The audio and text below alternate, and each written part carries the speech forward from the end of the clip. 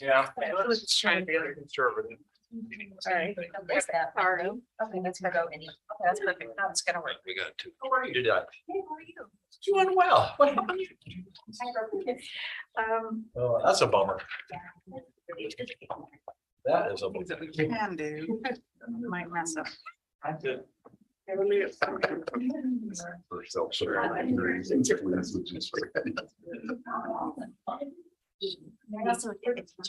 We're pretty fun. I'm not gonna lie. I know. We're the fun. We're the fun. The power road, right? She got. I see the mayor. Look at how awesome. Okay, Susan. Okay, What are we doing? I'm no. taking a picture of this I don't want my power glasses road on. right here. I'm gonna send it to Susan. All right. Okay, sorry, we're just kind of looking for the from our IT people. I'm sorry.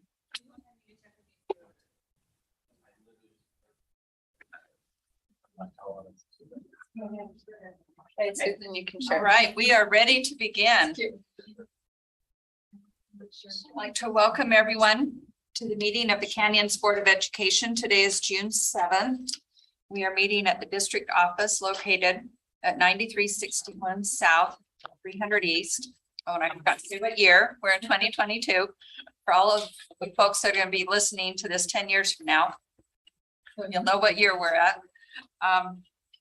Okay, and the first item on the agenda for our study session today is to have our roundtable discussion.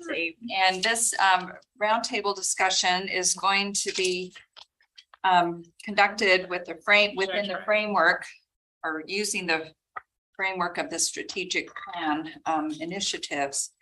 And board in front of you, there's a couple of documents. One is the it's just the text of the strategic plan without all the really nice pictures and layout and everything, just the text, so that we can maybe keep focused on that as we have our discussion. And Rick, would you like to? Yeah, so, yes, thank you, President. Just as per the strategic vision, there were some clerical errors and how we missed these. I mean, I've read this thing 100 times. And still, if you look at the printed, the color version, some of the language in the impact statement and the strategic initiative are exactly the same. So we went back, and I believe in the updated version, you have the new language that we adopted. It was in that final version, but somehow when it went to print, it repeated a couple of those strategic initiatives. So I'm very sorry and apologize for that. Ultimately, that falls on my responsibility, and I don't know how I missed that, but we did. So it's been updated and it's now current, and I believe it's updated. Jeff updated it on the visual side on board docs, so it should be accurate In this book or something. the printed copy you have, Steve. That's where it's repetitive and it's incorrect. There was some So- duplication and then. You're saying because of the duplicate. This one, It's repetitive. Yep. and you're saying this This is, is updated and the version that's on board docs is updated. okay, this is a repeat again. Oh, maybe that one we missed. Which one? Well, this one has the first high quality learning corrected, because in the pamphlet one, the impact statement and strategic initiative were the same. This is correct. But if you look at this second one, they're duplicate again, and it should be the second one on this page. So the Second impact statement? yeah, They're they're different. They're You different. look at impact and strategic initiative, that's what was the same, right? right. Yes, but they're different now. But they were different before. It's changed. So the real, I believe the one we approved, the strategic initiative for the second impact statement was CSD will provide all students access to engaging, challenging, diverse pathways for successful learning. This one says it omitted. It's a changed sentence. This says all students will have access to engaging, challenging So, It's just reworded a little bit, I guess, and that's okay. I just saw it and was like, wait. so, Let's see. so where,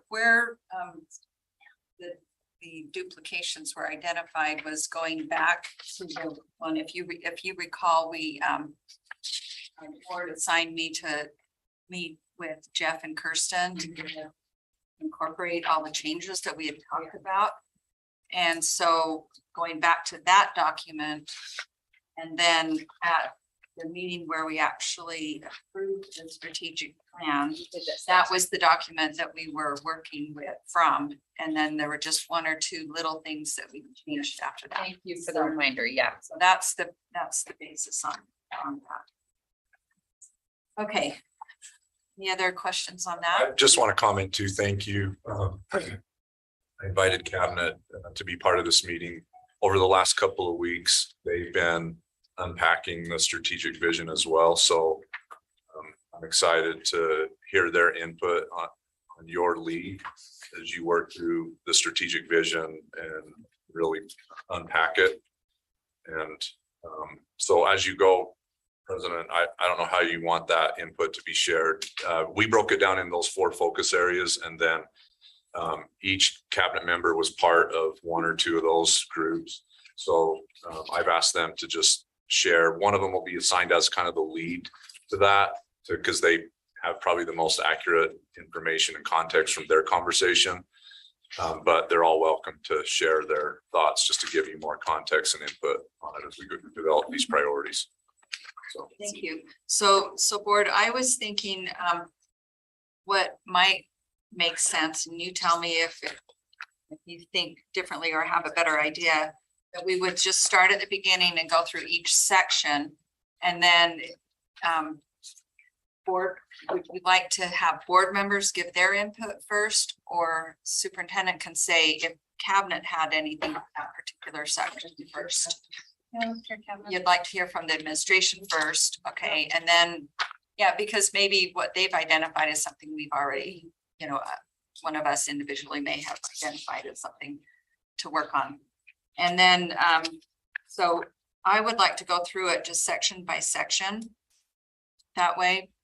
And then we'll take notes and create lists, and then we've got to circle back, because I'm pretty certain we're going to have way more on our list of things that we think are important and should be working on than they're even reasonably possible for this next little while. So then we're going to have to start prioritizing, and that again would be a board discussion on that. So any questions are on that format? Everybody good with it? Okay. So, and then just a reminder, and I don't know, I'll try and take notes. We'll kind of try and take notes, and then we'll kind of summarize at the end of each section to make sure we haven't missed anything. Okay. I just add to President. So just to give you some context of kind of the process we went through, we looked at it from the lens of unpacking present levels of performance in those areas, focus areas, problems of practice, alignment that we're already in practice with the plan. Then we kind of took the approach of, what's kind of straw house, wood house, brick house. So what's really strong in the district, practice already, maybe in policy, what's solid, and then what probably needs help. We really tried to focus it and narrow it down to 3 priorities. Because as you said, there's so many things that can come into play. But then we also looked at it in kind of a scope in terms of what's immediate, what's 3 years and 5 years. So just as we line these up on the runway to get off the ground, kind of in that order. So. And you all got some sleep doing that too? Yeah. That's a lot of work, and Meetings. I'll just, kind of give a little commentary. We appreciate our administration so much for doing that. And a great deal of the value of this is the process. It is the conversation. It is the look at things. It is the visioning what could be. That is really a lot of the benefit of this. So with that, Yes, I'm just wondering as we get into this, to remember that we have a 30,000 foot view. And the staff is gonna be maybe 10. And or 5, so they're gonna be actually give us some more, so maybe in our comments, if we could probably say more of the 30,000 foot. Or maybe that in not, mind. I don't know, I'm just whatever, but. Thank you.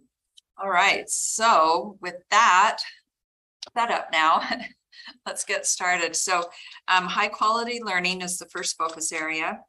And it has 4 impact statements. The first impact statement, I won't take time to read them because we all have them right in front of us. So first impact statement has 1 strategic initiative and 3 success criteria.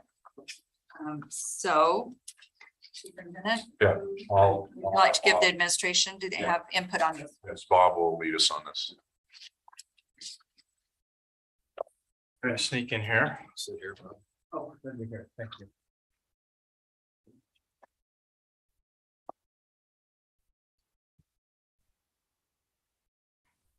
So first of all, you can tell I like everything in here.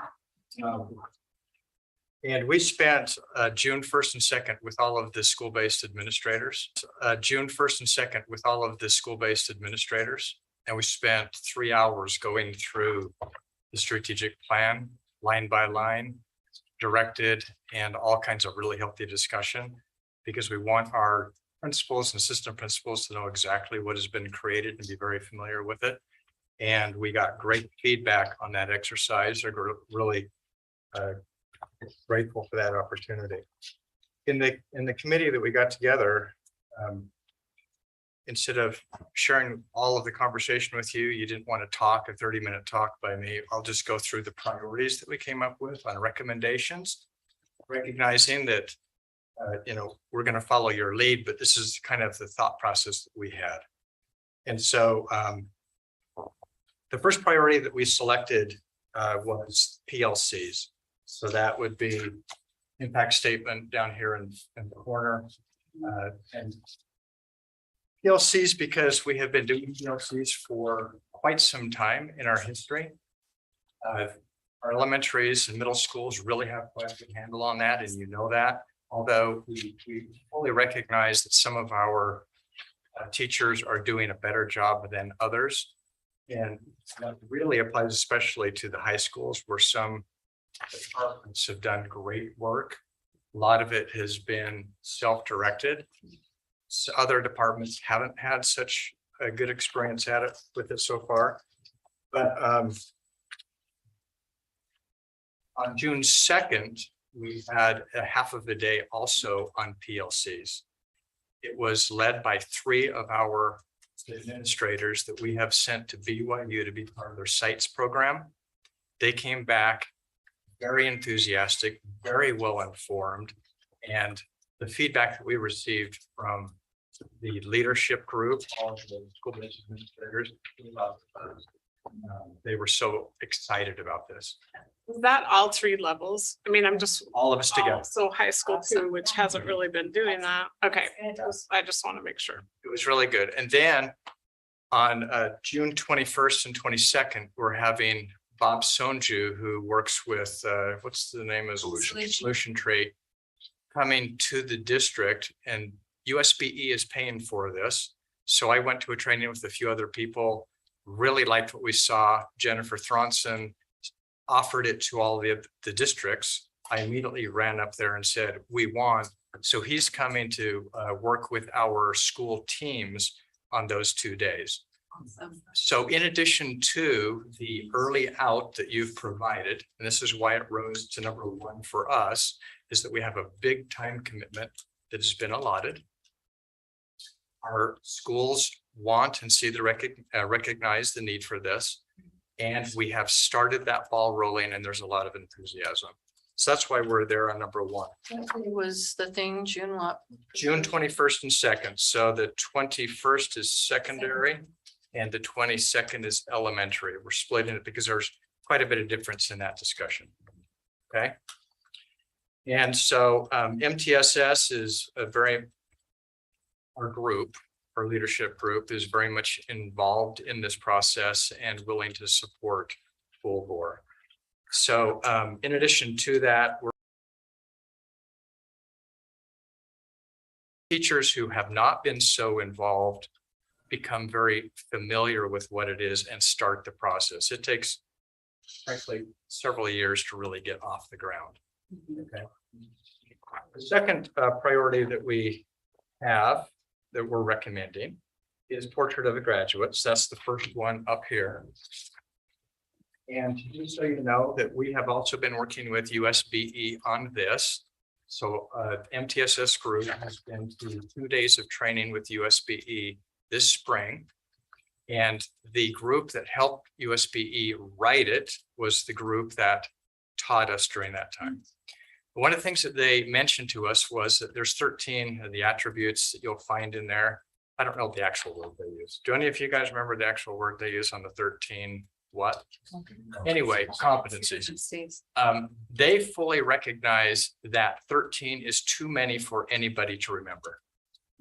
So we spent 2 days discussing that with them and in group.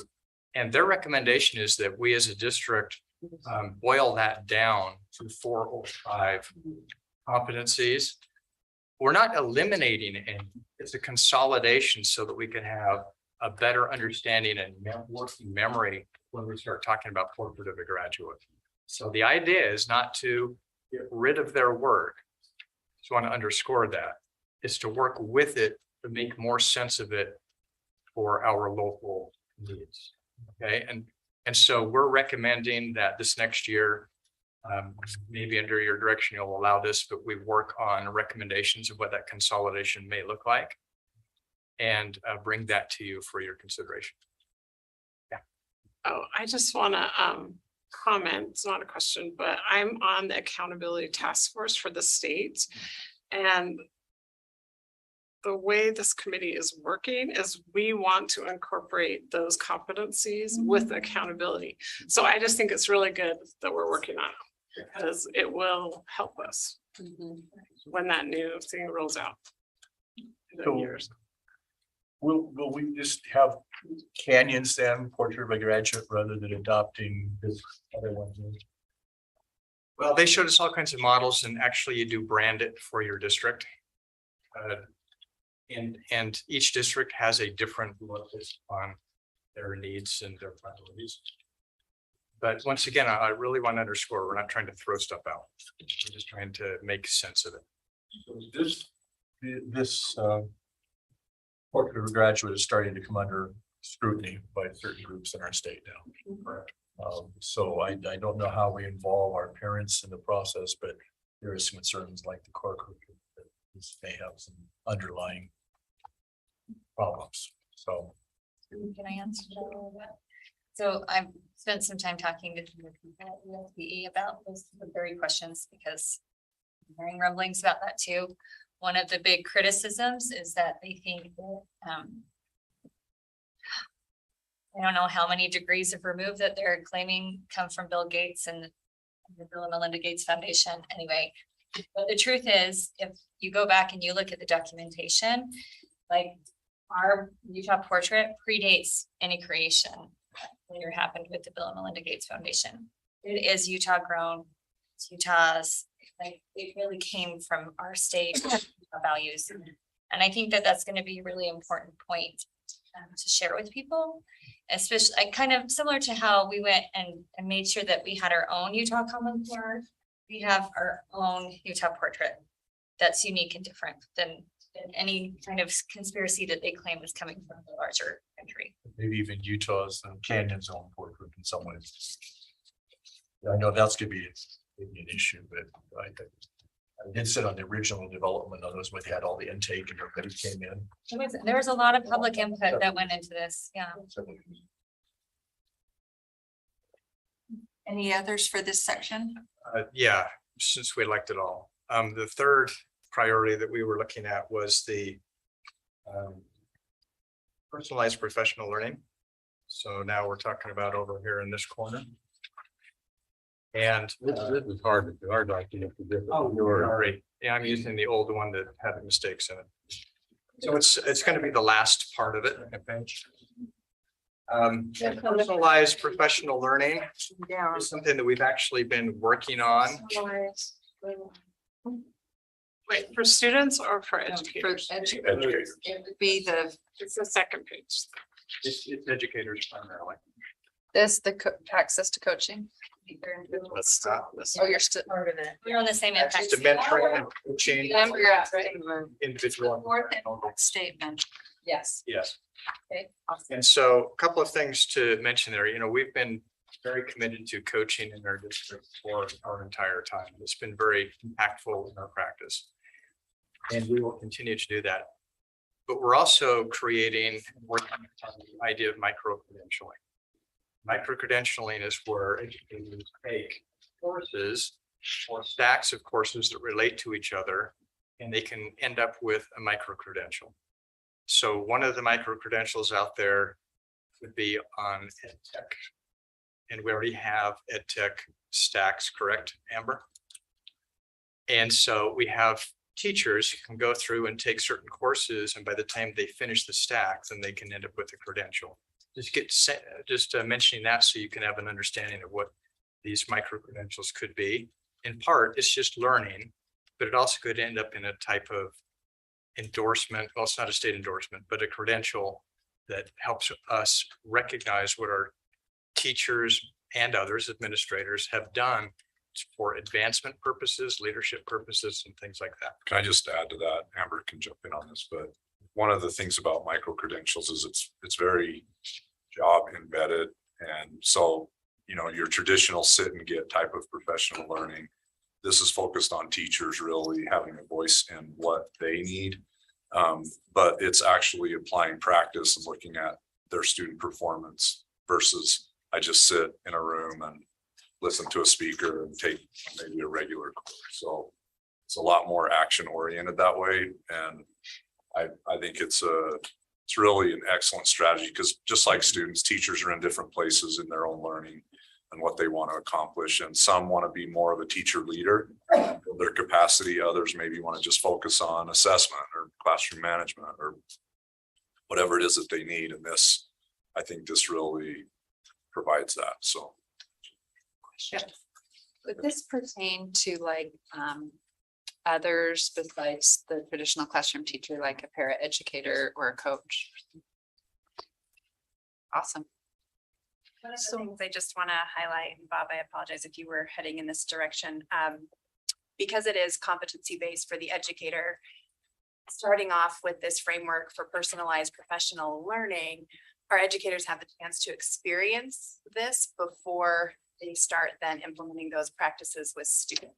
And so it's also a really nice foundation for them to be able to have some experience with competency-based learning as an adult and how they experienced it before we start weaving in those practices to the classroom. And all departments can be involved in this with their people. Yeah. So I don't know if this is the right time to bring this piece up or later when we kind of go through some of what you have to say. A lot of feedback I'm getting refreshingly that actually addresses normal education and day-to-day things is parents are concerned about how the competency-based learning is happening at the elementary level and somewhat at the middle and high school with retesting. I have some real specifics and they're kind of coming, there's some consistency across the different school communities in my district about that. I don't know when or where the most appropriate time to bring up some of those things are, but I think there's one of these strategic initiatives addresses Okay. developing a model, so. Yeah, so I think we could talk about this section for quite a while, and I don't, that's not the purpose to really give any kind of lecture on this, just to give you an idea what we're thinking. But the next priority that we're looking at is actually personalized competency-based learning. And we had mentioned that or suggested that we're really looking at a 3 to 5 year plan on that, so that we can look at what we're currently doing and carefully expand it. We would like to throughout, since really it's a USBE initiative. It's also based in state law. And so we have also learned that rushing this is a mistake. You need to take steps to get it in there. And it's a good time to review, Amanda. exactly where we've been, and what we're doing. What's working, what isn't. Well, and a lot of that too, I think, we have to keep in mind was a reaction to the pandemic. And, I mean, if you remember when the pandemic first hit, essentially we were just handing out grades, carte blanche, really, to try to just because it was such a, disaster right at the start and everything that was happening. So coming back from that and kind of reestablishing what that actually means. I mean, just simply retaking the test over and over is not really competency based. It should be scaffolded up so students demonstrate mastery on their way to taking the assessment. But pandemic kind of, I don't know, these guys can speak to that, but I think that really threw a curveball to that mix. So I think getting back to really defining what a letter grade actually means and then how we scaffold up learning and mastery that really meets that, that's going to be a process and it's going to take time. Well, it was a good reminder of what happens on the customer end, right? What their experience is. And I mean, they were kind and respectful parents. It wasn't like they were being whiny. It was just, they had questions. Why is this functioning this way? I don't really understand. So I've just started collecting and putting together some of that because I agree. I think part of it has been impacted by the pandemic, but if it can help us inform how to do things better. Rick, if you would like, we could share our notes with the board on what we had written, because we have departments that are responsible and dates and timelines that we recommend. We can share it with you, which also includes the diverse pathways for successful learning and also integrate principle-based character traits. So we have considered all of these things because we believe they're important, just like you approved this. But we'll share that document with you, and that's kind of our priority. So I wanted to share. Clarification. Yes, clarity. So I need a clarification, going back to your micro credentials, they're not endorsements. Right, that's what you're telling me. It could lead to some. Potentially. The state has So I'm working on my digital ed endorsement. So that would be an endorsement, but you're talking about like the ed tech stack. I don't understand, do they just choose different classes from USBE that they want to take and they just turn them into you? I don't understand how you're stacking them or recording them or having teachers take them. Is it mandated? Is it a choice they want to do? Well, I'll speak for me and then let these guys jump in. What I'd like to see is that eventually we get to a place where there's a core group of micro credentials that are very much aligned to our strategic vision, that when teachers come to Canyons, these are micro credentials that are very much embedded in our philosophy and practice. And then from there, dependent on what stack they want to do that's related to whatever field of expertise they want to pursue, that's kind of the teacher's voice in determining that, maybe through ISD or school performance or their principal or a combination of, but I don't know. I'm either tired We haven't, I don't think we've set really that. Well, we have a bit. I'm either tired or I don't totally understand, because if I come to you from Jordan, I don't have a stack of whatever micro credentials. I won't have one. And so you're not going to hire me because I don't have a stack of micro credentials. No.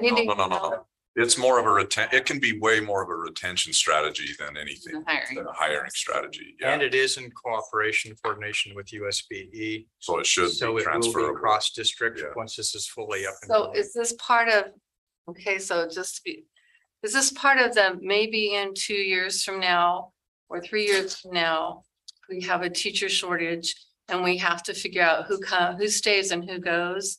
Then we have this micro stack, so we know. No, It's all for choice professional learning. So right now, to get your license renewed, you have to take professional learning over the course of the 5 years. Right. So these micro credentials would be an option for teachers to utilize for that license renewal. So it'll just be giving them more options to be able to learn what they want to learn and when they want to learn it, but would not necessarily be required. Rick brought up a really good example. So new teacher induction will likely have a lot of options that we already have right now, that is synchronous and live professional learning that some of our teachers might want to take through a micro credential. So we're really just creating more opportunities for teachers to be able to add to the repertoire of skills in the way that they want to. That may lead to a certification. It may just be something that they're really interested in, or they might just say, I've got enough on my plate with the PD that I'm already doing with letters or what my principal has organized. Or a social studies department might say, we want to take this stack together as part of our professional learning community. So it's really flexible on purpose. Why would I want to and do not this? required. Because we believe in continually improving our professional skills and it's required. No, for our I- license to be I'm renewed. tired. I'm sorry, we're tired. Why would I want to? There's a difference with I the suggest this.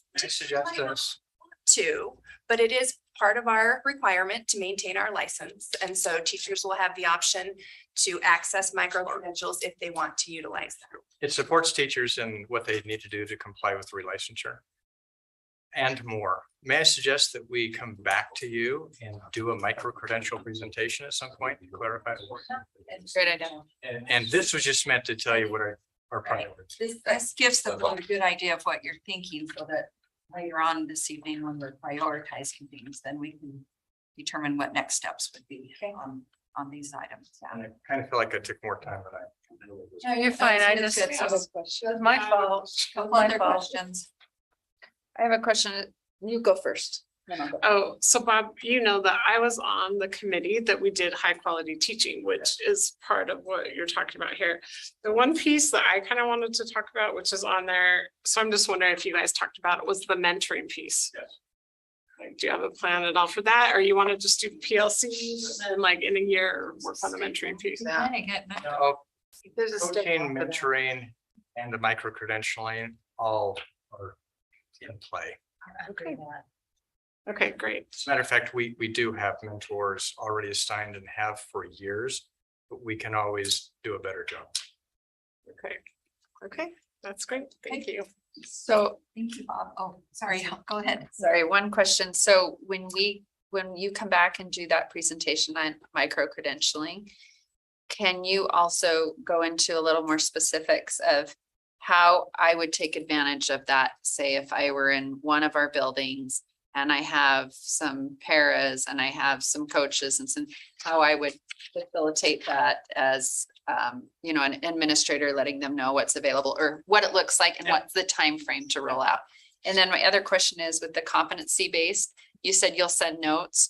Will we, because this is very, this could mean a lot of different things, right? It could be our approach to how we know that the kids are ascertaining what they need to be. It could be part of grading. It could be, are the graduate attributes, are we going to be doing some sort of competencies for those? So when you give those details, could you send that to us? And maybe at that same time that you're doing the other presentation, go over that with us and what the time frame is. And what, Terrific idea. Those notes do not include that kind of detail. okay, As a matter of fact, with the competency base, I mentioned it would be a 3 to 5 year window. yes. Where we really see that Yes. happening. There's a lot of work, a lot of flesh to be put on these bones. So we don't have that documentation to give you right now. That's part of the telling you. Okay, so would you just tell us, like you just said, it's a 3 to 5 year plan? We will keep you fairly involved. Perfect. We're not going to run away from the board. Sounds great. Okay, thank you. And so, yeah, board, just a reminder, so they're just introducing these ideas that they've identified as priorities. And then, like I said, later in the evening, we'll talk about kind of next steps and what really as a board we want to ask the district and spend time on. Okay. So now it's our turn. Let's go through the high quality learning. And are there suggestions from just go around the table? Anyone have a suggestion related to the impact statement, strategic initiative or success criteria, this section of high quality learning? Our first Mont, you have one for this section? Priority or thing to put on the list of possible things to work on? I'll go back to our discussion we had, I believe it was our last meeting. In high quality learning. We talked about the session that we sat in at NSBA to where they were drilling down based on demographics and different things. I think that would impact high quality learning a lot. If we could identify not just how a school doing, but each strata inside the school.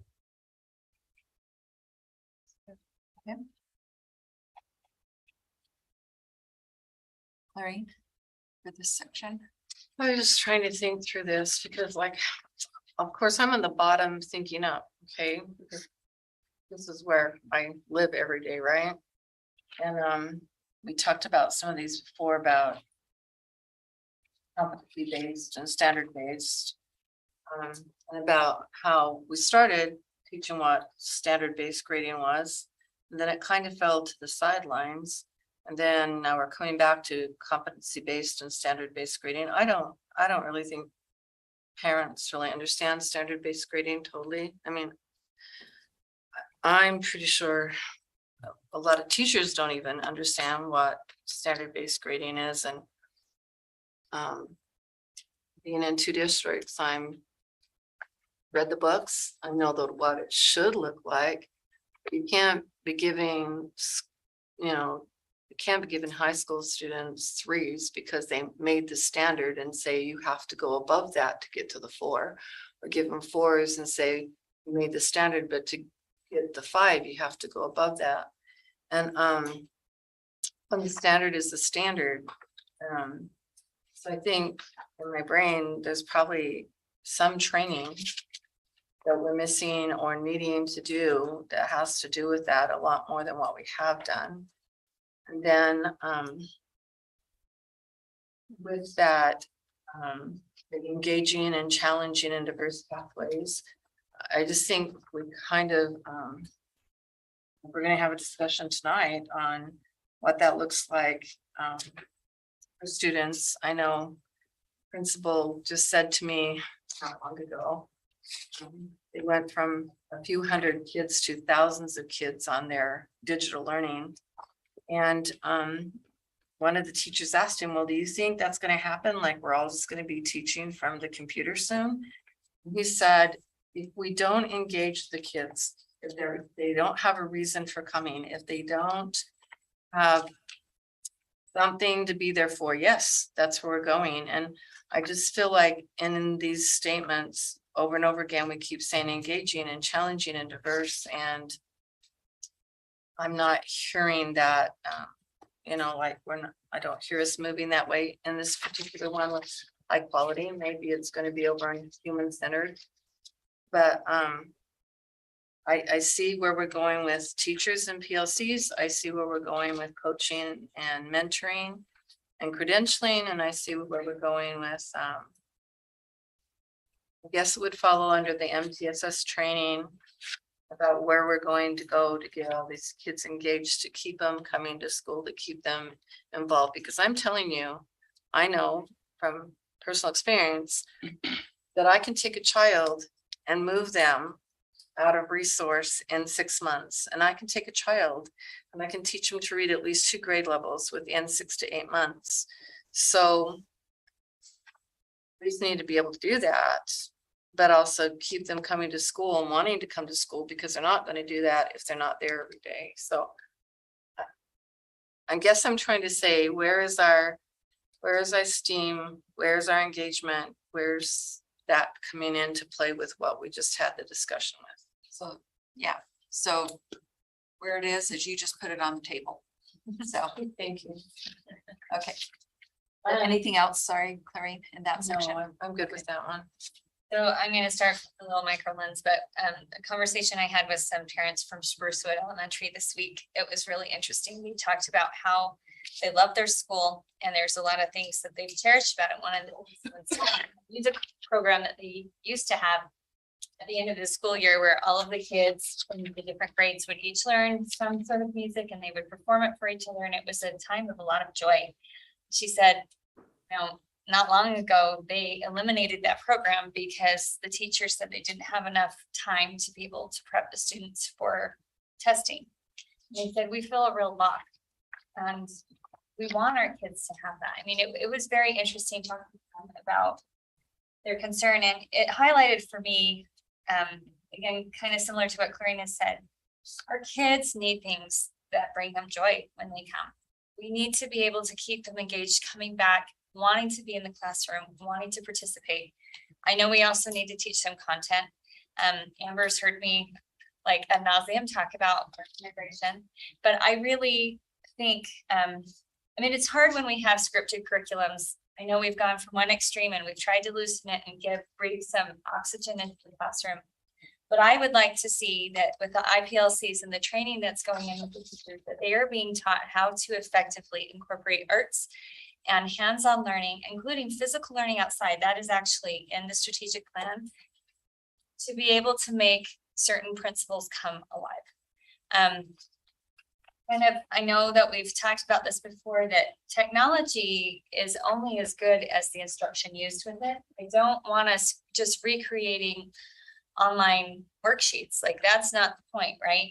I think we can effectively use technology, of course, but it's like Clarine said, it needs to be engaging. So I would like us to take a deeper look at that and figure out how, now that we've carved out this early out for the whole district, and now we're hearing from a lot of parents that are mad about that. I am anyway. Let's make it really worth their time. Let's make it really engaging for these kids, that when the parents look back on that decision in 2022, they recognize it made a difference in their child's experience when they came to school every day. So that's my big takeaway from this whole section. Steve? I think a lot of the things were covered, but the two things that I was concerned there need to be, or there's three, but the two is the PLCs. That's sort of obvious with all the stuff we just found. The other one was the Canyons Portrait of a Graduate. I think that's a very strategic thing that needs to go along with our plan. That's the next thing that has to happen, that we define what our graduates look like, and the teachers know, and the parents know, and it's a high level of accountability by doing that. The other one that I was wondering on here, and I think is covered under human-centered supports, but is CSD provide? We'll get to that. No, but I mean, This here. this section But too. the CSD provides clear standards for the development of principle-based character traits. I don't know how that relates to the other one later on in the human-centered, but that's a big issue, that we took away our character education programs, and we really need to put something back in. Even our high schoolers are 2 years behind, and most of our teachers are talking about the behavior in the classroom being the major issue that's causing burnout.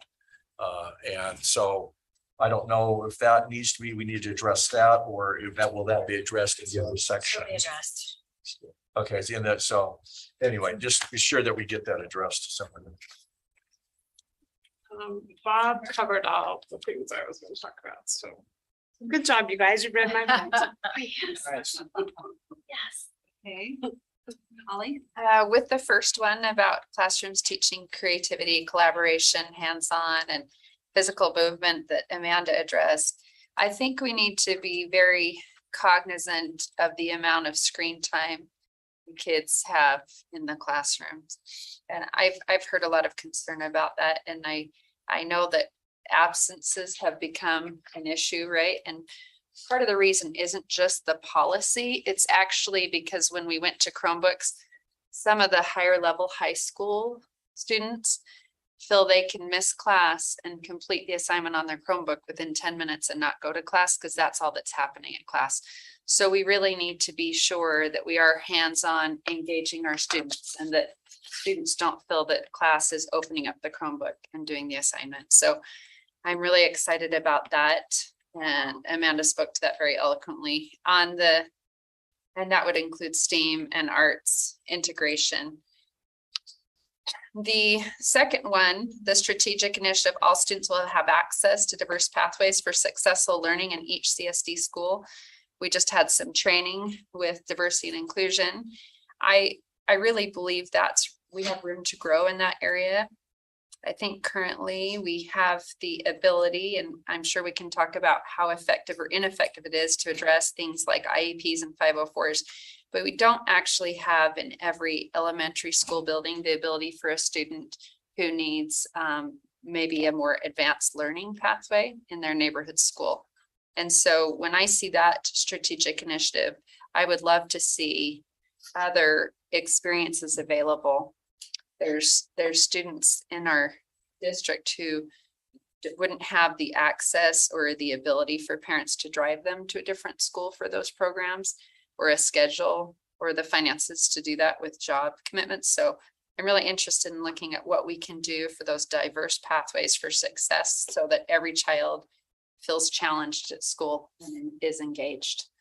Let's see. And then just my last one in the high quality is the ability in the extracurricular activities for opportunity. Bob didn't speak to that one, so I'm just going to that opportunity for feedback. I know a lot of emails and phone calls I receive are parents with concerns with experiences their children are having that are in the extracurricular activity realm. And I think that we have amazing programs, but I really look forward to how we're going to unpack that so that all programs feel like they're being taught respect and resilience, and that we are providing the training necessary for those that are working with our kids the most hours during their week, that the kids' mental health is also protected, that we're motivating in positive ways and things like that. That's all I have. All right, I've got you. Now my notes are. Okay, here we go. So on the first one, and this is kind of along the lines of ideas that have already been talked about with Portrait of a Graduate. I'm sorry, Steve, I might not be staying at the 30,000 foot level, but coming down a little bit.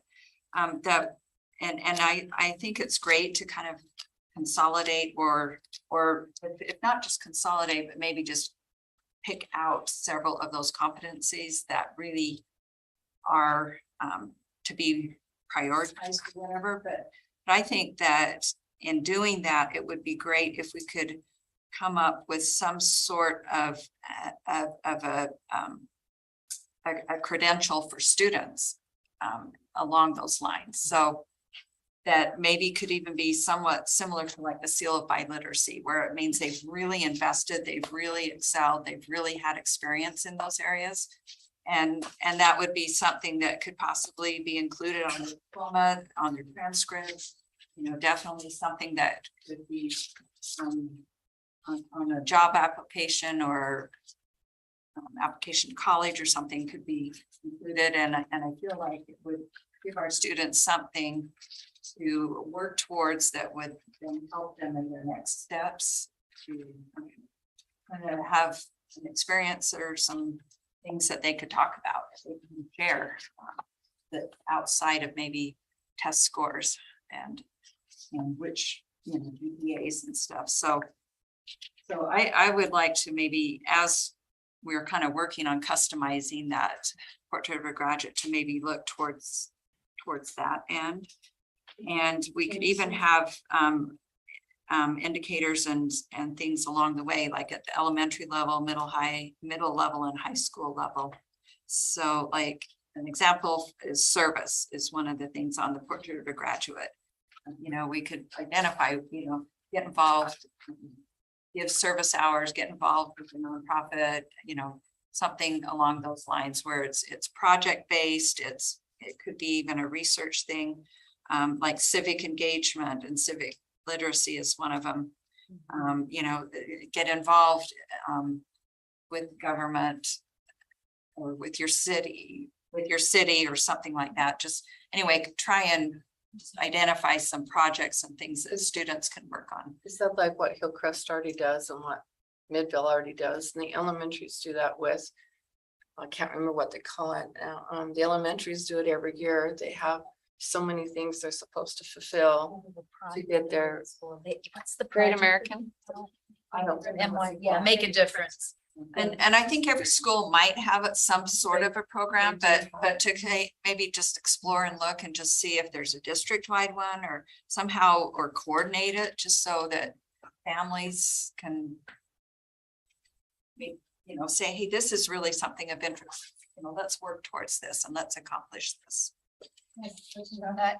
So one of the things I think that's so important about things like, you know, how you're sharing that as an example, is that it's integrated in a lot of different arenas, right? So I would love to be able to see something like that, where maybe coming out of like, whether it's a English class or a chemistry class, that if a child has done something like innovative, or worked on a project in class, that can actually apply to some sort of certification like that. I don't want it to just be silo, like over here I'm creative, but here I'm by the book. Like I think it's, if we're really building the idea of the portrait of a graduate, it's that they can use those capacities in any arena. Does that make sense? Right, yeah.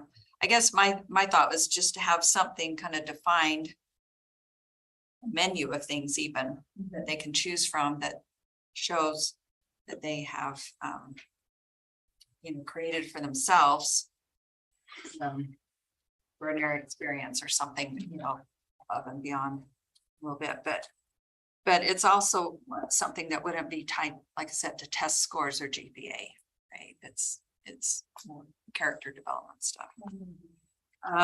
Let's see, and then I was thinking too. And I believe Holly, it might have been, but just focusing on developing the standards and plans for how to implement those traits, that are listed in the third impact statement. So those are the two that I had for that section. Yeah. Several, asked the feeder system out in Glacier Hill all the way up to Jordan High School on Abbott.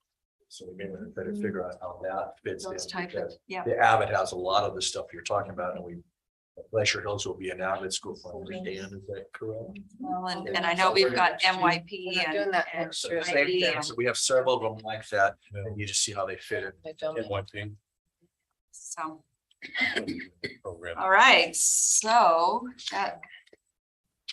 that looks like, anything else on high quality learning? Okay.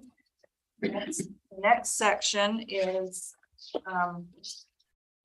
access and opportunity.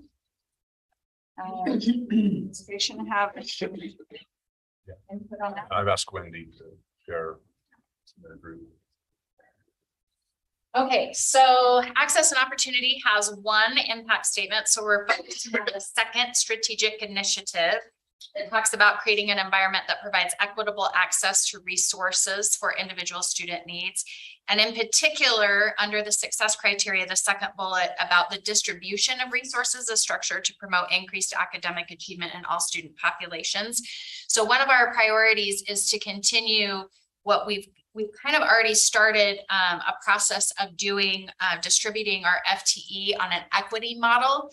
And what that looks like is we're looking at student populations that might generate more FTE for a particular school. So for example, you still use your basic numbers, it's based on student population, but we're going to add FTE, for example, based on if a school has a high level of multilingual learners, if they have a high number of students with disabilities, if they have a high number, for example, of students who are not reaching proficiency in reading or math. And part of the reason why we started looking at that was because we didn't, if you just look at some of the equity models, it just shoves all of the money to a lot of Title I schools that already get a lot of that money. We have a lot of students, even at our high performing schools, that still need those resources and that help. We also added a component for mobility. So if kids are moving in and out of schools, that indicates there's a disruption, right, to their educational service pattern. And so adding that, so that actually will funnel a little bit of FTE, for example, to Draper Park. You may not know this, but there are 85 families at Draper Park Middle School that are McKinney-Vento. They are students that are experiencing homelessness in some sort of way. So just kind of taking all of those factors together, and we want to continue utilizing that model and perfecting it. I think as Stephen and I, like we were looking at it, that costs a lot of FTE. So part of this process was we may have to look at raising the amount of students that we require to generate an FTE at the high school and middle school level so that we can have enough money to actually funnel it in that particular direction. But we would like that to continue to be a priority for the board to make sure that those additional resources are helping our students at all schools across the district. The other piece of this is we have a lot of schools that have high turnover that takes place. And sometimes this is because you have, you know, student populations that are more difficult, where the students are, you know, checking in and out of school, different things like that, where we could create additional stipends that might be available to retain teachers at a school. So if we identify that a school has a really high turnover rate, as a matter of fact, our middle schools generally have higher turnover rates, for example, than our high schools do, then we would create a threshold for that. And for teachers that are staying for year 3, there would be a certain stipend. Year 6, they stay for 6 years now, there's an additional stipend to try to encourage them to build that instructional capacity, because it's very hard for a principal. You know, like if I'm talking with Bruce at Jordan High, he has 18 new teachers. You're trying to rebuild that culture. That's a lot harder to do than if you only have 4 or 5 that are turning over. So those kind of pair together to try to improve the instruction for all students across all Canyons District schools. So that was one priority we were looking at. The second one goes along with the first strategic initiative. The bottom success criteria says CSD educators have access to personalized professional training focused on multilingual special education, Section 504, and advanced learners, and really targeting through our PLCs. Our PLCs can be a major place in where this support comes. But we need to make sure that our teachers know how to adapt their curriculum. Not just because I'm a special educator and I'm working with a student with a disability, but also because I'm, you know, a shop teacher and this kid has a disability and I need to figure out how that looks for that particular student, or how am I going to take secondary math 2 and make that accessible to a student who's just come from Venezuela? How does that work? And making sure that they have that training to be able to do that. And that is kind of where that micro credentialing could come in, because some of the endorsements take so long for a teacher to go through. If we can get them really quick skills that are competency based, then they would be able to handle those different needs of students. And we also were talking about accelerated learners as well, to make sure how does a teacher actually differentiate for the student who's moving ahead and needs that challenge. Sometimes we teach to the middle, right?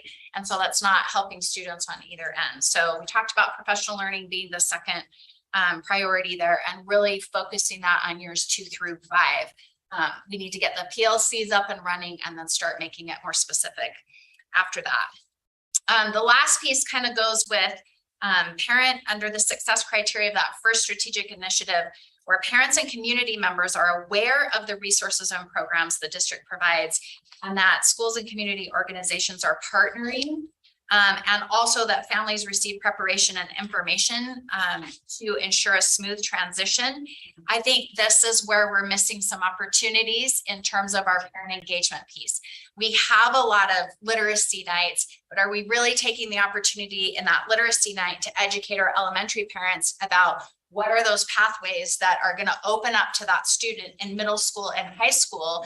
And so they're not seeing that whole trajectory of their child's education, and we're missing a lot of those opportunities, and they're not even aware of those things. So we need to really create kind of a district-wide way. Some schools are doing a really good job. Why are we not replicating that and making that happen across the whole district? So supporting our schools in that way.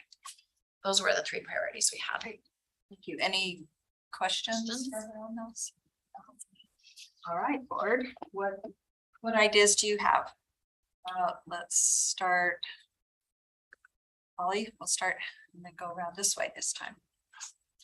And then the next 2 sections, I'm just gonna mix it up. You get one orange. You're becoming I'll go orange there. Yeah. I really appreciated that we're looking at the strata within the schools, like what Mont said, where you pulled out and said, okay, where are the students even in these schools that aren't Title I schools? Let's make sure we're allocating our FTE and those resources. I really appreciated that. I guess my one question would be, we will, it's maybe not a question, more of a statement. We will just need to see with the reporting coming up and be aware of what that looks like to more equitably distribute. And then what was the effect because of that? To ensure that all students in the different buildings are receiving that personalized instruction or help that they need. And maybe that's something we could even do periodically. So to just kind of follow up on what the administration was talking about doing. Yeah, like even board meeting. Deep dives, right? Uh-huh. I think it sounds great and kind of going along with what Holly said. I mean, I just want to make sure that if the board, if we need to do something like allocate more money one way or another, that they make sure to come and ask us for that, if we can support them or help them with that. Steve? I think the objectives are pretty my top areas. I like the high turnover issue. This could be something that we need to, retention is a big one, especially when so many people are concerned about young teachers coming in, having different philosophies, maybe than ours. I like the idea we're starting to address the academic achievements of all students. I think over the years, some of our gifted students have not received the maybe the level of education or the opportunities that maybe some of the other students have. And what that has led to is parents leaving our district because we don't have those programs that they need. So they think they're going to get in a charter. So to stop the bleeding from people leaving the district, I think we really need to start looking at what programs can we offer from remedial programs all the way up to advanced programs. Parents and community, the other one, I think that's right on as far as aware, just from walking has been interesting. We focus a lot on parents of active students and they know what's going on because they really love the CSD notes that Jeff puts out. I've had several people today. They look forward to that, Jeff, every month because it tells them what's going on. But there's a lot of parents of students that are in our district that are taking online programs that are homeschooling and are not aware of the different programs that we have. And so I think as we move into this coming year or so, that might be the community members are those other parents that are out there that we've just been saying, well, you're part of us or you're not, but we need to include them, those parents that are homeschooling, those parents that are doing. I'm just amazed at talking to people. Oh, you could do that. You have that. Oh, I'd love to have that. I had no idea what we have because our CSD doesn't always go to all those kids and we don't focus on that. So I think we're right on this. I loved your presentation. I think so much of where you guys are suggesting, like it's excellent. The one thing I would say is, I do think at the secondary level across the board, we need better training on disabilities and how to effectively teach kids, especially with invisible disabilities, that they look like any other run-of-the-mill kid. And our elementary teachers really seem to have that embedded in their training. And I have not come across as many parent complaints or concerns about that. But once we hit the middle school and high school level, that's a major concern. And I can guarantee you that if we get on top of this, it's going to increase high school graduation rate. Statistically, if you just even look at disabilities like, and this is just a small drop in the bucket of things like dyslexia, ADHD, spectrum disorder, how many kids we have that actually fall within like those three categories alone. If we can actually figure out how to empower teachers to know how to effectively teach them, it's going to make a significant difference in their lives. Yesterday, I spent about 45 minutes on the phone with a gentleman who has ADHD. His wife has it, and all three of his children have it. And he's somebody who actually works for a district. And he's taken 2 of his 3 children out of our district to put them over in a charter school because he felt like they understood how to teach his children better and knew how to help and reinforce their executive functioning and support them. And he pled with me. He said, is there any way that you can ask the teachers that are really good at this to train the other ones who might not be as great? And I told him about our early out Fridays and about the IPLCs, and he got really excited. My thought is, I know this is overlapping into what has already been discussed about that time, but I really feel like one of the focuses at the secondary level, especially now that we're going into the high school, we've got to figure out better training for them to recognize it, understand different teaching approaches or learning, differences.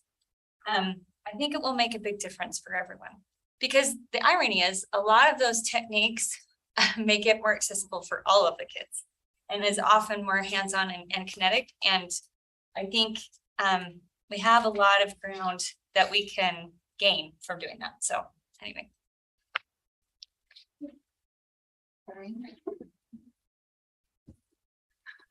So I agree with Amanda, what she's saying. I'm really ADHD, in case nobody ever noticed. And I have the hardest time sitting here hours after hours and I speak out when I'm not supposed to, and I interrupt people when I'm not supposed to, and I really try hard. But there are ways, and I agree that I think that we do get trained a lot more about those things and dealing with those kids. And I know in middle school and high school, it's really difficult because you're looking at 300 kids coming through there and you're supposed to try to know each one of those kids individually and try to figure it out. So I understand how hard that is in high school. But like even like with ADD or ADHD, a lot of those kids just need a partner and then they're set for the day, or they just need to stand at their desk instead of sit at their desk. But that's really hard for high school teachers to have 3 people standing in the back and 2 people sitting in a corner. And I get it's hard. But still, I really appreciate how you lined up the FTE to put a few more FTEs towards those. And we have the PLCs coming up to address those, and that can be part of their personalized professional training too, is to learn how to do that. I know Mott's going to bring this up too. Some multilinguals I'm really worried about, and not even multilingual per se, but the kids over there that have parents who only speak Spanish, but they only speak English, and they can't even speak to their parents. And I know our scores are always the lowest for those students. And it's not just Spanish, it's many different languages, not just the kids. I have 3 of them right in my mind right now that they can't even talk to their moms and dads when they go home because they only do speak English and their parents speak another language. And how we're going to work them in this impact, access, and opportunity, because really they should have learned their first language to build upon their second language. And we all know that that's what research says. And they haven't. We had done more with the bilingual, the dual language kiddos. They have succeeded way far, made greater gains than our children who come from the bilingual families, from the first language families. I don't think we're addressing them still. I feel like we've lost them. We're fighting through special ed. They always get fought for. Advanced learners have always got fought for. 504s get them written. But where in here are we fighting for these little ones that only have one language, or not even one? They don't even have enough of either language to be able to do what they need to do. So that would be my only thing in here is, what are we going to do about them? Because they're the ones who have the lowest scores, the less access, the less opportunities. That's my one in there. Can I speak to that real quickly? We have had really great collaboration between my department and also Amber's department, where it is a priority. So we're re-examining right now at the secondary level our entire service pattern for all of our multilingual students. We're sending groups of teachers at schools that are in the buildings that are working with these kids. We would like to send them to some intensive professional learning. So it's on our radar, absolutely, and a major priority there. So have your ELL or ESL endorsement. It still doesn't work, and it's not the same because you're assigned 10 kids to you out of your 25 that don't speak or speak very little of their first language. hardly none of their second language. And then you're trying to make the adaptation, or you're sending them out to other classrooms that then disrupts others. That program, which I need to talk about programs, that program's never worked. Matter of fact, when we talk about programs, I don't like to talk about programs because programs don't change children. They don't necessarily work. What works is, like you said, teachers getting the training that they need to be able to help the students, not the scripted reading, not the scripted program. It's teachers getting what they need so they can help the kids, because all teachers, I would hope, want to make a difference with a child. If there's a teacher out there who doesn't want to make a difference, hopefully they're planning other plans and moving on. I'll just say that. Well said. Okay, go ahead. Thank you. Mom? In the world of physics, there's a well-known principle that I think is pretty much universally accepted. And that is, for every action, there's an equal and opposite reaction. And when you talk about reallocating FTEs, and you talk about the Title I schools that already get a lot of money, that's as closely as I could quote it, I could remember. Okay. And I think we all understand that Title I funding has been cut, and we also have an additional Title I school, which means those Title I schools each individually get less money than they've had before. And so as we move FTEs to other places, remember that equal and opposite reaction, that those schools that have had it will have an opposite but equal reaction. Okay. Now that I've done that part, which is probably what you kind of expected me to do, I'm going to go out of character here a little bit. We talked about advanced learners up in strategic initiative, the first one under the impact statement.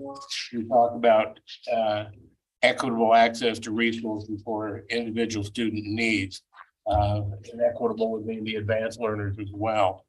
And you actually mentioned it that we have kids that are the top of the class and the teacher teaches to the middle.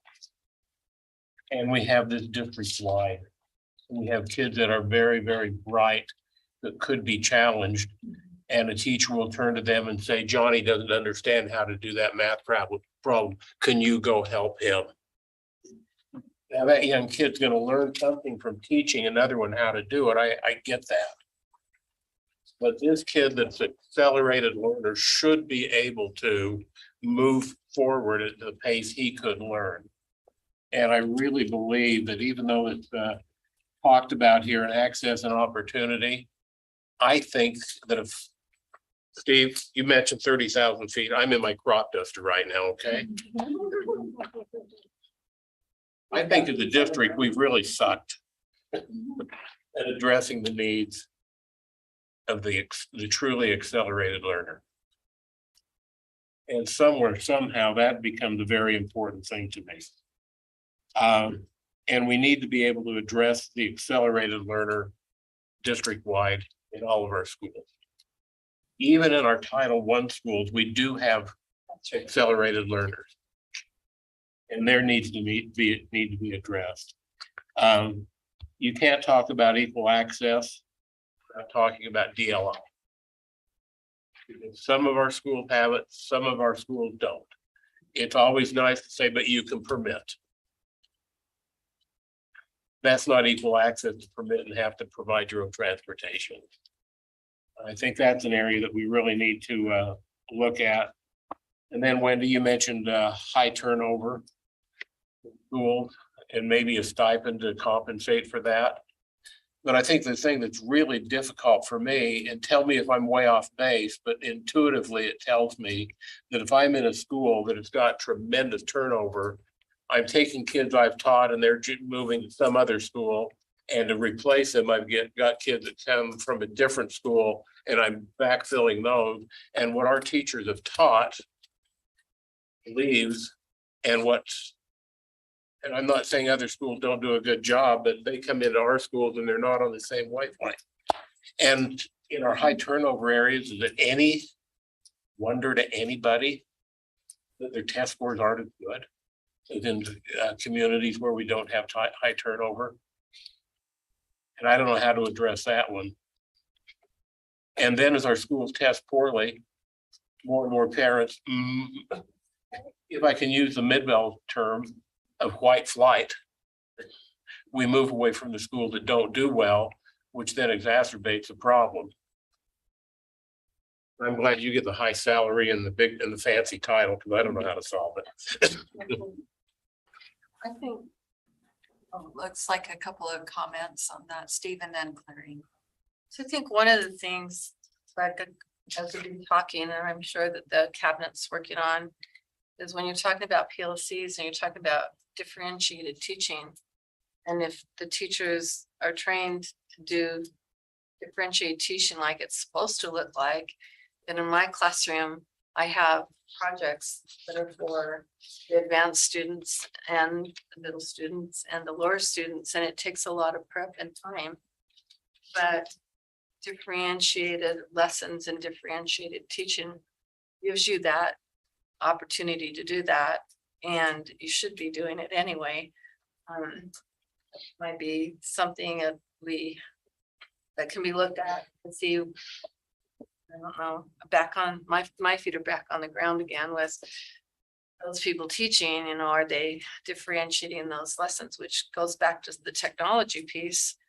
Like if you're using technology like it should be used, then they would be using technology to create those different things on a different level, and could choose to do technology or choose to do just writing or choose to do art or choose to write a song. But that takes a lot of teaching and training and teachers who want to do that. And we lost it a little bit over time because when I first started, we had to take classes that taught you how to teach music and taught you how to do art and taught you how to do the whole STEAM thing, right? And as time has gone by, then teachers haven't been teaching the art, they haven't been teaching the music, they haven't been teaching the dance. We had to teach dance when I started, and they had to be tied into the different curriculums. So back to differentiating and trying to tie in the arts would take care of a lot of the things we're talking about here. That has to do with giving the kids the more opportunities to be doing advanced work or doing work on their level. I feel I need to defend my 30,000-foot thing since it's come up a couple times. I think you're all flying at 30,000 feet. What I was talking about is specifically saying you need to do this, this is how you need to do that. This is the program you need.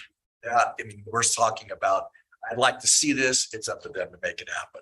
So that's what I'm basically saying is 30,000 feet, so. I enjoy my crop duster, I'm sorry. No, thank you, Steve. We appreciate that.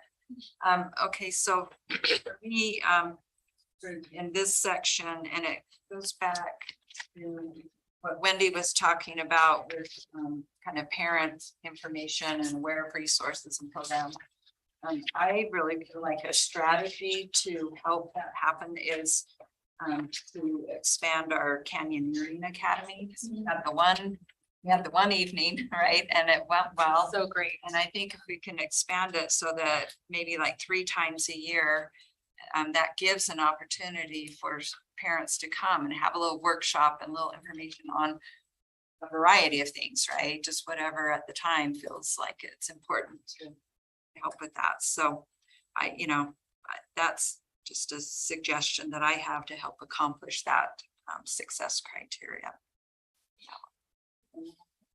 I agree. I thought that was really, really fantastic. And I would love to see us actually put it at some of the neighborhood schools, because I think we'll get more parents there. We had a good turnout. Rotate locations. Yeah, rotate between the high schools. We had a good turnout. You know, I was there. It was great, but I just feel like if we go to the neighborhood high schools, we'll get even more. Yes, but this next year we have one plan north, central, and south, and then one in Spanish. Perfect. And just kind of a little side note, It's my understanding that when we offer these things, we also offer a translator. We're gonna focus one specifically. That's awesome. It makes a big, yeah, it makes a big difference for people to feel welcome if it's in their language and they don't have to hear it. Sure, yeah. We'll have translators at the English ones as well, one specifically. Nice. Hey, all right, thank you. Anything else on access and opportunity? There's something I forgot to bring on the very first second. It's not. And the high quality, Yes. oh, yeah, sure.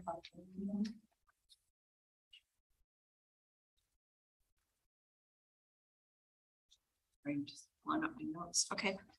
Oh, you want me to do it right now? Okay, no, one of the things I've been thinking a lot about is the importance of making sure that our kids, when we talk about innovation and especially post-secondary pathways, that we are preparing our students to be able to take some of the tech jobs that are coming and science jobs. This is something we've talked a lot about with regard to the Swimming Mountain Working Group. That is likely coming there, or if it's not the particular developer we're anticipating, if a different one comes, it's most likely going to be something akin to Silicon Slopes. And this is an area that I do not feel like we are capitalizing on. There are a lot of remarkable companies in the area. We keep getting feedback from them that they are hiring from outside of the state because our students are just not coming up ready. One of the big indicators is whether or not we have enough students that are taking AP Computer Science in high school. And I would like us to take a look at what our stats are there and kind of do some back planning. I know Juab School District, I've talked to Rick about this. They did this, and that's part of why they founded the Innovation Center that they did down there. But I'm keenly aware of this issue. This is something I've thought a lot about, and I've had people from the tech industry approach me lately, including one who created a PAC specifically to get the attention of the state legislature on this issue. I think considering where we're located, we are in a perfect place to be able to capitalize on this. And I think it's something we really need to think about. I don't want to detract from the A in STEAM. Of course, those capacities that the arts teach, like creativity, problem solving, it will apply to what these kids learn in technology. But if they are not getting computer science coding until they're in high school, we are way behind the table. So I don't know how the rest of my board members feel about that, but I feel badly that I didn't bring that up in that first section. I apologize. So. You're pretty good. Okay. Yeah. Okay. Oh. Thank you. I 100% agree, man. Like we're behind. I mean, our whole state is behind, I will say, but we, Let's lay it out. yeah. I wonder if in that second impact statement where we're talking about challenging and diverse pathways, if we don't have this built in, but some of those business partnerships Yes. where we're looking at, because that's going to become, I believe, more and more present, this idea of kids coming out with the CTech in high school and a degree. They could have a coding degree and go straight out into the tech industry. So I wonder if we could pull in some partnerships with some of these tech industries so that we know that our classes are aligning with the certification they need. And grants. And grants, There are that's true. so many grants attached to STEM learning that I feel like we need to capitalize on one. Well, and there isn't really a more lucrative CTech kids could do than be certified with some of these codings and things. I mean, there's a lot of people working the tech industry right now that just dropped out of college because they got their certifications and the things they need, and they're doing really well.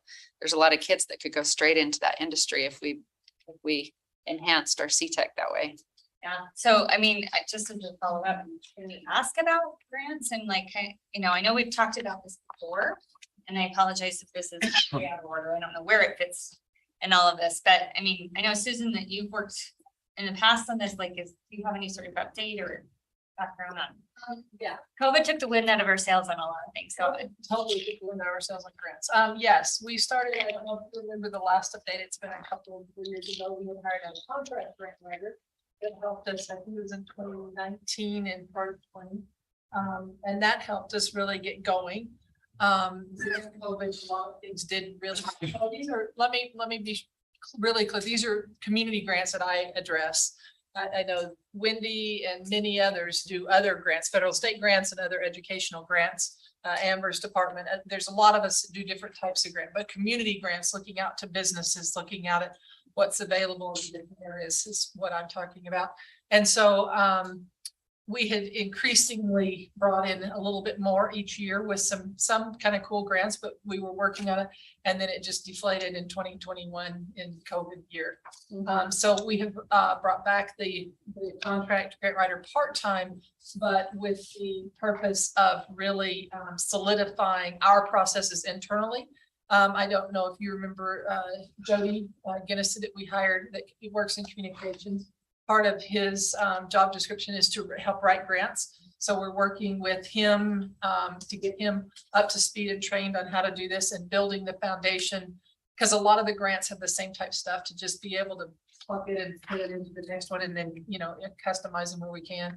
So we're really making some advancements and have out, I don't remember the number off the top of my head, but quite a few possibilities for this year. Some of them in the area you just talked about, some of them in the areas of school safety. I think Jeff and Jody are working on one in that area right now, and Ryan Jakeman. So, but we are working on them and we're growing it back, and hopefully this time we'll grow it, not attached to an outside person, but really internally, so that our folks are ready to keep that going and to grow that. So just even thinking hypothetically, for instance, one of the presentations I went to at NSBA talked about how they took some of the computer labs that were present in like the elementary or middle schools in this particular district, and they converted them to STEM labs or maker spaces.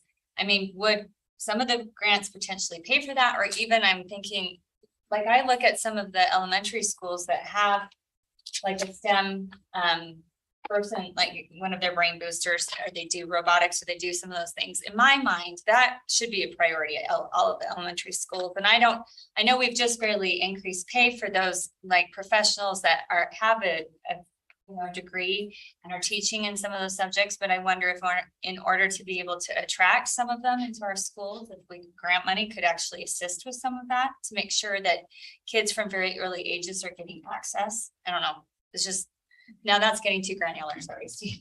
But I'm just throwing out some ideas. These are just some of the thoughts that came to me when I was at NSBA. So. All right. Just add to that. Yes. So it's along those lines. I know prior to the pandemic, when I first got here, the discussion around CTEC and kind of what the vision for that, I think, and I don't know if this is a long range planning committee discussion, but just thinking about that building and that property, right, and how we kind of repurpose this vision for STEAM and what that might look like. I mean, I don't know if it means a rebuild there, and the point is an arm or a branch of that. There's an opportunity to work with higher ed, you know, in that space too. And we're probably going to end up with 10 acres on the point, you know, in the end. So just thinking about what that all looks like, and then kind of backward mapping that, right, to Amanda's point, you know, and it might look like at some point, and I don't know if this is, you know, incorporated in brain boosters or not, but incorporating coding or robotics or those types of things all the way down, you know, as early as second grade, so that we have kind of that pathway. But I think it starts with, you know, trying to really get the vision for that. That's one of the reasons I've suggested that the board or some of us, I know Susan's going to visit Loudoun County Academies. I've seen that model, and I think it just, their demographics in their district really look a lot like Canyons. And I don't know that we would be that expansive as what they have, but definitely it kind of fits that model. So I think keeping that discussion going is really a good And thing. I hope we don't have to wait until we build a building, right? Yeah, I agree. If we start now with these kids in elementary school, by the time they, you know, march up and come through the system and we have buildings, I just think, I mean, I already feel like we're so behind that 8 ball. We should have been doing this years ago. And so the sooner we can actually take a look at it. Well, I think too, you know, the Catalyst Center in Davis is, that's very close. It's 20 minutes away. If you want to just get a taste for this, just go up and visit Catalyst, and it's very aligned to industry. So they took the 10, the 10 industries in the Davis area that they felt like they could have the most impact on their school. So drones, computer science, I don't know, medical, they got health industry in there, virtual reality, audio, video production. I mean, there's a bunch in there that I think, that's another model to look at. But yeah, I totally agree with Amanda. One thing too, and I've said this to cabinet, the sooner that we can get, I'd like to even get to a point sooner than later of some architectural drawings of what we're thinking around CTEC and maybe the point, because this is something that, the folks that are talking about a new district in Draper are trying to capitalize on, and those ideas are ours. And I just think, we need to, let's get some of those out there so that, our parents and our students and community can see that this is a direction that the board, wants to consider. So. Yeah, and to your point, I mean, while I am absolutely thrilled that Corner Canyon won #1 comprehensive high school in the state, and it's something that's absolutely worth celebrating. I think #1 and #2 for overall high schools, or it was up in the top 5 anyway, was the Beehive Academy and Ames, right? I mean, the focus that these schools are really placing on preparing the kids for the pathways that exist and the ones that are really innovative and exciting, I think speaks to how important it is. Anyway, I've already said enough, but great, thank you. There's short-term things we can do though, like at my school, we wrote in the TSSA plan. So we would have, the teachers could choose something they wanted to do before school or after school.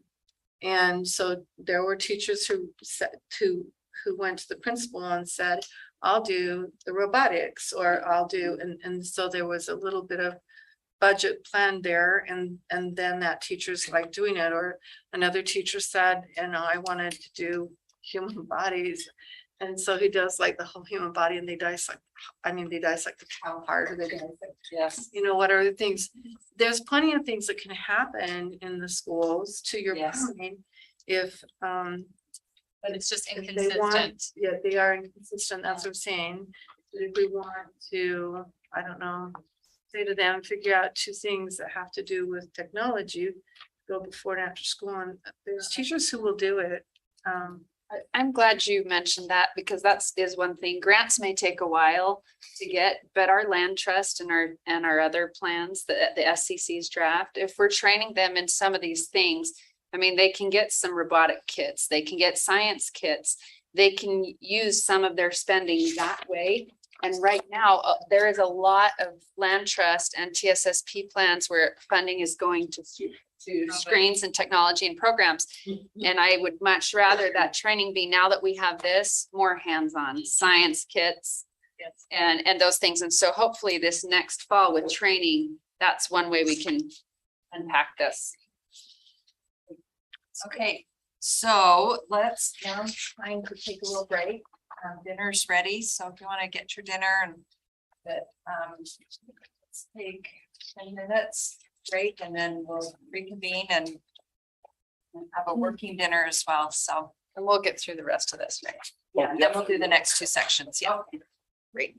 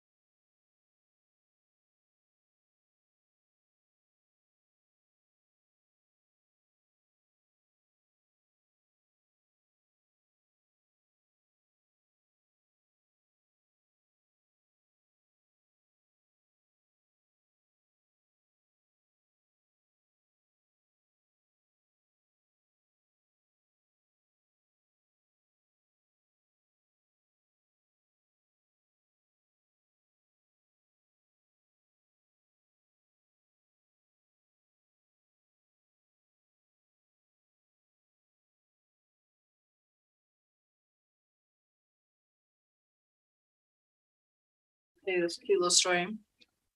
My granddaughter called. 15. She works at a grocery store in St. George. And she says to me, Grandma, can I make a deal with you? And I said, what's the deal we're making? And she said, my daddy's never had a vacation forever, but he has like 4 days off work right now. And her brother is the one who just got diagnosed with MS. It's 18. And she goes, you know, and Gavin has that. All right, I think we're ready to resume our discussion. So, thank you all for your input so far. Next section is human-centered supports. So, Rick, we have some suggestions from the administration on this one. Yeah, so Wendy's going to lead us on this one. Brian, Dr. McGill was planning to be here, but he's ill, so he's excused tonight, and Wendy's contributing on human-centered supports. Okay, perfect. Double duty. I know. So I'm not going to highlight specific strategic initiatives or success criteria because these recommendations are going to fall amongst all of these because they overlap so much. So if you have specific questions, I can try to assess those at that time. But number one priority is to produce some life skills curriculum. And so this is immediate. We already have a task force in place. We already have committees that are forming so that we can get that particularly out to our K-8 teachers. With the idea that it would also be going on to the high school level. They have a template ready to go. And so obviously that's just something that teachers have really requested and that we're seeing a need for that tier 1 instruction and how to build positive relationships and behaviors in school. So that's the first thing. The second thing is to support teachers in how to create an inclusive environment in their classrooms. And so a couple of things that we talked about is trauma-informed education, making sure that our teachers are trained in trauma-informed practices. I think another thing that has started to bubble up more recently that we've been talking about in cabinet that kind of goes along with this in years 2 through 5 is that we were talking about creating a multicultural committee at each high school to start that would be made up of students that could talk about their real world experiences that they're having so that we could help problem solve some of the language that we're seeing and behaviors and pieces like that, and to help teachers be able to manage that, because sometimes what's happening is a student is experiencing that and the teacher doesn't know how to adequately respond to it. So giving them the tools so that they can create that really inclusive environment in their classrooms and in the hallways and improve our school climate. A third piece of this is to make sure that we're dealing with really extreme behaviors in our schools that we are not used to. So we already have a work group that we're working through. It's going to take a few years to get this off the ground, but a continuum of services, both with students with disabilities that are struggling with behavior issues, as well as just your general education students that are dealing with behavior issues, because we can place them in special programs, but then we're putting them back out into a high school without training them and how to interact with their peers appropriately. And also to create a system to support students who are dealing with social and emotional struggles, so that we're not throwing them into large comprehensive high schools without the appropriate support. So we're trying to create a continuum of services and felt like that should be a major priority. And then last but not least, to make sure that we're increasing our mental and physical health resources for our employees as well. That we're recognizing the burnout that our teachers have undergone and that our employees are undergoing, and providing those, being creative in how we can expand those supports for those individuals. Questions, anyone? You're all eating. I love it. I love it. Thank you. Okay, now board is Superintendent, Yeah, just- anything to add on that one? I just want to add, one of the things that, as I've been out on the listening tour for the spring and listened to different groups. With inflation the way it is and the need.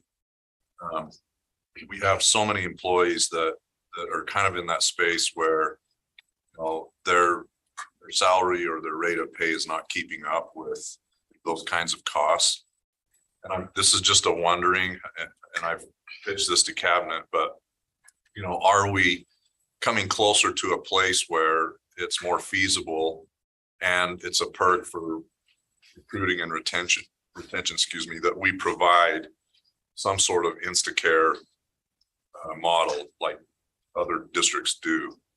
Because right now, I'm just kind of searching for benefits or things that could maybe set us apart that would help offset some of those costs. And it's not just physical health either, right? Like we know that an employee or students for that matter, that are seeking mental health care, they're likely out 2 to 3 months before they can get support. And so I'm just looking for ways that we could maybe provide those services more on demand. When you look at our attendance issues, some of the things that our families are struggling with, it's kind of those hierarchy of needs, right? And it may not be, I said to cabinet, the legislature isn't probably or likely going to come to our aid when it comes to compulsory ed. So, without that backstop, I think we've got to be creative and innovative about how we re-engage some of those students. And I don't know that it solves all of our problems, but I look at the hub at Hillcrest and what we've done there. And I think, I've said to cabinet many times, in my opinion, I frankly think we should have those kinds of services in every single high school, because I think a lot of our attendance issues with our kids that struggle the most come down to those needs. And when you have, serious mental health issues, and I talked to our SBOs about this a little, and they said, Mr. Robbins, we love our counselors and they're great, but when you're in the office and it's, 3 to 4 students deep before they get in to see a counselor, it's kind of hard, right? And so I think maybe thinking about how we repurpose some of those supports and funding for both students and employees. I don't know if we're there yet or not, but I think the need definitely is. So just some thoughts to add along kind of that discussion that we had in cabinet. Great, thank you. Yeah. So what you're proposing is the idea of an on-site clinic, is that what you're? Okay. And then and you're thinking expanding that into more also including a mental health. Yes. Well, it's because I kind of see I look at, when you separate comprehensive guidance and the model that our counselors utilize, responsive services is a big part of that, right? But I just think, with the demand that's there and the need to provide really on-demand mental health, therapy, it's at a different level. And it's not always something that our counselors are readily, able to do.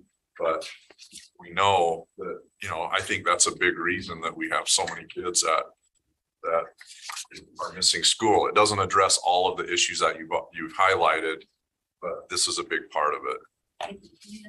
Clarification question on that. How would it be different from what we currently have with the Family Center? So it's available, but I want it to be more site-based and at each high school. Okay. More than having to go that route. I'm not taking away from what we already do, but I don't know. We have, so every high school has a therapist through Hopeful Beginnings or Project Connections. But we need to expand that because we have some kids that need to go through family therapy. So to give you an example, we have kids that are coming through district case management team. They're getting a lot of support and that therapy during the day, and then the parent isn't getting the skills for how to help the child at night. And if we could have a therapist, for example, available at more centralized locations in the evening, for example, this would be something that then a family could tap into. They would be connected to the school and it would support the entire family in that process more readily. So it's more about expanding what we already have, because right now I already can't get students into the therapists that we even have right now. We have 100 grants. And I think when I talked to BJ last week, he said we had over 250 students that needed those supports. We just don't have enough spots for all. Well, and because that's my next question is mental health. I mean, to be able to attract mental health, it's expensive, it's not cheap, and you fill up quickly, right? I mean, like, I'm trying to, I mean, Right. as a clinical psychologist, I'm just trying to figure out how this would all function. And I don't know, are there any other districts that have something like this that's working? And I'm just curious if any of there's a current model that we look at. Granite That's has, something they could research and bring back to us as well. Granite has kind of something. yeah, sort of, They so. have a medical, they have two different clinics that provide medical, that provide pharmacy, physical therapy. And that's their function. Last time I went to visit their site, I wasn't aware of there being a mental health component there. All right, thank you. Okay, I told you I'd mix it up. Okay, here we go. All right, let's start with Clarine, and then Steve, and Amber, Molly, Mont, Amanda. That's mixed up. Okay. And you guys have to I don't know if I can remember that. remember that. It's just Clarine and then all around. Clarine, Steve, Starting here and going. I just know it after you. Perfect. Works. After Steve. Well, I'm glad she asked me to go first because then I'll have to remember her. So I was thinking about this because and I'm back with my feet on the ground, okay? All year long, we've heard about the discipline and the problems of discipline, and I've seen it at my own school. I've been trying to track back, like, why and how come and what's changed, and part of it is we have to start from the very beginning at my own school, because the teachers don't have rules in place. They don't have what happens if you don't obey the rule, and they don't have like awards in place or rewards in place.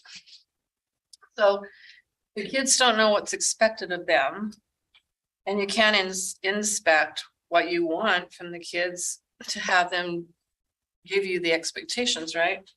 So I was in a 6th grade classroom not long ago. And the kids, and I was subbing, and the kids were just like giving me grief. And I said to them, I need you to be quiet.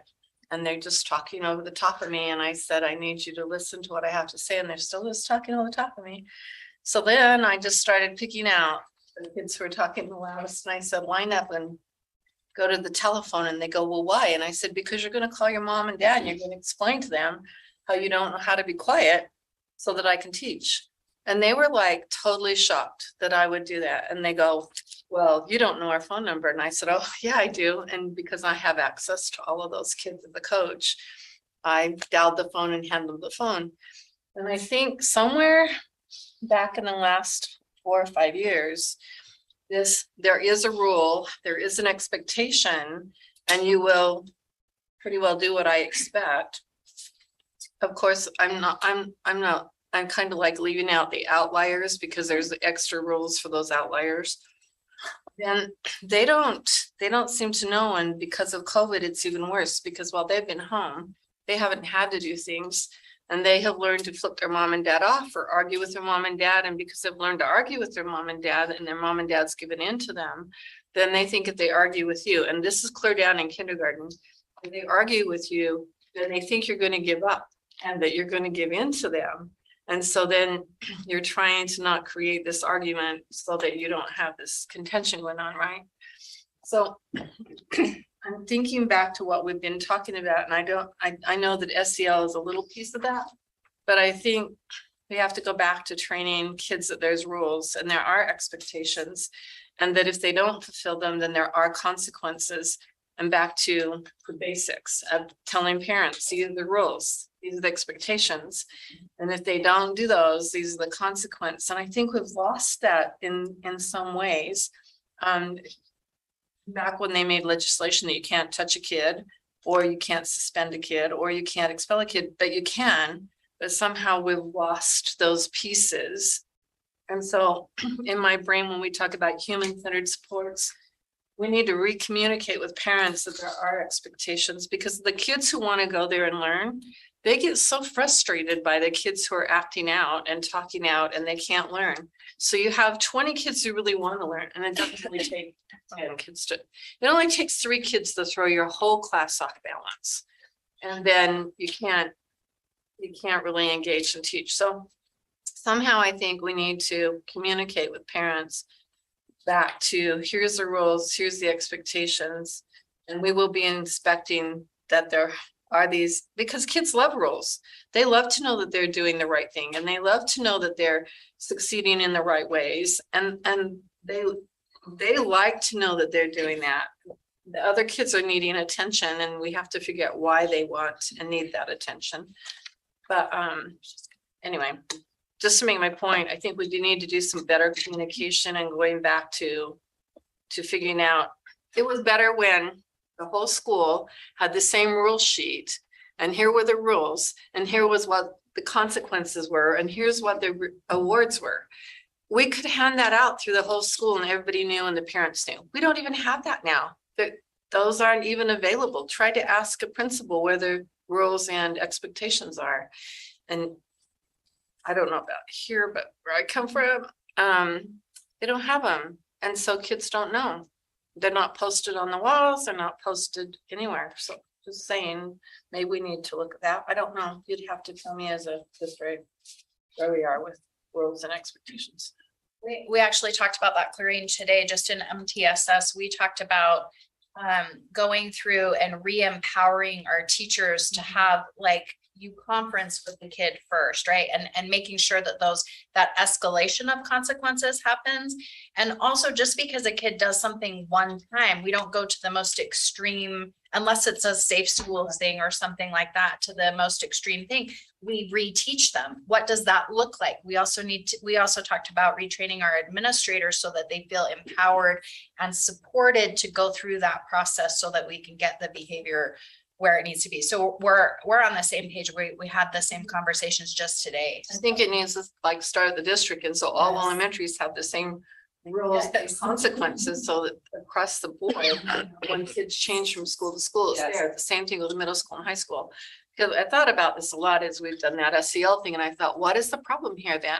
You know, like SEL can't be solving the problem, you know, totally, but thank you. Okay, thanks. Steve? I'm excited about the areas of focus you've talked about. We talk a lot about enhancing teacher skills and giving them all kinds of new stuff. But if the student's not ready to learn in the classroom and their behaviors are so bad, you can't teach. So, and that's been sort of the problem. And that I think is burning people out. So I like the life skills curriculum moving forward with that. I think we've been doing our students a disservice if they don't have good EQ skills, emotional quotient skills. It doesn't matter how smart they are. They will not succeed in community and employment. That's usually what gets you canned, is your EQ skills, not your IQ. The other one is the behavioral skills. I'm hearing that from couples teachers, is how do we get additional behavioral skills and training? A lot of times that's not been emphasized in the schools, the teacher education programs, because it hasn't been needed in the past as much as it has now. And so if we can provide those skills on classroom discipline and structure, and our level of our teachers and wanting to leave and the level of the teachers and burnout, I think is going to go down just based upon that, if they can get back to teaching and if they can get back to seeing what some outcomes from that. The other thing is we have the student support services. I'm sort of hearing at some point we may want to rename that to student and staff support services, with sort of an emphasis now on our staff, so that they know that. It would be nice. A lot of our teachers, when a teacher has to leave school for half a day for a doctor's appointment, because you can't get a substitute for an hour or half hour or 15 minutes. It would be interesting if some of the lesser medical things we could do, we have a traveling nurse or traveling nurse practitioner that could go to some of the schools. Teacher can come out, have somebody take their class over for 15 minutes. They can go in and do whatever the doctor's going to do in 7 to 15 minutes. They can go back to the class. I think for the students, it's going to be a win. We don't have enough substitutes, and it's not going to take away from their day, their sick leave time, just to have a medical appointment, or whatever. You can do that now on Zoom during your lunch hour, just so you know. Within our district. Well, I don't know about within our district, but my teachers are doing that. They just have a Zoom meeting with their doctor during their lunchtime or recess time, and so that helps. So, yeah, I mean, in some cases, the Zoom's good. Some cases you may need to go individual. I think mental health is another issue. I don't think we want to address that in the area, but we may have a separate building or a bundle or something where people can quickly go, have an appointment, and get out of there and get back. I think some of the schools could sub, especially like a high school, if they go out during the prep period, some other teacher goes in for that one prep period, the teacher goes, get that, jumps back. It would save a lot of time, give way more structure to the students without having a sub for half a day. May kill some of our sometimes, but we don't have enough subs, and allow the teacher then to plan for the day. So other than that, I really think this is fantastic, and I look forward to seeing it being implemented. Amber, how do you want? Okay, I love everything you said, so, great Yes. job. I feel like a winner even without you. Sweater is good luck. I said it this morning. It's been good luck all day. I'm gonna wear it every board. And the matching shoes. I well, know. somewhat matching. So I really am worried about our teachers, so I'm really glad that last point about the mental and physical resources for employees. I think that's really important because, I mean, I think we've all heard it. They're just burnt out, and I personally don't know what to do, but I mean, I'm glad you're thinking. I think that's a great idea. Anything we can do to help them is great. I do like Rick's idea. If it makes money sense to have a clinic, I think that's great. The one thing I've been thinking a lot about is because of the school shootings. I would really, it's part of the human centered supports, I think, is the students feeling, this first impact statement, all students, families, and employees feel safe, supported, and have a sense of belonging. Cindy Davis did a little video, and the state board actually talked about school safety and at the last meeting on last Friday, and she talked about what they said is, even though there's not like a set type of person that does those school shootings, they've usually been bullied. They, somewhere they've been bullied. They haven't felt belonging. So I don't know, just all these things are really important, I think, that we work on. And I really do, with what Rick said, want to try to get more counselors, because I think our counselors are overwhelmed as well. So anything we can do to continue improving those resources, I think would be great. The other thing is, I would really like, this is separate from strategic plan, I would really like to request a meeting on safety and maybe a closed session, because I want to know what our cities are going to do, because I do not want our police outside for 40 minutes. I'm sorry. So Anyway. we're working on that as we speak. Alright, And okay, we already, so just a few things there is that I've asked the emergency management team to do a security audit on every building. Good. Campus, so they'll bring that back to the board in July. So we'll look at gaps, right? And then prior to the pandemic, the district was really engaged in a comprehensive safety plan, which included duress. So the app that allows employees to communicate emergencies. So we re-engaged them. Justin Chapman, who was with Sandy City Police, he came to cabinet. So we're re-engaging that conversation. Susan's we're going to get the chiefs together to coordinate those plans so that we're all on the same page. So we're working on that. We're talking about too, one of the things, identifications, obviously a big thing, and badging it now, knowing who's in the building. And I know that kind of ebbs and flows and comes and goes, right, over the years, but I really think we need to get back to, you go into a building, you need to have your ID visible. And we've even talked about that, at least at the high school level with students, because we're getting all kinds of students from other high schools that are loitering in our high schools, and sometimes, you know, we don't know who's who. So, so those are things that are on the agenda, like on the immediate, but all those conversations are happening right now. Perfect, thank you. I have a specific follow-up question to that, I do because too. I've had like 3 or 4 people over the like last weekend that I'll talk to. And they had specific questions, even like what kind of door handles or situations do we have that a teacher can quickly lock a door, or even like having Mylar on the windows so that like somebody can't look in, but they can still look out and they can still get natural light coming in. Like, I'm curious whether or not it would be worthwhile for us to hire some sort of consultant that specializes on this sort of thing. Cause I think it's easy when you're going to your own school and you know them really well to be like, everything checks out, you know, cause those are your lenses. But to have somebody who's kind of an expert in this, and the thought that comes to mind is an SBA I went to first year I was a board member, and the very last speaker of the conference was a mother who lost a child in the Sandy Hook shooting. It was just a little girl, and she went through piece by piece by piece, things that could have been done differently that would have made a difference in saving a lot of lives. And I really walked away with a new perspective on that. And I thought, there's got to be people who really specialize in this. I don't know. I think it might So be. Ryan Jakeman is kind of spearheading all this, right? So he's our risk manager. So I'm asking him to really pull all these groups together to do just that. I said to cabinet, and I think it's, you know, the board needs to know this. We all need to understand that when we come back to this report, there are going to be gaps, right? It's not a perfect system, and there's nothing that's fail safe, but I think we can improve, right? Some of the issues with that is, you know, our new schools are amazing. There's a lot of glass. So there's still questions about, you know, how does run, hide, fight, which that's the philosophy that, you know, police and schools adopt. How does that look in a building like Hillcrest or a building like Brighton?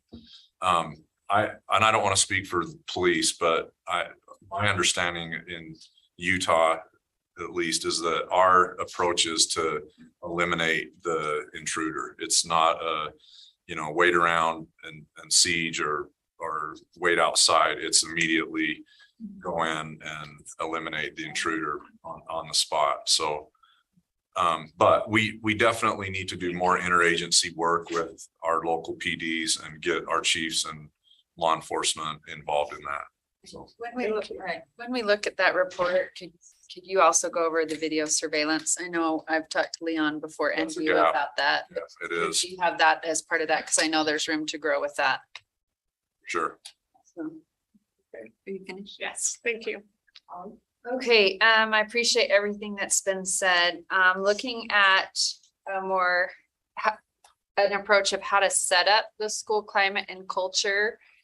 I wonder if there's some more proactive steps we can take as far as unifying our student body around the fact that they're a Yeti and what it means to be a Yeti or what it means to be a Viking. And I know we do a bit of that in our elementary school. I know when we lived in Tennessee, my kids' school folders actually had like all of the little emblems about what it meant to be a wildcat. And that was on there, and it was just ingrained into me because it didn't matter if it was the Fun Run t-shirt or the school folder or whatever, it was always emphasized and it was posted all over, you know, what it meant to be respectful, what it meant to be. And I think that if we can gather our children around and that they feel some identity by being a member of that school, and that by being a member of that school, that means all are welcome here. And, you know, that we ought to have a school flag that's flown with a lot of pride, that this means that you're part of something really great and bigger than yourself, and that you're all one. And I think that as we take some steps to unify that way, that we can maybe create a more inclusive atmosphere. When we've done our school climate and culture surveys, I'll tell you, it begins and ends with cell phones. And as we know, I mean, there was an editorial piece by a sociologist just barely in the paper talking about how it used to be 40 years ago. When you left the school grounds, that bully maybe followed you a couple corners, but then it was done. But now that school bully that's on your phone, you never, ever are away from them. And a lot of the things that are happening where kids get really filled with some hatred and feel completely excluded is happening on the cell phones. So I see, as far as creating a place where kids feel safe and supported, I think that digital citizenship piece is very vital. And again, more of a preventative and proactive approach, but really teaching our kids and having that taught often. What good behavior is on the cell phone. Cell phone policies, I don't think there's any reason why they should be present in the elementary or middle school classroom whatsoever. Yeah, I think that's all with that, with the digital citizenship. Can I say something, Yeah. Holly? Yeah. I don't know if any of you guys saw this. It was a special that Deanie Wimmer did on KSL, but she went to a school, to a teacher in high school. And for 1 hour, the teacher allowed the students to turn on all their notifications. And they counted them. It's like 495 or something in 1 hour between those students. Yeah, So I mean, that was just insane. to me. exactly. And Yeah, I would actually love to see the data of what's happened at Butler Middle and Draper Park Middle since they've started their strict cell phone policies about We gotta report. behavior and are just, I don't know. I don't know if there's any data that can be collected on whether or not they feel like it's a difference in the learning environment in those classes. But I can say, as a parent who had 3 kids go through middle school without a policy versus the one that's going through with one now, it's a totally different experience. and there are things that they're doing that I would love to see in all of our schools. There's these fun activities at lunch, so kids get off their phones or aren't, don't have an incentive to get on their phone. They've got games, they have a ball and they go outside, even in the middle school, and go outside onto the school grounds. I think we need to develop ways for kids to be social. And that's the time of life when they need to practice their social skills and they've got to get off the crutch. And that crutch is also pretty destructive. So, and then as far as the CSD will implement tiered systems to support the social, emotional, and mental well-being of students. I'm going to go back to BJ Weller a year and a half ago when he said, if we were really looking at the mental health of our students, the first thing we would do is push back our start time. And I know we talked about this as a board and I think there was quite a few of you that are interested in doing that EduLog study to see if we can be more efficient with bus routes and a later start time. But I hear a lot from parents about that. And we do know that negative teen behaviors are directly associated with sleep deprivation. And that is why American Association of Pediatrics and all of those medical institutions have come out and said that, and why it was a Utah legislative priority from February 27, 2020, non-binding, but still there's a lot of districts in our state that have done it. I would like us to be progressive and be on the front end of that and not on the back end of that. So interested in doing that study. That's it. First, Clarine, I want to thank you for actually getting your phone out and dialing them. When I first got married, or when we first started having kids, my wife told me the one basic rule with raising kids is you never lie to them. And she said, don't ever tell the kids if they do that, you're going to kill them because you'll have to. So thank you for standing your ground and getting out your phone and having them actually call their parents rather than an idle threat. Moving up the page to success criteria, the first one is students feel welcome, safe, and a sense of belonging in their school. If I could wordsmith, I would change that. And I would include teachers, employees. They all have the right to feel safe and a sense of belonging in their schools. I don't know if anybody else who got invited to the EMT meeting Jeff, you could probably fill in some numbers here, but he quoted how many of our schools were at 100% compliance.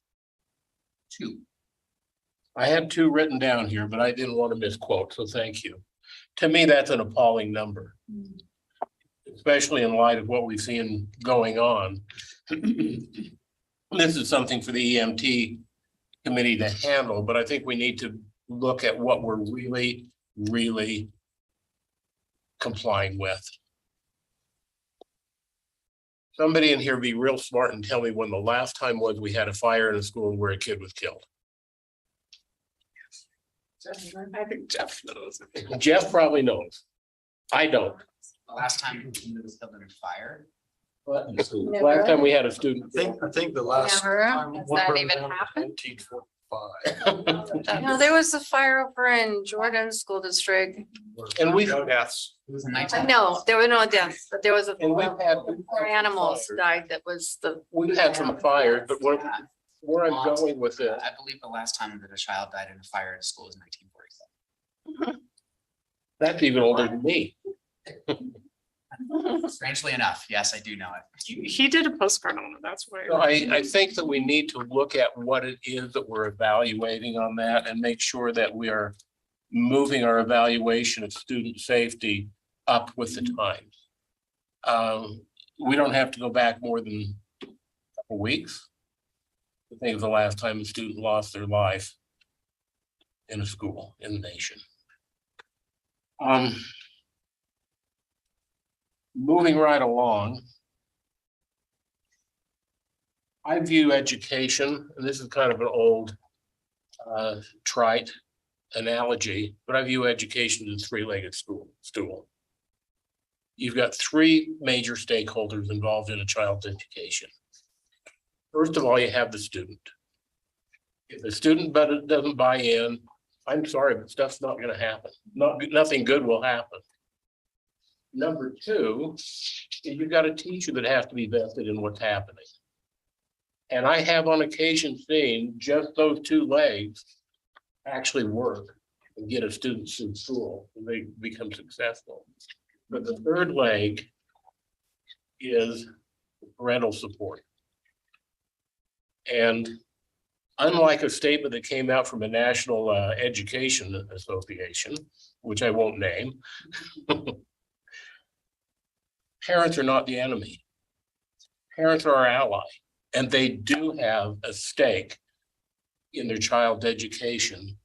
And I'm just wondering if there's something we could or should do to proactively include parents and do some outreach and some education of parents to let them know how important their input is, how important it is for them to just monitor if homework is happening or not.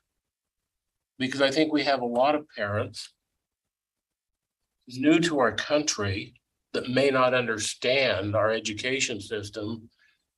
And we could help them out and you know, I'm not just looking for somebody to graduate from high school. That's a noble goal to increase our graduation rate. But I want kids that are actually prepared when they leave school, for real. And you know, this is called human-centered support, and parents are, last time I checked, most of them are humans too. And so I think we need to include them. And to be totally honest, if there's one thing that I think we have all learned through the COVID years, is how important that human connection is.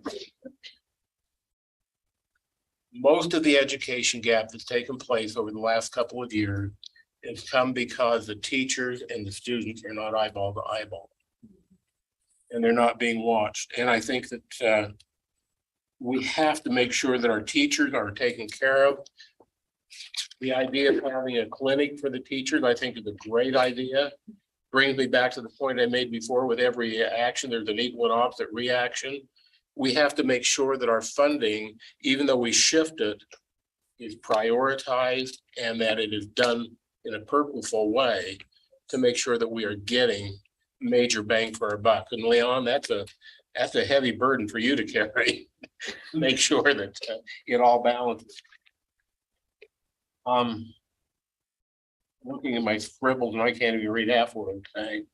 Oh, the other thing that I would like to see a greater emphasis on. And we started real heavy on it a few years ago and it's kind of faded. But I really believe the philosophy of see something, say something. We need to revisit that and make sure that our students are constantly being made aware of that. Whether that be a bad guy with a gun, or whether that be a friend that is depressed, or whatever, if they see something, they need to say something. Say a few times. You can ask me if I'm done now, because I am. I'm done. Amanda? Okay, so I appreciate much of what was said. I totally agree. And one of the things I think that would be really important for teachers that I've gotten feedback on is issues with truancy, tardiness, late work policies. I feel like we've just kind of gotten away from a lot of the standards we had before. And it's made their lives as teachers much, much more difficult and unwieldy. I had one teacher who's an excellent English teacher in a high school who said that for the first time she's thinking of leaving just because she can't keep up with all of the late work.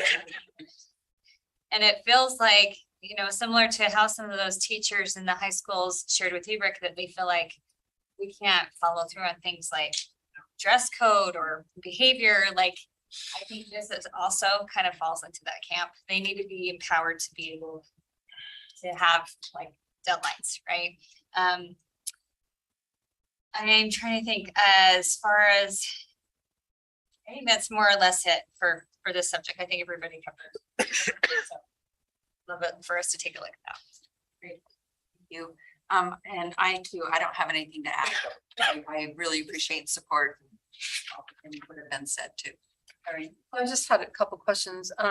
Speaking of the mental health issue, I always wondered why the counselors at the school couldn't do counseling with teachers in their school. If they have the license to do it, and if we figured out a way to give them an extra hour in the day or something.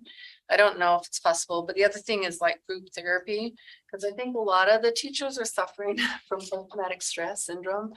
And so that might be a group kind of thing to talk about. I don't know. I'm just kind of exploring thoughts there.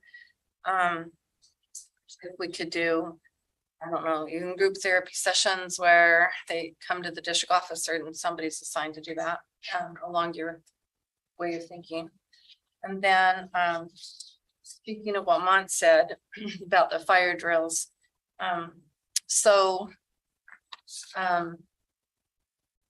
We've been trained two different ways as teachers. When there's a shooter in the building. One was that the kids are supposed to all go to a corner, which then they came back and said, no, you shouldn't do that. Some have said just be mobile, just be able to move them wherever they need to, which then brings me to, I don't know how many windows we could get out, but probably every teacher needs to have something to break a window to get out if they needed to. I mean, I'll bring that up at EMT. And there are ways to block the doors. There's new ways I've learned, but also ways for the teachers to protect themselves and their kids, because like I've already told the EMT people when we met before, my husband's, as in post and now, taught me to have a huge bat by my door, to lay by the door and like knock out the person when they come from below, not above, because they'll catch the bat. And so like I had a little bit of training on what to do to get them to stop and not come through the door. I mean, if they came through the door, they wouldn't be going any further. But I think we need to train some teachers on how to defend themselves a little bit besides try to hide with the kids. It's not going to work. And I know teachers are going to go, well, if I have to learn to defend myself and defend the kids, I don't want to teach anymore because that's not teaching. But the reality is we are where we are and it might happen. And we do need some techniques on how to protect ourselves and the kids in case we can't escape. out the door of the window, but just thinking about training, some kind of training. Anyway. Steve, did you say you have one? Yeah, I more? just wanted to add to some of the stuff that we talked about on cell phones. We have been kicking the cell phones down the road over and over and over. When you talk with teachers, and when I substitute teach in middle schools and high schools, mostly the high schools, I cannot give 3 positives for every negative I have to give on a cell No, phone. you can't. It just, that cell phone is just so intrusive in the classroom. It causes so many negative behaviors. I know the parents may want them there in case there's a some active shooter or something, but this actually just, that is getting in the way of the kids' education, their attention span. This is the number one thing in talking with teachers, especially in high school, that just frustrates the heck out of them, is they can't give a lecture because the kids are doing stuff on here, there, going ever. We need to have some kind of policies. Either it's a red, green, or red, yellow, and green, that it's red time, you can only, we're not going to do it, or it's green time, you can now get on it, something. But we need to have some consistency in that, because it's affecting the behavior in the classroom. It's affecting a lot of the kids arguing with the teachers, and it's just it affects the level of education. I just see that every single time I'm in there. You cannot teach. They cannot focus rather than a couple of seconds when that goes off. So I think it's maybe time within that behavioral section we try to address cell phones, which is a real easier right now. Can I just, Yeah, go ahead. as you've got people going around doing security audits in our buildings, just came to my attention this week. I was touting the safe nature of Hillcrest and how all the doors are with sensors on those, and people can tell if they're locked or not locked and so forth and so on. And my son said, "Oh, that's easy. I just take a piece of tape and tape them." Yeah. Not at Hillcrest, but before. And I would like to make sure that those doing the safety audit are checking to see if anything like that is taping, you know, a latch on a door. You can, kids will put rocks in, I mean. Yeah. ways to- Rocks at least leave it ajar to where it shows open. If you just tape the latch. The sensor shows that. That was just one One thing that. about California schools you couldn't do, there was a fence all the way around and there was only one way in and one way out. And that was the front door. Yeah, people talk. All elementaries, all middle schools and all high I schools. don't want our kids to feel like they're in prison though. Well, I get that, but It's yeah, not. it was pretty safe. I mean, there was only one way in, there was only one way out, and there was no way. Unless they climbed the 12-foot fence. Clearly, the emergency preparedness It's an issue. It's an issue. committee is got some work cut out for them. Okay, last section, operating system, and just kind of looking at the clock. How about, let's start with Amber, and then Mont. They're gonna present for. Oh, sorry, administration. I'm not. Her sweater only goes. Yeah. Never goes apart. Yeah, no, I Sections, that's all I got. Wendy, I thought you were gonna turn the hat trick. We'll have Wendy do it here. Fantastic. Hatch tricks, Stanley Cup playoffs, yes. We'll go quickly. So it was Dan, Charlie, Jeff, Kirsten, Susan, myself. We met and discussed a couple of things. On the first impact statement, we focused on some of the success criteria. CSD departments and committees are mapped to align with strategic vision and board goals. CSD provides the necessary support for individuals to be successful in their roles. CSD departments and committees have adequate tools and resources to do their jobs effectively. One of the things that we felt like there were some gaps we need to look at is identify training schedules, especially for new employees. We want every employee to be successful here. And so sometimes we have heard them office aides or classroom assistants, recess aides, hall monitors. They walk in the first day of the job and someone just points a direction and they don't have any training. So we want to make sure everybody's adequately trained and can succeed in their job. And find out where those gaps are and how do we schedule this training, who does it, who oversees it at each building. Moving down to quickly down to the second criteria. employees are heard and supported in their roles and responsibilities through effective feedback and communication loops. One of the things that we know, there's just committees upon committees upon committees, a task force here. And we just really want to understand what each and every one of those do. And is there some way we can unify some of them together, maybe consolidate them, or at least know what everyone does, that there's a repository for all the information out there. We hesitated bringing this up, but maybe we need a. Form another committee or. And so to look at refining the scope and reorganizing them and just consolidating them. So does anybody else had anything they wanted to add? Leave it at that. We felt that committee on committees was a stroke of genius. I hope you got to follow up on that. Okay, thank you. All right, let's just, quickly, if you have anything to add, let's go Amber, Amanda, Clarine, Mont, Holly, Steve. I just want, the only thing I want to say, I think that sounds great. Ron kind of said this, but I just feel like, I mean, it's the second bullet point. Almost at the bottom there, parents are heard and supported in the role and through effective and feasible feedback loops. I just want to make sure that we are including parents and I don't know, whatever information. I mean, it's hard, like, I know we communicate a lot, but I still think we can somehow get better. So love to hear what ideas you guys have. That's all. Okay, let's see. Okay, so one of the pieces of feedback I've gotten recently, from a number of teachers actually is they've asked over and over, why is it that Canyons doesn't conduct exit interviews? Some of our teachers are leaving for reasons that could be pretty preventable. And We do an exit. exit survey, it goes to every not a survey, they're wanting an interview. one-on-one. Well, because some of the things that are in the survey don't actually like go specifically to, I don't know if it's open-ended, if they have open-ended responses on there, but there's some of what they said they felt like needed to actually be talked about. And it's funny, when I first ran 4 years ago, I had that feedback then too.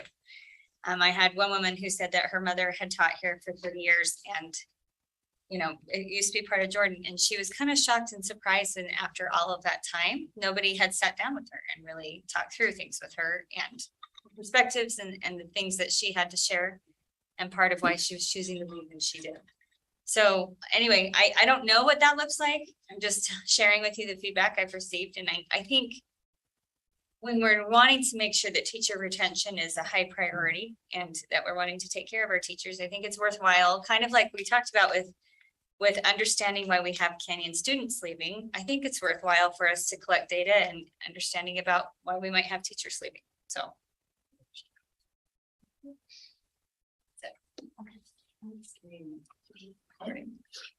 So with that, Steve, There is, we have done a presentation to the board almost yearly. well, no, I was just thinking, if we look on our board docs, there's 2 or 3 pages of people leaving every month. That would be a huge manpower thing to try to do those individually, unless you just want the teacher's input. But if you wanted everyone's input, it would cause another personnel person or 2. That's what I was gonna say, or 2, just to do those interviews. Which we would definitely have to agree upon that we're gonna put our money into that. Or could they request one if they want one? Maybe not everyone wants. Well, that's true too. I'm just Good idea. thinking out loud about. But speaking of personnel, I also wanted to I wrote down on here, one of the things I feel like we're faulting or needing might be a high school director, because I feel like Bob is doing so much and that we need somebody to help Bob. Because I don't think that we have somebody in place, and I'm not saying you're not doing your job. You got a big job. I think you're doing an excellent job, but I think it would help to have a high school director over the high schools to help with what's going on there. And so I wanted to, in the operating systems, just throw that out of maybe sometime having that conversation, I don't know, with the superintendent about what that might look like. Okay, and I liked that you were going to do the training and and have somebody oversee that those people get trained.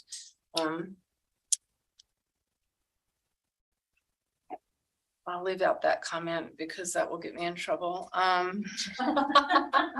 No. All right, and see, is that everything on here? I think so. Thank you. Mom? I didn't take issue with a whole lot of what was said on operating systems. But one question I do have, in as much as this is our board roundtable, and I believe that I'm not alone in having issues outside of this document that I would like to discuss in roundtable. When will that happen? Well, we were hoping to get through with this with enough time to have it happen tonight, so. Okay, then I'll be quiet right now and be done. Holly? I just have a few really quick things. At the first part, just, I'm excited to hear about the training schedules, and identifying some of those so that our people feel like they have the adequate resources. I know we do a lot right now, so it would be nice to have a report of what we do and then what we plan to do to grow on. The feedback loops, that's a huge one for me, for all, for parents, for employees. I think we do a great job with communication, but I would love to see more. I like the idea of more open-ended questions with exit surveys. I have also heard from teachers about that. Questions he just. There's 2 already. Okay. I just think with feedback loops in general, I don't think right now, I've asked into this, I don't think right now a new teacher in our district that has a mentor teacher and goes through the training has much of an ability to give feedback about their experience with their mentor teacher. That's what I'm hearing from teachers. And so I'm wondering if feedback loops could also include that. So that's all I have. I think of all the things that we've talked about tonight, probably the most important is an effective communication channel.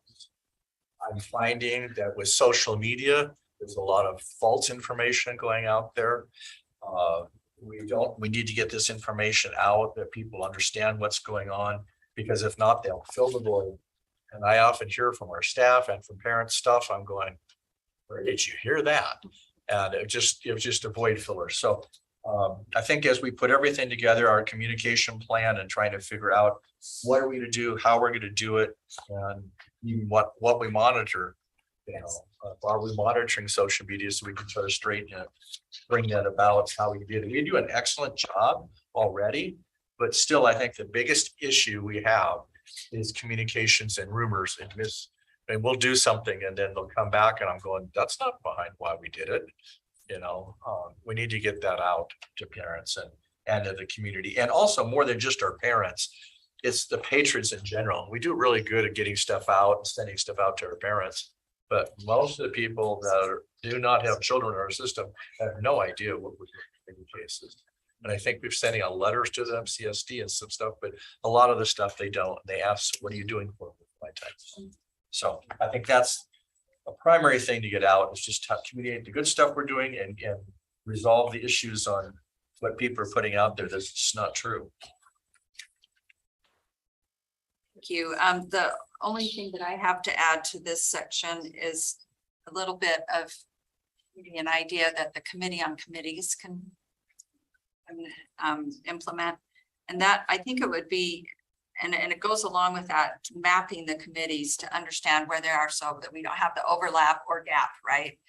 And so that we can be very as efficient as possible.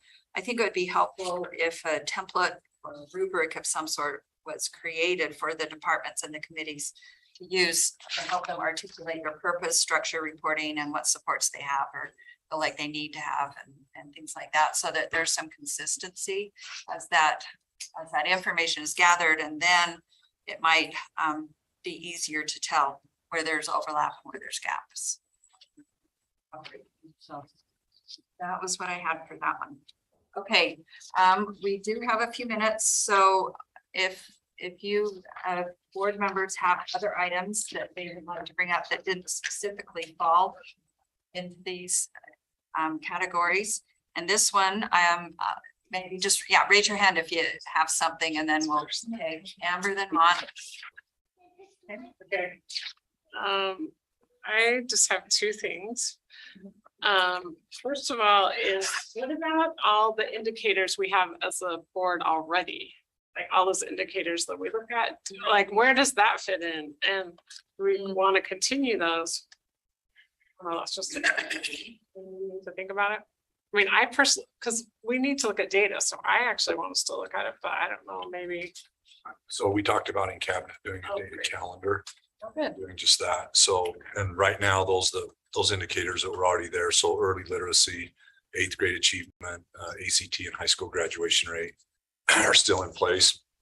And then there were indicators in the other tenants. So I don't think any of those changed. It was just a matter of kind of getting a new baseline and when to report to the board. So, but I Okay, mean, we can set that. great. Okay, my second thing is I have two ideas about our board meetings because they've been going very long. So I would like to set time limits on agenda items. Or I would like to say, we're gonna end at 10 o'clock. And then at that point, the board can say, yeah, like, is this so important we need to continue? Or can this wait till next meeting? Because I just think, I mean, it's not fair to our administration that has to be here till whatever time, 11, 12, and they have to be back here at 7. And I know, And our families. yeah, I mean, even all of us, if we work, that's really hard for us to get up the next morning and actually be able to have a brain and be productive. At least for me. So anyway, I don't know what the board thinks about that, but that is what I am in favor of. Makes me think of the old Escape song about if you're not into yoga and you have half a brain. Do we want to take a minute and talk about this now, or I think that's a great idea. we can, or some of these things we can bring back and Amber's exactly where I was on that issue. And if it's not too presumptuous on my part, if you want to talk about it, let me talk first because I'm gonna. I'm done. And I hope that at the end of the meeting, somebody will still speak to me. But I'm gonna be a little bit. I think it's a fine line that we walk because I think everybody on the board needs to feel like their opinion is valued. And in all honesty, I feel like some people take a lot more time than other people take. And that's why I favor your idea of a time limit to where we can go there. So that everybody has a chance to express himself and it's not so much a free for all. Tonight, I think Nancy, you've done an excellent job as far as rotating in different ways. I will tell you that at board meetings, when you ask them if they would like to speak and it's, oh no, I'd like to go last. I don't think that's fair, or when I want to speak first or I want to speak second. You dictate the rotation and you make sure that it goes that way. A time limit in there is a great idea. We talked about back at the beginning of the night about everybody having equal access to education. I think all board members need to have equal access to comment and to be heard. And one thought I had, either lighten the agenda or limit the time frame on discussion. And I know sometimes it's hard to do either one of those. I know it's hard. I am ready to be the first one at 10 o'clock to stand up and walk out. And if I get 3 other people to go with me, then you don't have a quorum anymore and the meeting's over. I like the hard stop. I think the hard stop at 10 o'clock. I mean, honest as Amber, you said, it's on my notes too. It just is absolutely not fair to the people that have day jobs to have to come back the next day. Yeah. And what we talk about at board meetings doesn't impact people, but they feel like they have to stay. And Well, they have to stay. and You don't have a choice, I know that. the challenge is Name one worthwhile thing we've accomplished after 10 o'clock in the last year. I can't remember because I was too late. I have a suggestion about that. Sid. You still speaking to me? Okay, We're here. maybe I need to go on. I then. just didn't know if you were finished or if we were talking about those things. No, I'm good, thanks. Holly? One suggestion, my husband was watching a board meeting and he said, you know, there's a lot of time taken up thanking people. And, Amen. and you know, we all feel indebted to the wonderful administrators that spend so much time. But I wonder if Nancy, as the president, could thank everyone at the beginning and then we all, and everyone knows that we're grateful for them. Because that is hard when someone says a very nice thank you. I also want these Yeah, we wonderful, feel like we should hardworking all- people. I want to say thank you too. But it may save some time from an outside observation that it takes quite a bit of time for all the thank yous. Well, Nancy usually does think of it. She does. And maybe that we just refrain and know that when Nancy says it and they know that we really appreciate them, but that might save some time. No, we appreciated more if they could go home or. Right. That will be our thank you. An earlier bedtime. All right, thanks. And then Just a real quick question for the administration. I've had people ask me, how are we going to report back on a strategic plan and what's happening?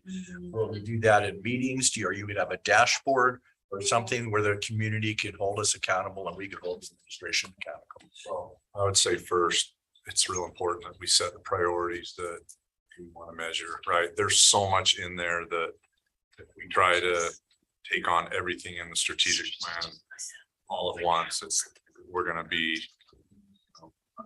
our performance isn't gonna be very effective. So prioritize the indicators that are already in the plan and the tenants, those still remain the same. So we'll report on that. But I think part of the rollout and I know communications is working on that plan. I think that involves doing superintendent listening tour again and gathering feedback and, gathering that as we go. But I think the board can determine it'd be your purview to say, hey, we want to, we want to report, we want to report back in the fall, maybe one in the spring, at least this first year.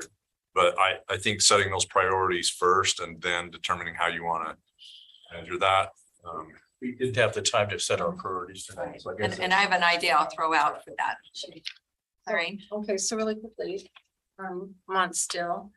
Personal comments actually take up about 25 minutes every time we do this. I don't know if we want to put a time limit on a personal comment, like it has to be within 1 minute or 2 minutes, just like people do patron comments. Are you talking At the very end of the day, Board member because comments? sometimes people take 5, 6, 10 minutes to do whatever they're doing, and we're already tired and say we're quitting, but then someone goes on and on. So maybe a time limit for our personal comments. And then also, instead of telling everything that we've learned from people at the district, like, well, I've gone to Amber and she said this, and I went to Wendy and she said that, and I went to Susan and she said that. Just know in your brain that that's what they said, and then just ask a question for clarity. Don't tell all of us what all those people said, because if we wanted to know, then we would have asked them ourselves. Does that make sense? Anyway, just at On agenda items. yeah, on agenda items, yeah. Ask for clarity in questions and not give reports about or when they went and talked to. So just another whole thing. I just want you to know when we went to lunch, went to supper, I felt overwhelmed and I started crying because I feel like this is way overwhelming. And I know that everybody here probably, I'm saying what I think you're feeling, but I don't know, is feeling overwhelmed too. When I look at elementary next year and they're doing wonders, and they're doing letters still. And then we're training in PLCs and we're, asking them to do stacks of, whatever we call those, micro. Those. I think what we can ask teachers, but I think what we really need is 1 year where we don't have anything happening more than one thing, like, can it just be we're working on PLCs and that's what we're working on? Because seriously, we're tired. And seriously, we do have post-traumatic stress. And seriously, it is overwhelming. Just listening to, here I go. just listening to all of this, that's probably overwhelmed me. That these guys work so hard in this room. And then we're passing it down and passing it down. And I just think they just need a year of being in their classrooms and take letters away from here, I would. Because it was really difficult. It took up all our weekends because you can't do it during your class day. And then that delayed writing your lesson plans, which delayed trying to grade your grade book, which delayed what happened in your classroom because then your classroom management ran out the window because you weren't ready for the day. And I'm just telling you, that's the truth of the whole thing for last year. So I don't know if we can just say we have the strategic plan, but really seriously, maybe all we work on is PLC. The cabinet will have to decide, the board will have to decide, but I just think that's what you asked teachers what they needed. I'd say that they need help with the discipline and they need help with just letting them teach. Just let them do that for this year. That's all I have to say. Thank you. Anyone else have additional items? I know we talked about it briefly before, but I would love, in terms of the parent rollout with a strategic plan, for us to do a small video like, that we can send to people's inboxes, just kind of I like that. bring out. I know one of the districts at NSBA had done that, and it wasn't very long, but it was pretty effective to give the parents an idea of how exciting and innovative and what to look forward to. I love that. Okay, anyone else? I said it before, but the bus schedule. I'm in favor of that. Oh, It's on the list, right? Yeah, I mean, now we're just officially doing roundtables. So I thought, I don't know if that needed. Yeah, so Steve's point, I mean, we are out of time and I think we have folks out there waiting for us to start the next meeting. So yeah. Clearly, we don't have time right now to go through each one and kind of prioritize it, but as we have this discussion, what's occurred to me is much of what was talked about is kind of overlapping with other things. And so I don't know, Gordon, how you would feel if maybe I could work with the superintendent and we can consolidate all of this information and create a list of items and then kind of report back to the board on that list of items. And with maybe indication from the superintendent about what is realistic for the administration to try and accomplish, keeping in mind what has been shared by most of us about, the concerns about putting too much, trying to go too much too fast means we might not be successful at anything. So, and then we could bring that back to the next board meeting and kind of, does that sound all right? Yeah, that sounds great. Yes. Can we have a hard stop?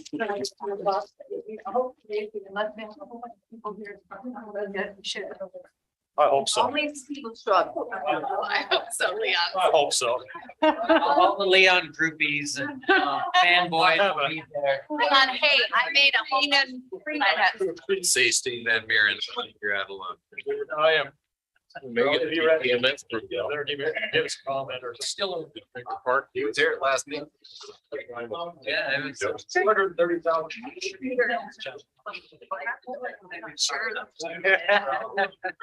Near. Yeah. Thank you. Better than I've been given this guy, I think. Sure. Jeff Christensen. He brought to the board.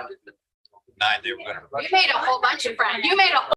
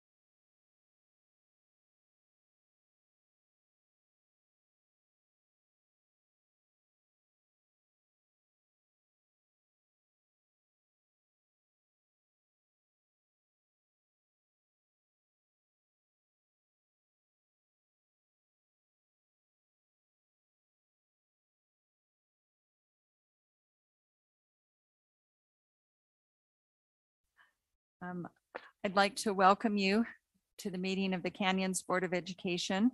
Today is June 7th, 2022. And we are meeting at the district offices located at 9361 South, 300 East in Sandy, Utah. And I want to also thank those of you here in the boardroom with us and those of you watching live stream for your patience. We apologize that we are starting a few minutes late. So thank you for that. First item on this business meeting agenda is to approve the agenda for this evening. I will ask for a motion for that. I will make that motion. I move that we approve the agenda for today, June 7th, 2022. Thank you. Is there a second to the motion? I'll second that motion. Thank you. Any discussion to the motion? Seeing none, I'll call for a vote. All in favor of the motion, please say aye. Aye. Aye. Any opposed? That motion passes. Thank you. We will now be led in the Pledge of Allegiance by Gary Warwood, Director of Accounting.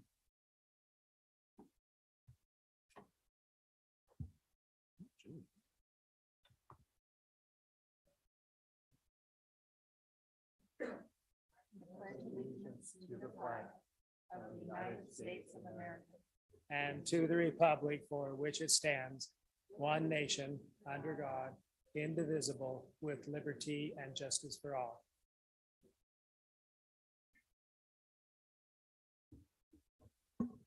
Thank you. Next on the agenda is time for recognitions. So I will turn the time over to Mr. Jeff Haney from the Communications Department.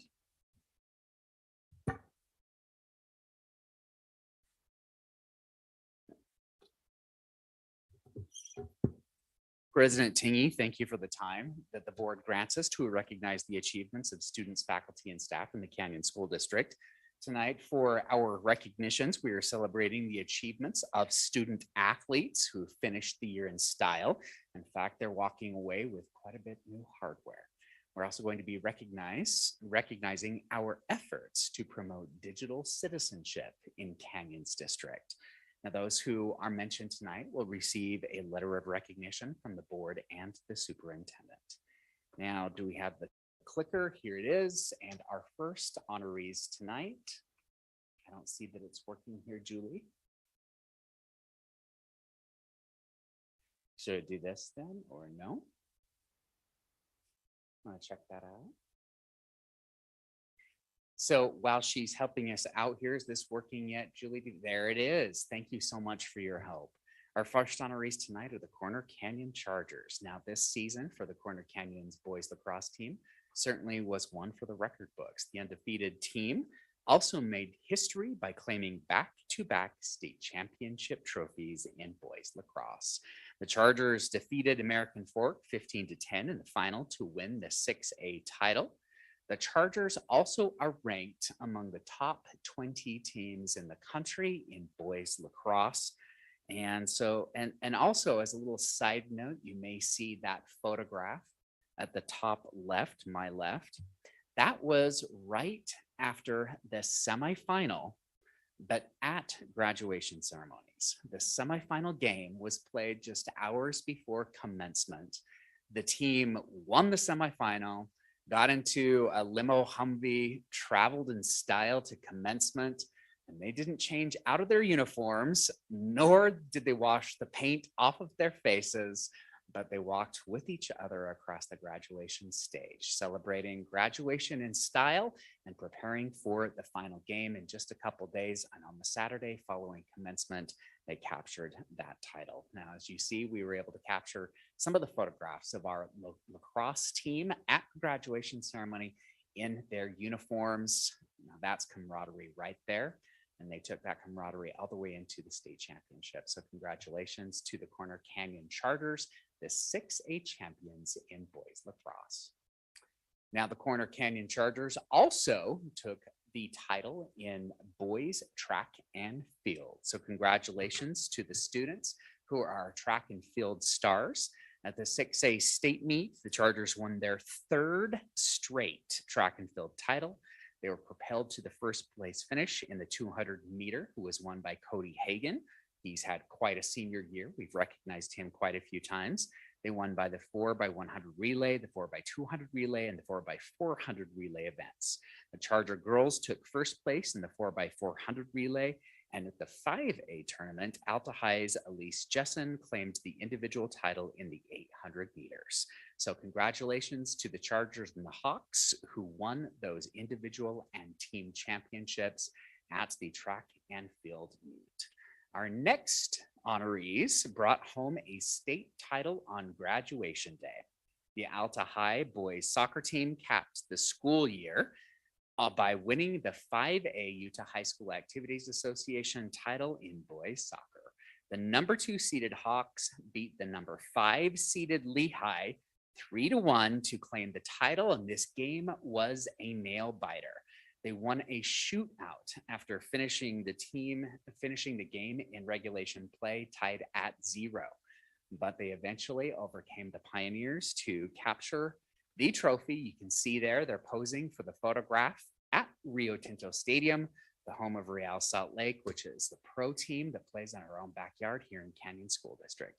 Also for the record books, I looked this up. I had the Utah High School Activities Association look it up for me as well.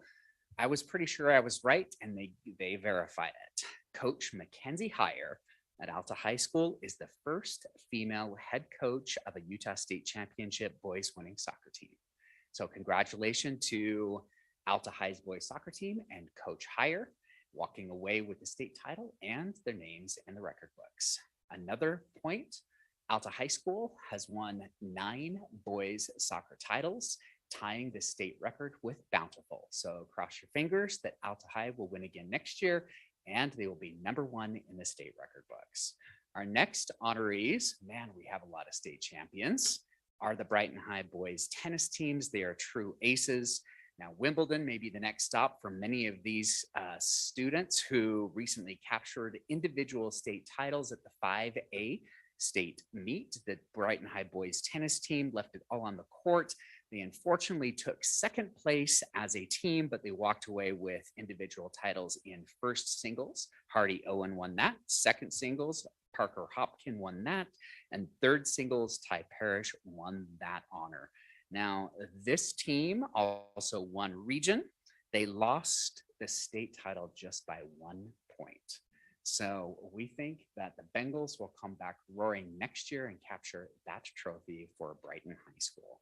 Now, the next honorees are our standouts on the field and in the classroom. 41 student athletes in spring sports won academic all-state awards. We can tell that they work hard and they play hard. We have honorees from all of our comprehensive high schools: Alta, Brighton, Corner Canyon, Hillcrest, and Jordan High Schools. This brings to 133 the number of students who this year from Canyon School District won academic all-state honors.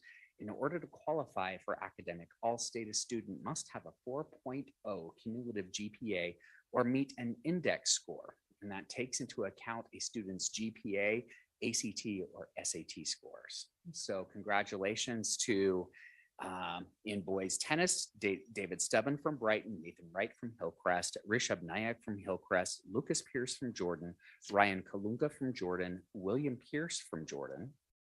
And in girls golf, Daniel Gibson from Alta. In softball, Catherine Miner from Corner Canyon, Lauren Wynn from Brighton. In boys track, Cody Christensen from Corner Canyon, Katie Hagan, Corner Canyon, Jackson Henstrom from Corner Canyon, Ian Ackerman from Alta, Matthew Squire from Alta, Tucker Gardner from Alta, Jared Kimball from Brighton, Gage Wright from Hillcrest, Jinwoo Moon from Hillcrest, Lucas Bolster from Hillcrest. In girls track, Allison Oler from Corner Canyon, Ashlyn Richardson from Corner Canyon, Isabel Crofts from Corner Canyon, Lily Crofts from Corner Canyon, Abby Hansen from Alta, Hanny Schumann from Alta, Lauren Garrett from Alta, Carolyn Rupper from Brighton, Megan Jacobson from Brighton, Emily Swain from Hillcrest. In boys lacrosse, Aiden Santee from Corner Canyon, Jake Johnson from Alta, Jovi Griffiths from Jordan. In girls lacrosse, Catherine Numbers from Alta, Grace Garrett from Brighton, Hunter Doyle from Brighton, Hannah Dudley from Jordan. In boys soccer, Kate Christensen from Corner Canyon, Jackson Smythe from Corner Canyon, Tyler Randall from Corner Canyon, Adam Rasmussen from Alta, and Jack Johnson from Alta. Typically, we don't name that many students who earn honors, but if they're academic all-staters, we need to mention them. So congratulations to all of our students, 41 total, 133 throughout the year who are academic all-staters in Canyons District. Now, our next honorees come from our instructional supports department, and these are the people who work hard to promote and teach digital citizenship in our schools. Now, we heard you talk briefly at the study session about how technology, particularly cell phone usage, has impacted teenage life and, in effect, our school communities. Now, technology, as we all know, is amazing for education, but we also know is that issues emerge in this 24/7 connected culture. Now, we see cyberbullying, we see privacy lapses, and we also see uncertainty about who people can trust online. In our schools, we promote digital citizenship, and we are dedicated to helping students use technology responsibly to learn, create, and participate. Once again, Canyons District has been honored as a school district that is known as a common sense district. This is an honor that recognizes our efforts in teaching digital citizenship and engaging the entire community in this important discussion and supporting educators using technology for learning. The honor is provided by Common Sense Education as part of a national nonprofit organization that improves the lives of kids and families by providing trustworthy information, education, and is an independent voice that we need to thrive in the world of media and technology. Our schools are one of more than 80,000 schools across the country who have started using Common Sense as the kind of the pivot point for groundbreaking education resources when it comes to digital citizenship. So congratulations to us, Canyon School District, led by ISD. And I believe Justin Anderson is here, who is one of the people in ISD, who is one of the point people in promoting digital citizenship throughout the school year. So congratulations to all of us. Most appreciative of the ISD department for their efforts to promote digital citizenship in Canyons District. Now, one more thing, as we head into the summer months, please don't forget about Canyons Living. This is for all Canyons District employees.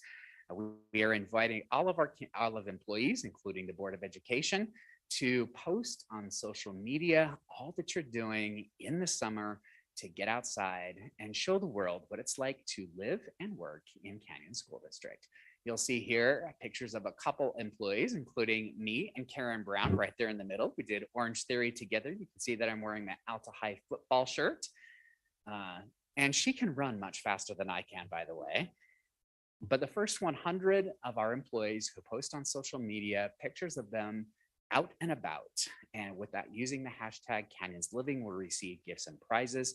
This shows the world what we do in Canyons District, how we work in Canyons District, and how we play in Canyons District. The beauty of Canyons is shown through our Canyons Living.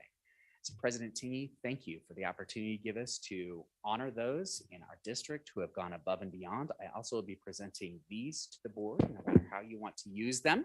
We can put them in the trophy case. You can use them however. We also have a banner that we'll be putting out front in front of the district office to tell our community that we are a common sense district earned by all of our digital citizenship and promoting in our schools and in our community. Thank you so much. Thank you. What do you think, board? Should we put them in the trophy case? Yep. All right. Great. Thank you. Okay, we've now come to the patron comment portion of our meeting. While not required by law, the board often designates time in meetings to listen to the patrons of the district. Please be aware that patron comment time is limited to residents and taxpayers of Canyons District, students and parents of students, and current employees of the district. Patrons may provide board members with written documents. These documents should be submitted to the board secretary at the meeting over here. Terry, want to use your hand? Okay, thank you. And or email to the Office of Public Communications by noon of the day following the board meeting. Time allotted is at the discretion of the board president. Tonight, we have 4 individuals that have signed up and they'll each be given 3 minutes. Comments made during patron comment are part of the public record. It is the board's practice to listen and take notes during patron comments. The Board of Education does not discuss matters that are not on the meeting's agenda, nor engage in public comment on individual students to protect their privacy or employee issues. If a patron wants to comment on a district employee's character, professional competence, or mental or physical health, the board requests that those comments be submitted to the board in writing. However, if the patron determines to verbally comment on those personnel issues, the comments need to be civil and refrain from personal attacks, insults, defamatory, or slanderous comments about an individual. The Board of Education would like to make it clear that critical race theory is not part of the curriculum being used by Canyon School District. There are no plans to incorporate it into the curriculum or instruction in Canyon schools. The Board of Education values input on all sides of issues. To maintain decorum and respect, we ask that those in attendance refrain from applause or other types of demonstrations during the patron comment time, as well as throughout the meeting. Okay, this evening, first we will hear from Mindy Timothy, and then Brad Hamilton, and then Judy Roner.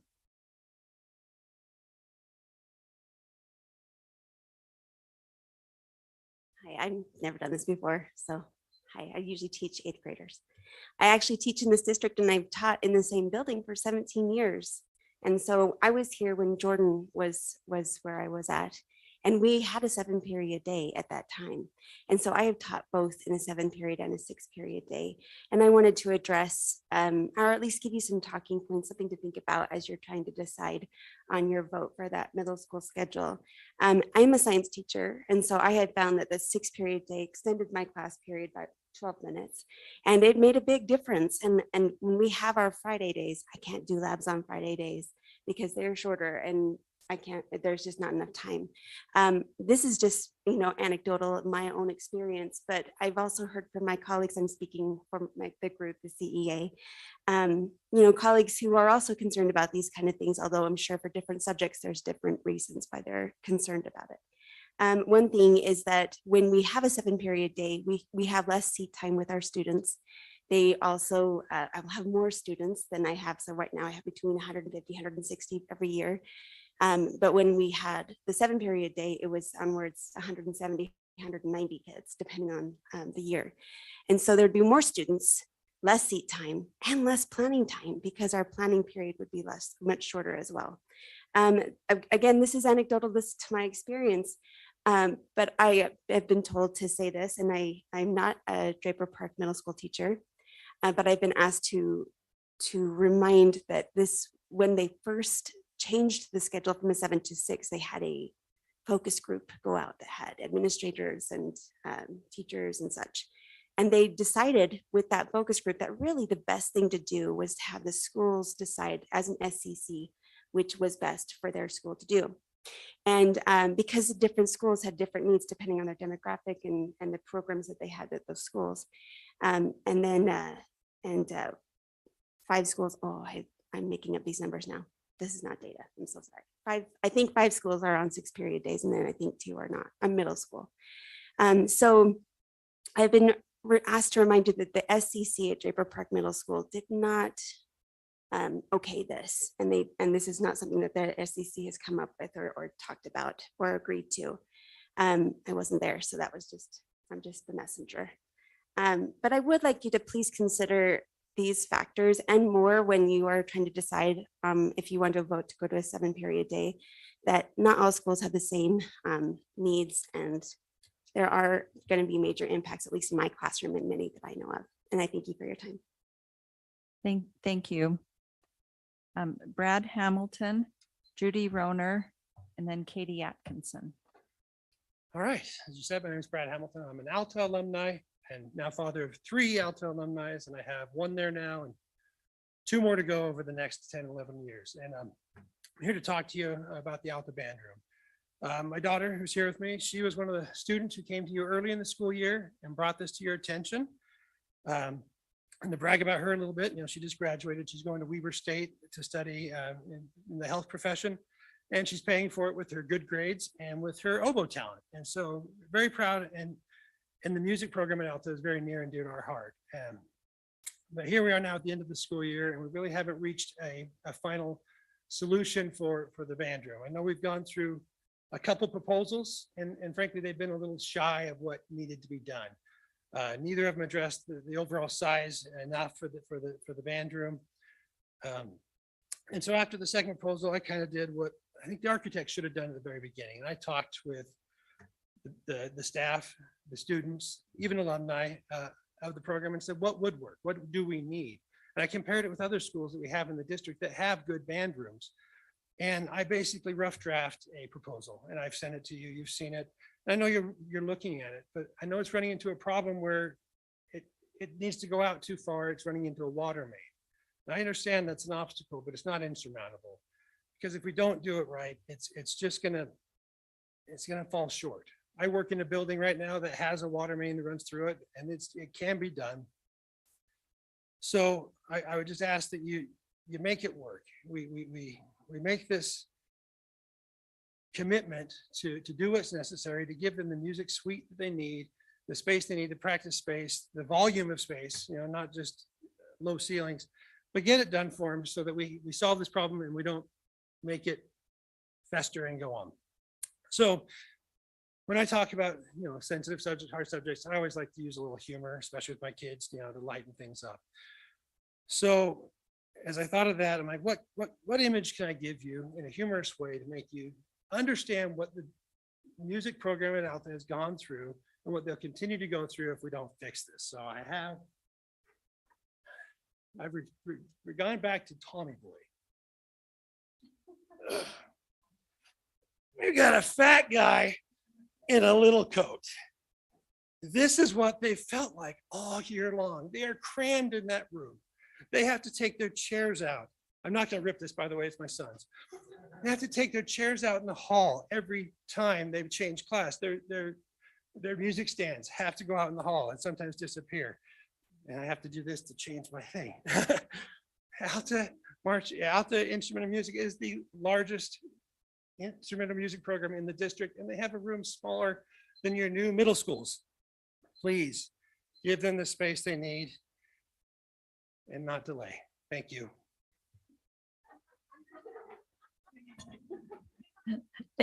Thank you. Okay, yeah, Judy Roner, and before you begin, I just want to recognize, I know you signed up just as Judy Roner, but she also serves as a representative in our legislature for part of our area. I just need to have some clarifications about that, because when you talked about this, you said you had to be a resident of the Canyon School District. I'm not. My grandkids have went to Alta. I've been a former PTA president. I'm Grandma Judy to the band and to just almost all those kids in that school. So I feel like I'm part of at least a little bit of this district. So would it be okay if I did talk? Yes. Thank you so much. Yes. Thank you. I just want to kind of add to what he said. You have a beautiful, beautiful art center. I've been there several times with community things. It's absolutely the shining star of Sandy, Utah, and of the Canyon School District. But we do need to remember that we are an educational institute, and we need to take care of that first. So please listen to Brad and do something with this music program. I encourage you to all to be just a little bit part of the band, the arts program at Alta High School. And I'm grateful, so grateful that the Canyon School District supports the arts in education. Thank you, thank you, thank you. Thank you again. Thank you. Thank you for all you do for our community. Okay, Katie Atkinson. A little bit taller. Thank you so much for letting me address you this evening. I sent all of you an email last week, and I'm very grateful to the people that reached back out to me and gave your time. Thank you very much. I'm on the SCC at Alta currently and Indian Hills. I also served 2 years prior on Altera's SCC and as well as their PTA president. So I feel like this has all been during the pandemic. So it's like a whole new, you guys understand, different challenges that we face. I'm here tonight to address the schedule change that was made. Kind of a one size fits all. I think we can all agree that for elementary school, we got to keep the Friday early outs. It makes sense for children of that age. I'm here to address and mostly to speak for my children at Alta High. You guys didn't ever really talk about Alta High. We are the only school in the district that has had a late start, and we've done it for years, and it's been highly successful. Happy staff members, happy students, and happy parents. I come from, during the pandemic, I had an elementary school, middle school, high school students, all 3 different schedules. Tuesday was different, Friday was a late start, and an early out in my family. Convenience. As a parent, that's kind of, you got to do what's best for your students, for your kids. So I don't know, did you guys ever hear complaints from our area? No, I didn't as an SCC member, because that's what was best for the students at each phase. You've taken away our late starts at a high school level on a Tuesday. Let me tell you why that's important. Kids can go and take tests. They can get sleep that they need for their mental health. There were so many benefits to having it on a Tuesday that I feel were not ever seriously addressed. It needs to be all the time. Every day would be great if we could have a late start, but that one day you guys have taken away from us without any consideration. And I'm really upset. Our SCC tried to give our opinion. Alice Peck, I bless you for trying to put that straw poll together. It was not accurate. I don't think most of the SCCs understand what you were asking. And I think that it was not correct data for this situation. I feel like the decision was rushed. I listened in on your meeting on what was to be done. President Tingy, I heard you say, let's reach out to the parents. More than half the board also agreed. So I thought, awesome. I will wait till that poll and I will know what's going on. Next thing I know, I'm getting an email saying, oh, it's been passed. What happened to that survey?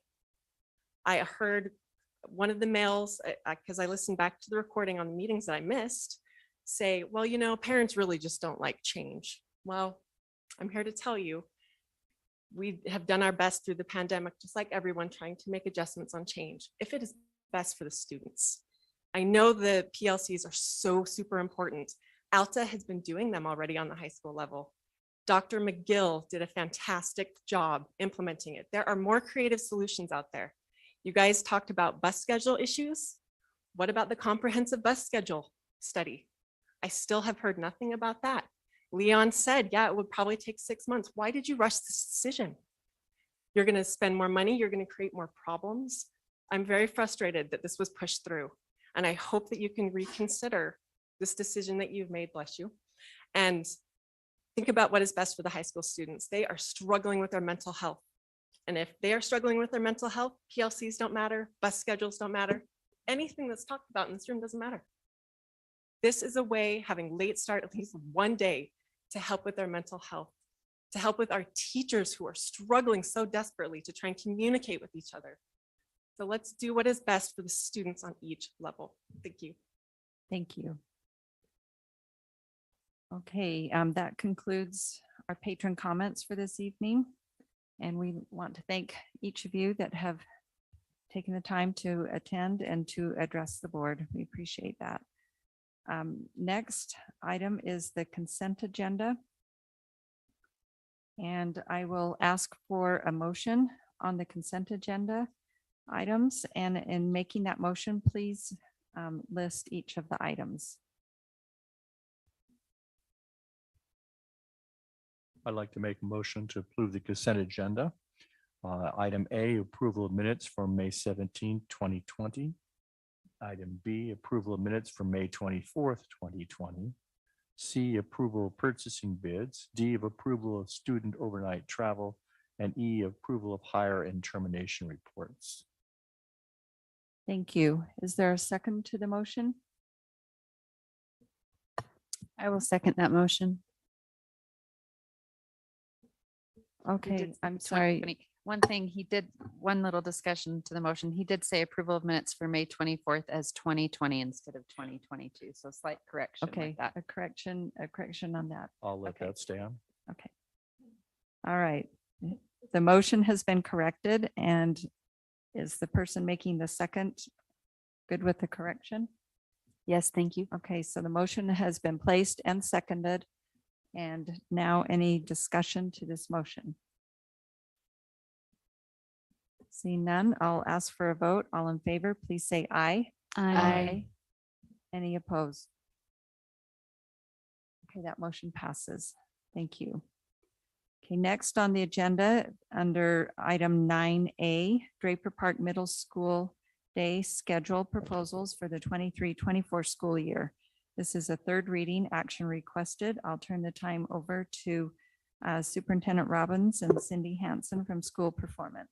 Thank you, President. Before we get started, I just want to recognize Cindy for her work on this. And I know, we've spent a lot of time discussing schedules, and especially at Draper Park, but just I think it's important that we recognize the amount of work and effort that she's put into this as our middle school director. So I just want to tell her thank you publicly for all of her efforts.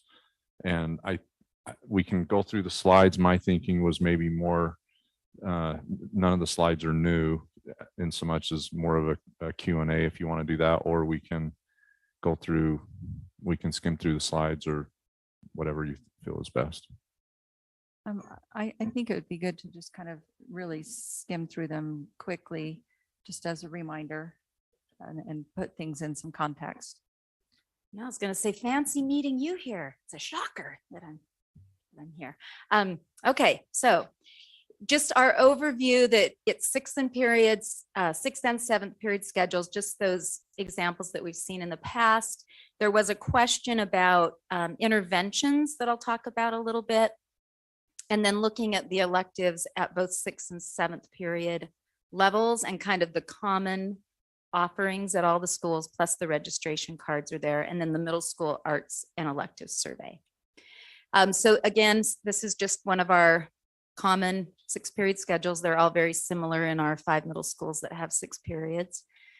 This is 7 period of our 3 middle schools. This is pretty much, except for a little bit of difference with their start and end times, what that looks like, the same kind of minutes per day or per period. This is an example of a 7-period modified block that's actually at Fort Harriman Middle School out in Jordan District. And then this, I don't know, I wasn't great at getting it bigger, and some of the minutes, you'd want to tweak this if you were going to be posting this on a web page, but this gives you an example. If you took Draper Park and made it a modified block with their new bell schedule of 7:50 to 8:40. So it kind of just shows you there that you'd have the Monday, Tuesday, Wednesday are the same, and then their Thursday and Friday are a block. So that's one example. And then intervention time. One of the questions when we very first started with our middle schools going to a 6-period day, we identified priorities. And one of the priorities that they came up with was giving more time for interventions. And I think sometimes we think of interventions now as those more formalized classes like Read 180, Math 180, those different kinds of things where students who have scored below benchmark are then in these separate classes. But I think as the schools think about the intervention term, it's more about time to reteach, to review, to help students, to support independent practice, to get them ready for homework, those kinds of things. So that's what the 6-period day was designed to provide, not a hard stop of, okay, we've done instruction, now we're going to do intervention. It was more embedded throughout their time so that they were able to do those kinds of things that could help students in the learning process. Now, teachers on any schedule, we would hope that they'd be doing those things as part of that instruction. But more serious intervention needs, again, have specific classes. We've really increased those opportunities for students over the last 9 or 10 years since we had the 6-period day implemented. The 7-period, it's a shorter period. There's no way around that. So you will have less time for reteaching, reviewing, that kind of thing. There are things that the teachers still do. That's part of what they do, but there is less time in the day or in their individual periods. So these were all slides you guys had previously. So just going through each middle school and what the elective choices looked like. I did add Draper Parks because in the previous presentation we had multiple pages because it was specific about Draper Parks. So I just kind of condensed it here. So summary, a lot of the same electives are offered in every middle school or versions of it. 6th grade electives are primarily introductory courses, getting them ready for those more advanced experiences. They have usually fewer options. 7th and 8th grade offer a lot more advanced and varied choices in their electives. And all of the schools offer the state required electives, the CCA, the health, the digital literacy. So when you look, these were the most common areas, and that means that they had at least 6 and usually all 8 of the middle schools offered a version of this class. So band, orchestra, you can see the categories there. 7th grade, again, many options. Once you get into visual arts or PE or band, orchestra, they had 4 or 5 or 6 different options within those categories. And then 8th grade, again, very similar. We did attach in a folder the registration cards for all the middle schools. So if you had looked at those or wanted to look at those, all 8 of them are there, 6, 7, and 8th grade. So you could see exactly what those courses look like in every school and what's offered. And then there's the middle school total art results and electives and Draper Parks. So questions, clarifications that you have? Thank you. Yeah, so board, let's just take a minute if you have some clarifying questions. Mrs. Arnold? So on my paperwork here, I have Albion, Butler, Eastmont, Indian Hills, Midvale, Mount Jordan, Union, but I don't have Draper Park. So I don't know how many electives right now they're offering in 6th grade, 7th grade, and 8th grade. Theirs wasn't in the Not folder? in here.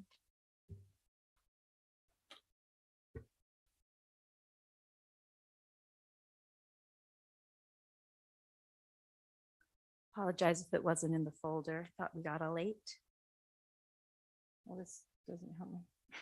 Those are the registrations.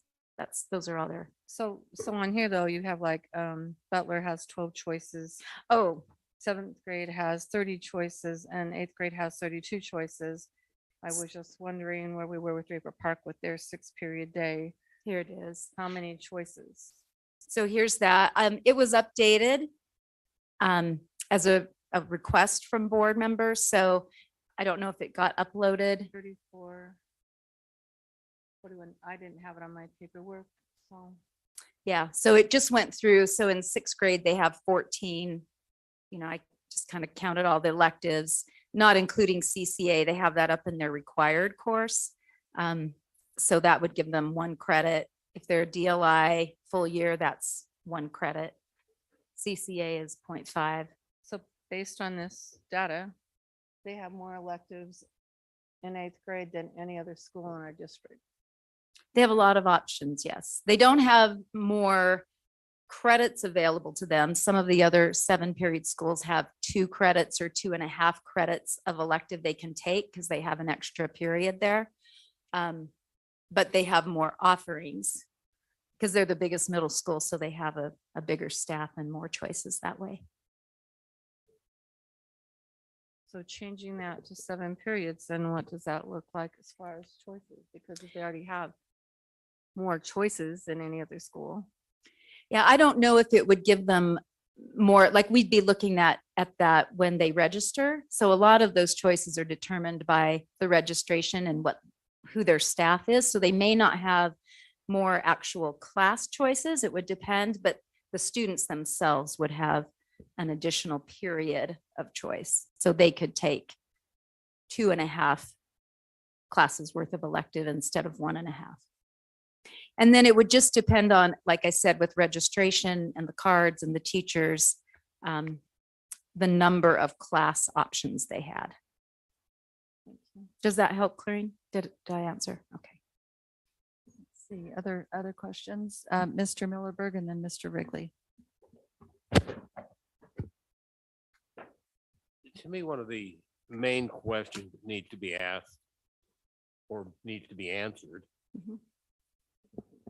is, we talk about what is it, a 60-minute class versus a 50-minute class, we're cutting 10 minutes out. And I understand a teacher would have more time with a 60-minute class to present material. What's the attention span of a seventh grader? And can they handle that additional 10 minutes, or do they start to lose it at around 50 minutes? That. My attention span is closer to 50, okay? Maybe 45. And I think that's one of those, it depends primarily on, and I will speak as a 29-year veteran of teaching, it's a lot of it's about the structure and the pacing of the classroom. So if you've got a really engaging teacher, and depending on their content, if they're doing interactive kinds of things, 60 minutes flies. If you're got a teacher who struggles or behavior issues, 50 minutes can be a grind. So I think it depends. But you're right, middle school kids, they're busy, and you do have to be on your game.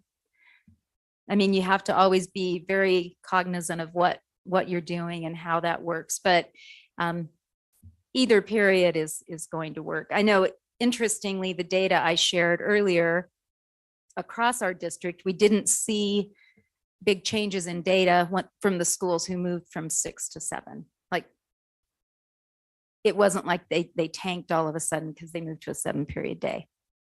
And So. I feel like arguably Draper Park Middle School is the top school in the state of Utah as far as testing is concerned. Right. My heart tells me these kids are going to be okay with a 6-period day, and they're going to be okay with a 7-period day. And they have amazing teachers. Hmm?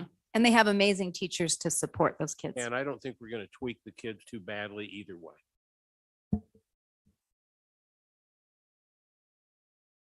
Mr. Wrigley? So I'm trying to get to the heart of the question here. Draper Park never has complained, well, not as much as about the 7th and the 6th period, about the number of choices. It's been the number of available choices that has been the case. So in a 6-period class, 6-period day in Draper Park, how many electives does a 6th grader have? One. One. And if they're taking DLI, they have? None, unless they opt out of CCA, and then they would have a half. Let's go to Eastmont. In Eastmont, in a 7-period day, how many periods electives does the 7th grader have? A 7th grader or 6? A 6th grader, probably a 6th grader. They have 1 credit, but that's because at Eastmont, Principal Kurtzhals does some unique things where she has PE, and then she has all of her 6th grades in the AVID elective. So she requires some electives that you maybe wouldn't see. So like with Indian Hills, that's another 7-period day. Their 6th graders have 2. Okay, so when we get into 7th grade then at Draper versus Indian Hills or whatever, what might that be in a 7th? Yeah, 7th and 8th grade both have 1.5 credits. If they're a DLI student in the language, that's 1. If they opt into the culture or the literacy and culture class, that's another 0.5. So they could use the whole 1.5 available in their DLI path.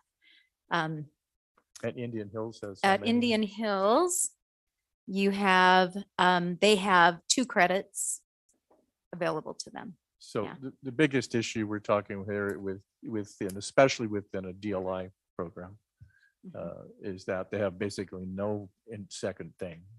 Beyond that DLI elective. Beyond the DLI. And I think that's been the argument they've been asking for, some additional time, additional credits for the kids.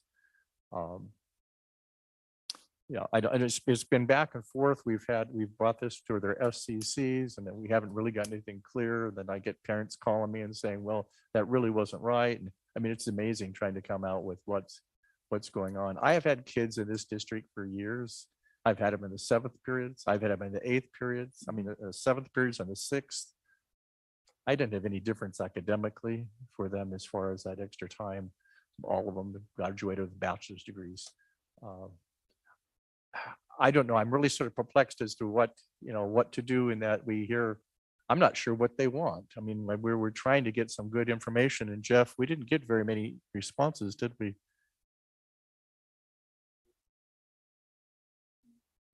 Yeah, we didn't get very much response to help us out in this in regards to that. I mean, we've had it over the period of time. There's parents that want 6 and there's parents that want 7. The FCCs currently said that they want 6. They said that how long ago? A couple of years ago? It was 3 years ago, the last time they went through the process of looking at. So, well, it will be 3 years in the fall. So the SCC could initiate And it something hasn't this been fall. brought back up again. Well, yeah, I mean, you have parents who've still talked about it. I don't think it ever went away in terms of concerns, but the schedule's one piece of the big system, so. Yeah, I don't know if there's a solution to this is going to make everybody happy, is there? I do not believe that you will find complete happiness with any choice at this point. I'm just sort of feeling that the happiness is just not there because I think it would go 7. Some people want the 6, go 7. I guess the board needs to figure out what may be the best answer. And that's a hard one to do too. Thank you. Thank you. Mrs. Nybauer? Thank you. So I totaled up all of our responses and I also put it out there for anyone to message me. And the running total I looked up on my phone is of the responses we have, I have over 69% that want the 7 periods. I was on the SCC, Steve, when that all went down, and myself and Susan Edwards were in the media center counting votes. And there was a few things. First of all, a community over time can also change. But the other part of that is there was never a survey between 6 and 7. At that point, it was a survey between 6 and 8 period. So we aren't looking at the same question. And then also, and there were a lot of pieces to that. There was a lot of campaigning and things like that. And so, from the responses that I have received, it is well above the majority that are interested in the 7 period. I have heard from patrons this year who have moved their kids over to Indian Hills and Summit so that they can have more electives for their kids. Not all of those patrons who've done that have DLI kids. They just actually wanted more electives. So I know a lot of times we characterize this as just a DLI student issue, but I think it reaches a broader audience than that. I think that when you have a neighboring school that has a 7 period day and has a little more flexibility, some people just find that, more attractive. I think whenever we can have self-guided learning and the kids feel like they're able to explore and they get to decide a little more about what their day looks like, I think we find higher levels of engagement. And I think that's true with children and adults, that as we take more of an active role, whether we're participating in a conference and we're deciding which classes to go to, having a little more choice is nice. The other thing I've heard from patrons, I was just talking to a family who's a big music family. And this mother said, I don't want to opt out of the state required classes. I want my kids to take college and career awareness. I want my kids to take health. But because they also want to do music and language, we've had to choose. And so I think that becomes an issue too. Currently, a lot of those kids that are taking electives are opting out. And then, of course, we also do know that 29% of the school this last year opted out of 1st period for sleep. So then we have another issue with the schedule. So, and that's all I want to say for now. Okay. Any other questions on this information? Yeah, we're just kind of doing questions now. Darcy, any other questions? I have one question. Yes, Mrs. Oaks. So do we have any data on intervention? Because I know that was originally part of why we went to the sixth period was to address that. My understanding is that that's not always happening. And that it's supposed to, help kids that are struggling and also to help advance kids that need additional help. My experience with my 4 kids that have gone through Draper Park kind of reflects that. And I'm just wondering whether or not any data has ever been collected on that. Not that I'm aware of. And I think because it wasn't like a hard set time where we're going to shift things. It was more embedded in, this is how teachers, best instruction, best practice, we're going to do these things. So I don't think I've never seen data to say beyond just what's our tier 1 instruction, looking at the overall achievement of the students, but I don't know that you tease out whether those interventions or those pieces, what part of it would reflect the intervention versus just best practice versus those other kinds of things. So another question I have, I know this year, and I don't know if it's because of the lower enrollment, we've had at Draper Park Middle, there's been a split team. Like one of the conversations we've had before is we can't leave the 6th period because that's the only way we can do teaming. But I'm curious if whether or not 7th period would help address that problem, like based off of the numbers, if we could actually do away with the split grade team or not. Yeah, the split team came because the numbers were so large. So it was a way to accommodate the rising numbers that were there. And one of the things, I don't remember which presentation now, but when we talked about the FTE piece, that 7-8 split, this was when we were talking about if it went to next year, they'd have to kind of float some teachers and try to work through to maintain those assignments, because it really wouldn't carry. A whole nother team won't carry in a 7-period day with the current numbers. So if they moved into that, in another year, then they would be looking at that as part of their master schedule and shuffling some different kinds of things. Yeah. Mrs. Schill. So my question goes along with Amanda's, and if they switch to a 7-period day, will there still be time for teaming? Because I know the teaming piece was really big in the decision for the 6-period day to begin with.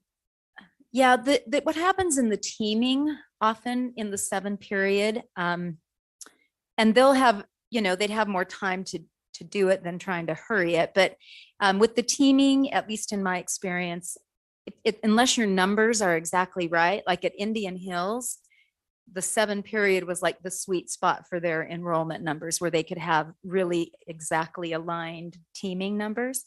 But if your numbers are off a little bit, it skews that. So often what happens is you'll have core teachers that need to pick up electives because there's not enough to fill a full schedule of core like they currently have in a 6-period day. So electives are able to expand, maybe offer another class or section, but they also, if they have a struggling program, sometimes the elective teachers struggle to fill a full schedule as well. So you end up kind of with those questions where you maybe have to drop FTE, and that's when there's sometimes teachers who have to be OT'd. But typically the core teachers will teach an elective in their subject area. So they maybe have a STEM concepts class in science, or they teach debate or creative writing or something like that in English. But they're still on their teams, but they also have electives as well. So it's not quite as tidy. Thank you. Mm-hmm.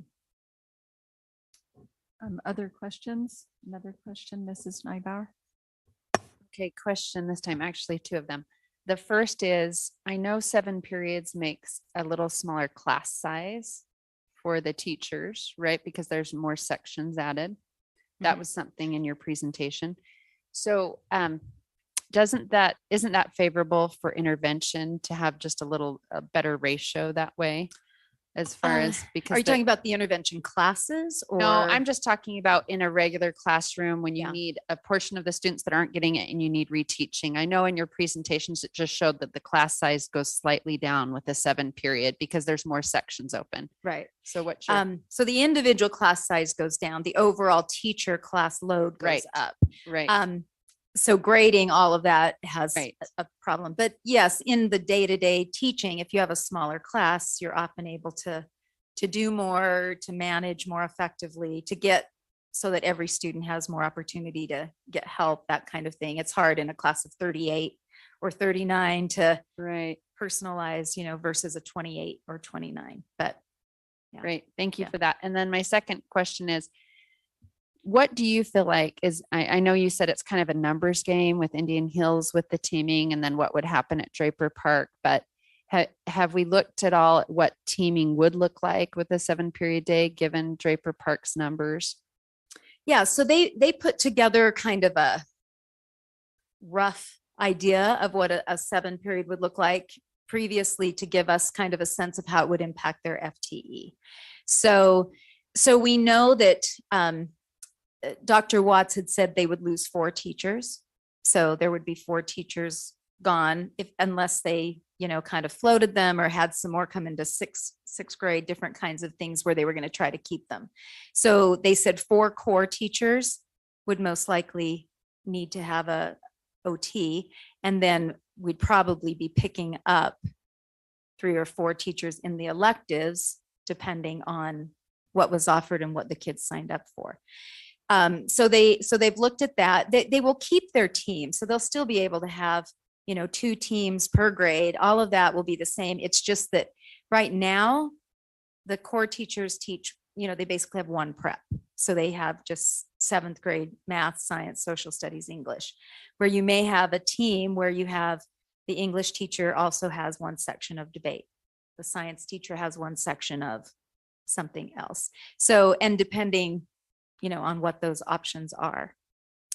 But when you have struggling elective programs, then it's hard because they've got to fill a whole nother section and you're trying to increase that as well. So until we get their numbers and we actually know how many students there'll be, we won't know for sure, but that was what their projection was, just looking at kind of a quickly assembled 7-period.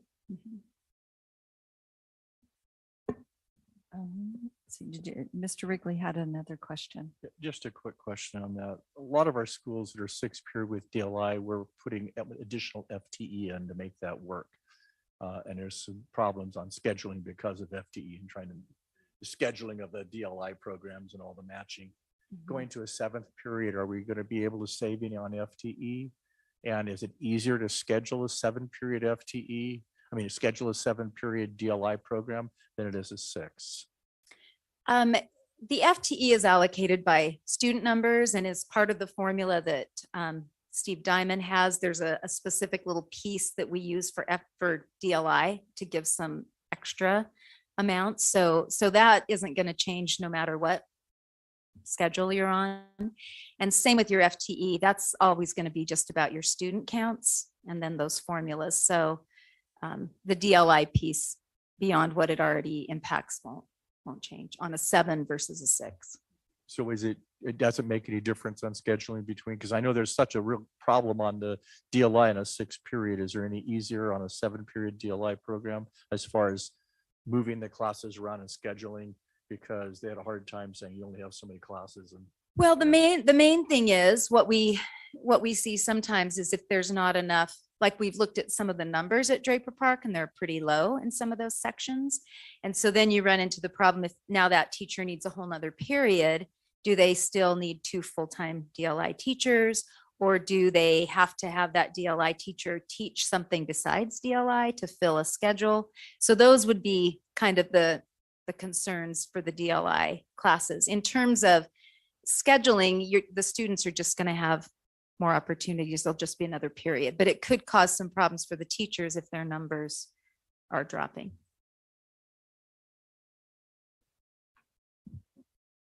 Okay. Thank you for sharing that information. So, and answering all those questions. Yes, of Appreciate that. course. Okay, Mrs. Oakes would like to make a comment, and then board members, if anyone else would like to make comments. So I have somebody next to me just saying, go ahead and make a motion, but there are a few things I do want to say. First, I want to thank some of my fellow board members for encouraging us to give more time for public input between last board meeting and today. I think that was wise, and I feel like it was really helpful to hear back from people's perspectives and to give the public additional time to be able to share with us their thoughts about things. I also have thoughts with regard to some of the concerns that teachers have brought up about the fact that we just condensed a little bit of the school day, and now this is going to cut down more into their time. And I can totally appreciate that concern. I do think that we could help that situation slightly by doing a modified schedule, because it does decrease how much passing time is wasted, because you have less passing time in between the Thursday and Friday. That's just my thought. The other thing is with fellow board members and I saying that we are interested in having a comprehensive bus study over the next year. I do think that there would be potential time for us to look at if we are indeed going to have the elementary start earlier and the middle school start later, that perhaps we can make that adjustment with those 20 minutes put back in, and to be able to readjust and give those teachers a bit more time. There are a number of things that I have thought about with regard to this issue. I've laid my thoughts out, and from the overall perspective, I still stand by those points. I don't want this to be a question of us not valuing teachers. There are teachers at play in this that are impacted either way. There are electives teachers and are very impacted by this situation. My thought is, as a board, part of our role is to look at the overall picture and make sure our systems are working. And when you lose one teacher because of a schedule difficulty and being able to support a program, that's unfortunate. When you lose a second for the same reason, it feels like an anomaly. When you lose a third, it becomes a pattern. And we've now lost 5. And it is impacting things at the high school level. I just had a friend over the weekend who used to be a big, strong supporter of the 6-period schedule.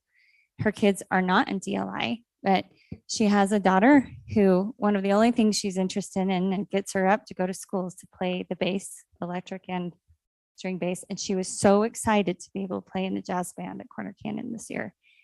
And for the first time, they have not been able to have a second jazz band because they don't have enough enrollment. And so Dr. Clark had to tell her, I would have loved to have you, but I simply don't have another band I can put you in, because there was already somebody with more seniority, and she was devastated. That's an example of a kid that is being impacted, even though initially maybe at the middle school level, she didn't think she was being impacted, if that makes sense. Arts are part of the core, and we've just spent a lot of time in our roundtable discussion talking about the importance of hands-on learning and arts. And this brings me to my next point. Well, first of all, I have a lot of parents saying to me, and this was part of the feedback I got over the last 2 weeks, is if we are going to have more electives, we want to make sure they're really quality electives, that they're not just more of the same. We do want STEM. We do want some of these other things. I took the time to look up another middle school in a different district in the state that, granted, this is it's a 5x5 model, so it's a 10-period model. But the kind of electives they had blew my mind. And I'm just going to read some of these out. And so I want us to think a little bit about this based off of the conversation we just barely had in the study session. In art, you have the typical things, but they get into specifics like illustration, painting. They not only have CCA classes, but they have CCA classes on business, on technology and industries. They have coding 1 and 2. They have robotics 1 and 2. They have creative writing, myths and legends, reading for enrichment. Now, when we talk about intervention, they have all sorts of intervention classes for kids because there's room in their schedule to be able to do that. They have gifted and talented classes. They have honors and college prep options. They have every kind of band and orchestra you can imagine, every kind of choral you can imagine. Boys advanced basketball, boys advanced sports skills, boys sports training, girls sports training, dance fitness, social dance. I mean, the list kind of goes on and on and on. They even have ancient civilizations for Greece and Rome. They have STEM 1 and STEM 2, where they go over engineering design, And I also exploring different fields of engineering. In my mind, I don't feel like we can really get to where we need to go.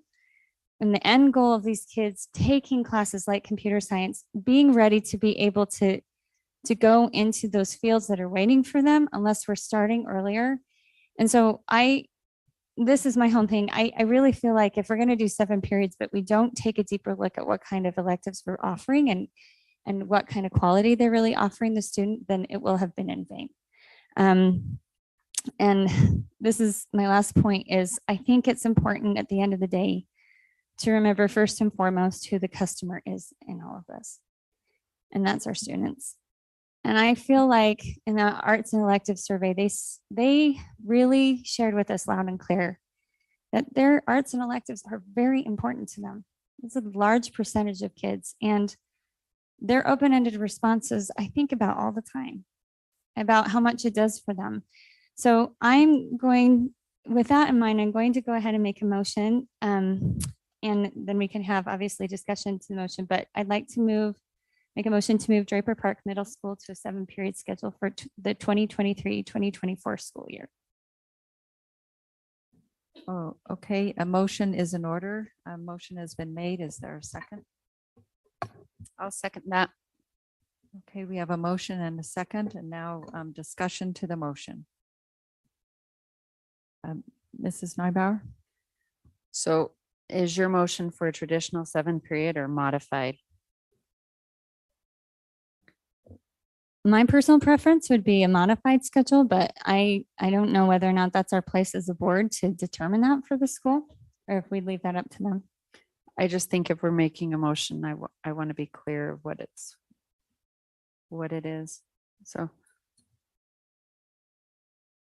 Okay, well, I mean, we haven't really had much discussion about the preference from the board about whether or not I can get a pulse from you. Like I said, that would be my preference. I think it makes more sense in part because I will say this, with a modified schedule, it gives each of these teachers an opportunity at least once a week to be able to have a deeper dive, like to do a lab or do something more extensive that allows them more time and flexibility within that class time. And so they're not losing that completely. They get that at least once a week. So if I can just clarify, would you restate your motion?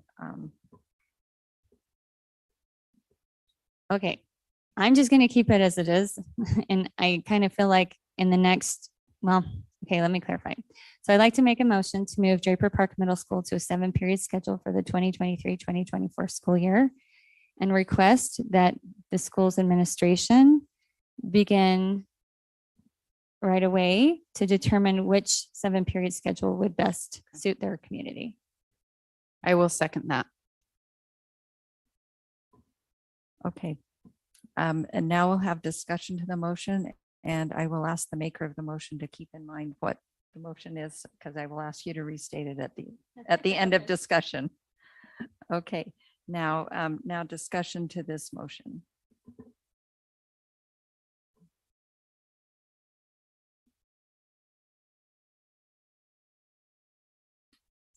Is there discussion? Okay, I do have a little bit of discussion. I'm willing to support this motion. And in doing so, I just wanted to make clear that I see this, that the proposal was generated at the local level. And I want to just reiterate my support for the fact that each school community is unique and it has the things that works for them. And I feel like I don't want that to get lost in all of this work and this effort. The board has taken this one up, which is our prerogative. It is our right and to do so. But I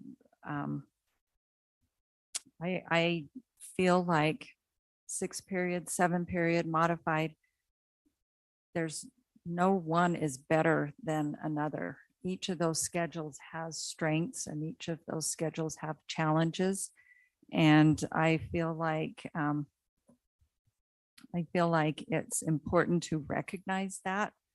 And, you know, while just looking through this comparison of elective offerings and elective and openings or opportunities, right, to try and distinguish that, I mean, it varies even amongst, you know, 6-period schools and 7-period schools. And I feel like to just flat out say one is better than the other discounts the work and the investment and the things that are happening at the local school level.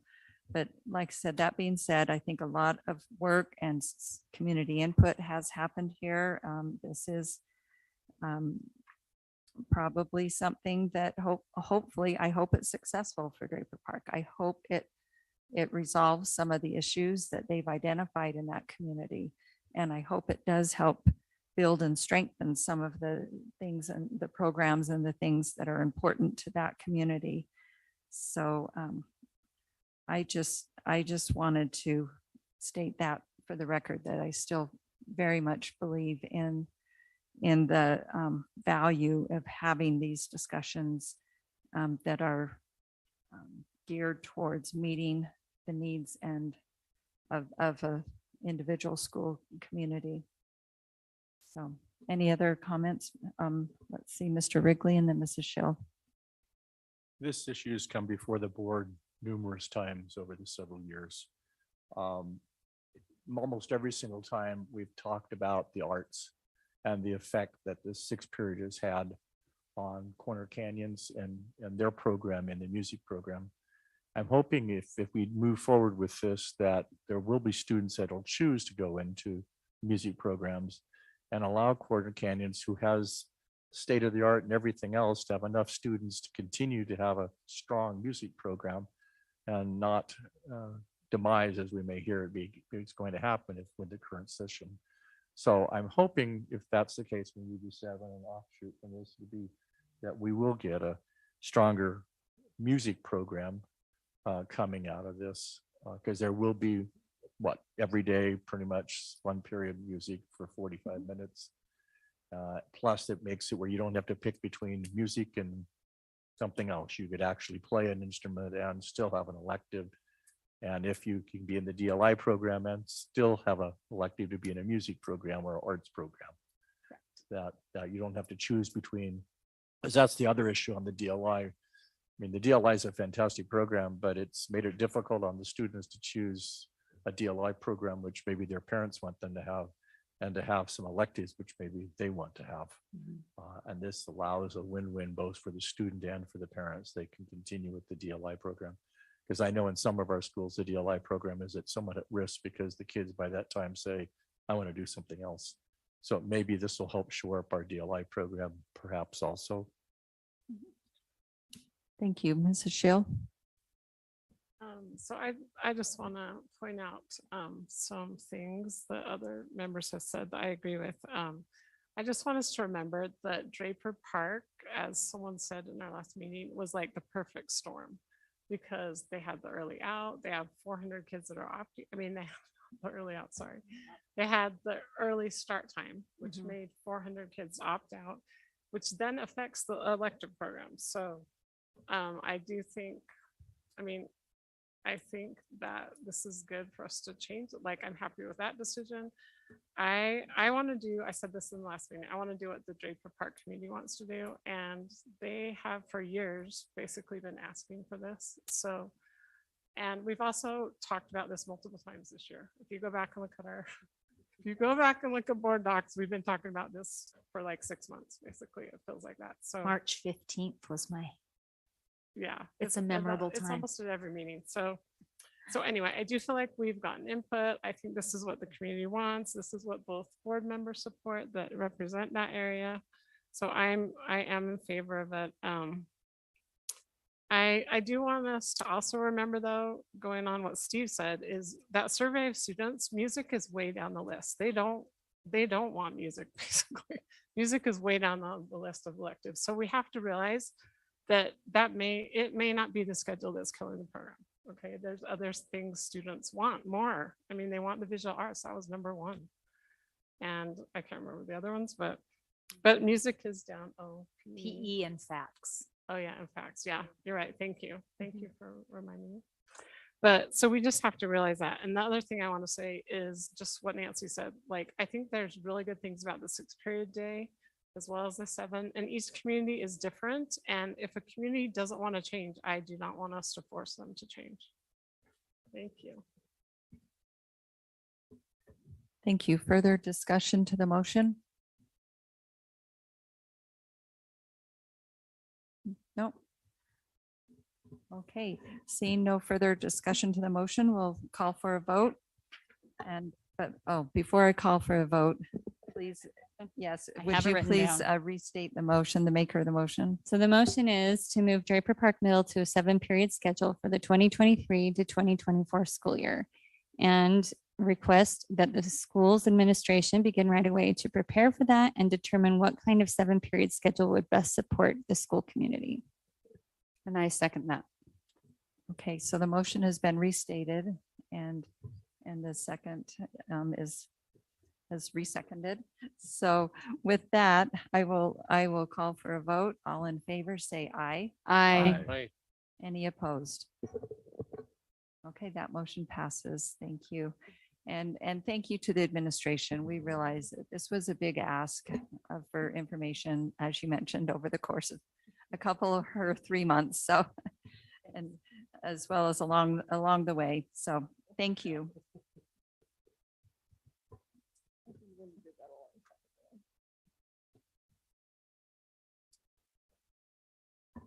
Okay, we now move to item 10 on the agenda and board members. So yeah, I'll give the instructions here. Okay, board members, under Utah state law, it's our responsibility to adopt a budget that will govern the district's revenues and expenses for the fiscal year beginning July 1st, 2022 and ending July 30th, 2023. We will also be asked to adopt a final budget for the current fiscal year that will be ending on June 30th, 2022. This portion of the meeting will proceed as follows. In a moment, I will ask for a motion and a second to open a public hearing. We will then have a presentation by Leon on the budget. Following his presentation, we will take public comments. Following the comments, I will ask for a motion and a second to close the public hearing. The board can then discuss the budget and ask further questions. We will then conduct a vote to adopt the final 2021-22 budget and the budget for 2022-23. We will take a separate vote for each budget. So now I will ask for a motion to open the public budget hearing. I will make a motion to open the public hearing for the budget. Okay, thank you. Is there a second to the motion? I'll second it. Thank you. We have a motion and a second. Any discussion to the motion? Seeing none, I'll call for a vote. All in favor, say aye. Aye. Any opposed? Okay, that motion passes. The hearing the budget hearing is open, and now I'll turn time over to Mr. Leon Wilcox for the presentation.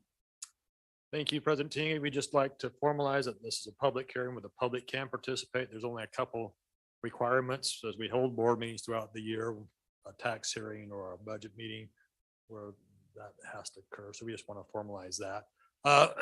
You guys have been here a long day. It's been a long day here. Okay, so we want to go through this really, really fast. We've gone through most of this over the last couple meetings.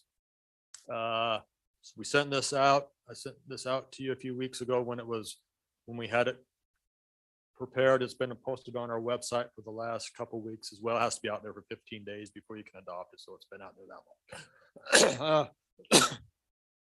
We've gone through what the process will be. We don't want to spend a whole lot of time updating you on this year's budget. We do need to clarify a couple of things as we close out this year. You can see there what our original revenues were you approved a year ago and what we're asking you to approve tonight, as well as our expenses. Both of those have gone up quite a bit, 6% or about 20 million each, and pretty much an even amount. Keep in mind the revenues increased from the ESSERs, but we didn't know about a year ago at this time. The ESSERs 3 was just still coming through to us from the state. We also got a ECF grant for Chromebooks for $4 million. We had state carryovers, and our collections from the basic rate on our property tax is a little bit higher than that. And for the expenses gone up again for the Chromebooks, for the curriculum, the 95%, the wonders. We've also had inflationary costs on fuel and more costs on fuel. That's been a big hit. And then the bonus to employees in March. Again, on our capital fund, revenue is about the same, but a little bit higher on the bonds that we issued and the premium.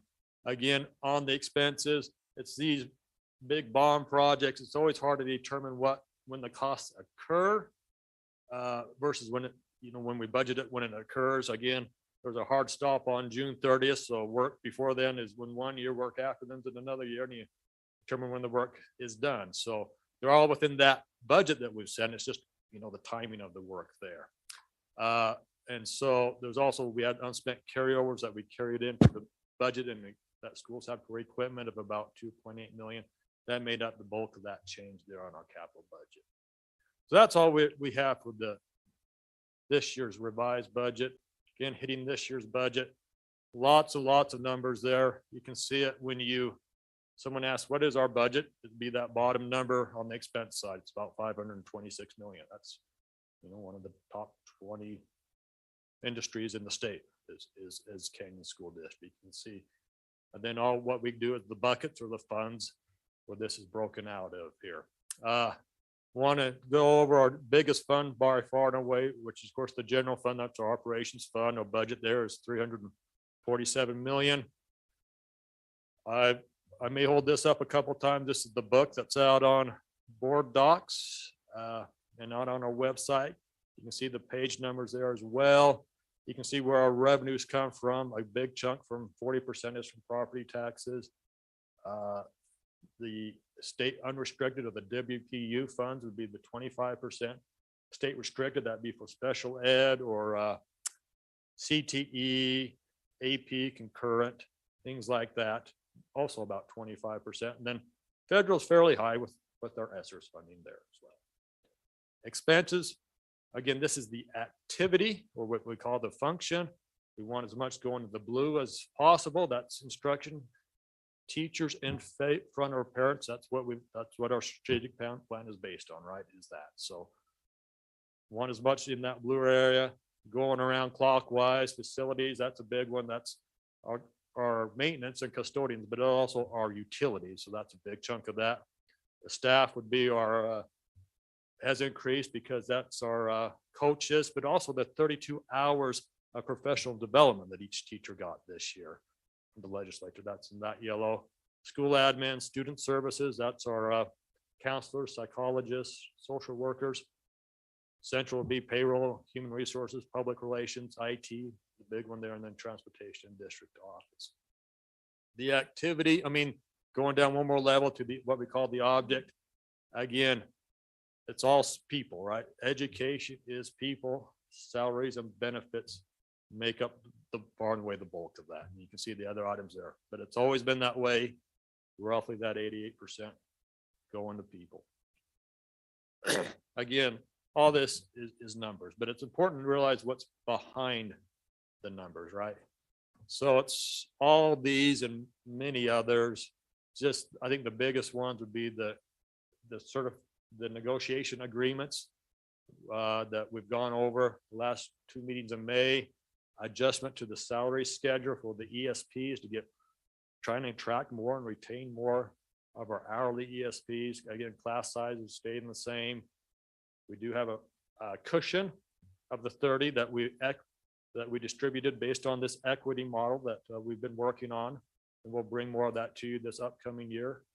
Then ESSERS for online and support services. Again, a big one is that 32 hours of paid professional leave development, not leave, but development for all our teachers. Of course, full day kindergarten at 7 of the elementary schools that we've talked about. Many other things there, the coaching, increases in the coaching and the activity stipends, also a big one there. here's where we go over this every year. We always overestimate our expenses. Our revenues, underestimate our revenues, long day. Underestimate our revenues and overestimate our expenses. We always show that we're gonna deficit spend. We do feel like we're balanced here. There's a couple transfers that we may have to look at. One we may, because of construction costs, we've talked about to complete all our projects, having to transfer up to about 8 million, 4 million next year and 4 million in 24 to our capital fund to finish all those out. And then also, but one of the things that we can do and that we are budgeting to do is any leftover revenues in our debt fund, we can move that in for technology purposes as well. So all that you can see our ending fund balance, we're budgeting to be around 65 million. We do expect it to be much higher than that. Again, as we do this conservative budgeting process, as we said in that first bullet, we're typically 1 to 3% under budget on our expenses. That's, a budget that large, a couple percentage points is a fairly substantial amount. Here's how we break that out. Again, our fund balance is so important, how it's categorized, what we can do with it. Inventories is the smallest amount. That's just items in the warehouse, but our committed would be what we set aside for our retirees under the old Jordan Gatsby or OPEB plan. We can set aside 5% of our expenses for an economic stabilization. So that mounts up to about 35 million. Then we have assigned carryovers for buildings, supplies and other things like that. So again, a pretty good fund balance. Again, we've been in that mid-70s range and we hope to be there as well as we go on. Hitting our capital fund. This is actually, it's about 57 million. That's about the last several years, it's been well over 100 million. As we've done Hillcrest, Brighton, Alta, all the elementary. So it's about getting less than half of what it was. Most of that 57 million is going to, or about 40% will be going to finish up Union Middle, the school rebuild there. You can see it was still about 10 million to finish up Glacier, Peruvian, Hillcrest, just to give you a quick update on those.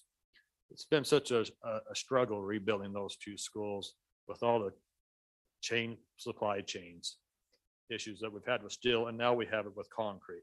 There's one plant in Delta, Utah that supplies about 70% of the concrete to the construction projects along the Wasatch Front. That has been closed down for about a month now, and it will be closed down for another week or two because they just cannot get the powder that makes the concrete. So instead of getting one truck a week, which, we need about one truck a day at Peruvian and Glacier to finish it up, we get about one truck a week of concrete. And that's really been impactful. Much rather have it be concrete powder than baby powder, but still. But it's been a problem there. So, supposedly June 15th, that will lighten up. Plant will reopen. We are still planning on having Glacier again, ribbon cutting the 11th, first day of school on the 15th. We're still planning on being in there. Peruvian Park, as we said, would be sometime later in September. They need a lot more concrete than Glacier Hills does, so that could get into the first part of October, we're afraid of, with the problems we're having there. Here are some other smaller items that we're doing. Most of these are underway. The Alta baseball field is underway. The Diamond Ridge remodel is underway. You approved the offices on the consent agenda for Corner Canyon, as well as the track is underway.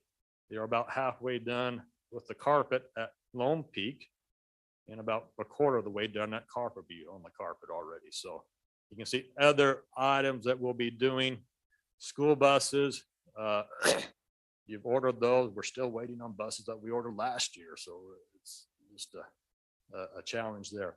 It's important to note that this is really in our capital. This is the one that's really keeping me awake, is that this is our pinch point as we complete all these projects. we knew we'd draw down our fund balance, and it's gonna get down around 4.5 million, which is really small. And then it starts building back up if you look at our forecast, but you know, we've promised these projects, we've got to go through it and get them done. It costed more than we expected because of inflation, but it's not something that we'll have to closely monitor as we move forward this year. Debt service, again, it's about 45 million, paying off these bonds. There's a quick summary of our debt. We're, you know, I have to say about a year ago, a couple years back, it was about 480 million. You know, a year from now, we'll have it down to about 393. We did save quite a bit of money, so thank you for the board for doing these refundings that we did earlier this year. But you can see that's still for a district this size, and we're a big district, but that's still a big debt number out there. But we do have a pretty rapid pay down of it. You can see it there. The big news is the Jordan debt falling off. The religious institution I belong to prohibits any type of embedding on alcohol, but I may, on June 15th, I may ask for a one-day waiver. That's when it will be retired. This has been 13 years in the waiting for me. So we'll just leave it at that. But you can see it's a pretty rapid, so it will no longer be it will no longer be on the tax statements, but you can see our payment has actually increased with these refundings. You know, it's kind of like, as we talked about, going from a 20-year mortgage down to a 15, you pay it off after, but usually your monthly payment goes up, right? And that's what we've done here. Our payment was around 43 million. We've increased that up to 45 starting next year. So you can see that, but then it starts dropping off there in 30, and we'll probably do some more refundings in the meantime, but you can see it's a pretty rapid pay down of our debt there. Some other funds, again, a big one is the free lunch waiver, not extending next year. We've talked about that. Those are the prices for lunch and breakfast that you approved as a board a couple years ago. You know, before the waivers kicked in, we'll have to reinstitute those. Compared to what lunch is at a fast food restaurant right now, those are pretty good deals. And again, we've talked about that, this because of the labor shortage with clerks in our cafeterias. We're going to request that all payments be made online through Skyward. That's something that we've done. We think that will be pretty seamless moving forward. Inflation cost on food, though, that's everybody feels that, right? And that's one thing we're feeling too. Other issues, the fee schedule, we do a lot of that in February and March to have that done by April 1st. We've also passing through taxes to CDAs, charter schools. You can see what we've done in the past years and what we're scheduled to do this upcoming year. And a big one is 35 million for insurance claims. That's up quite a bit. Again, that's another big inflationary cost is on everybody knows that for the medical field. That's been a big one. Want to talk about home values and property taxes just to finish up. So you can see, you know, everybody's has neighbors who put their home up for sale and it's gone for 50,000 over asking price this last year, right? And so that really is you can see our average home value a year ago. Again, it's based on January 1. So our average home on January 1, 2021 and throughout the district was 497,000. This year, January 1, 2022, it's gone up 152,000, 30% to 649,000. That's the average. And you can see each city there, each of our municipalities. I mean, all four of them, including and White City and the county, pretty much all in that 30 range right there. Okay, so that's a big jump in home values. See the number of homes, 58,000 that are on the district rolls right now. So that's a big number. I want to say that as we go to these next couple slides talking about property taxes. We always say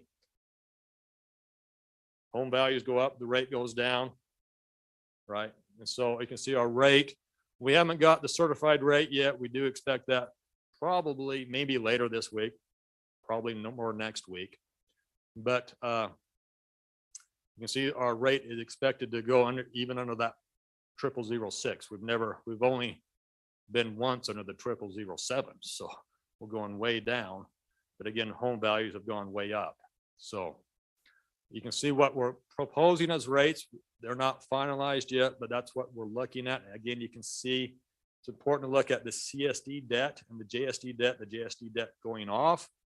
CSD debt, more of that's being rolled on, trying to maintain a net a neutral impact as we roll that debt on. Okay, that was always part of the deal there. Again, we talked about values going up, rate going down. I want to just spend a minute here. This is the last slide before the motion on your property tax statements. This is what I think I'm getting kind of concerned about, as these will go out on before July 22nd or around that date. And that is, again, the value, again, I'm just using the average home going up that 152,000.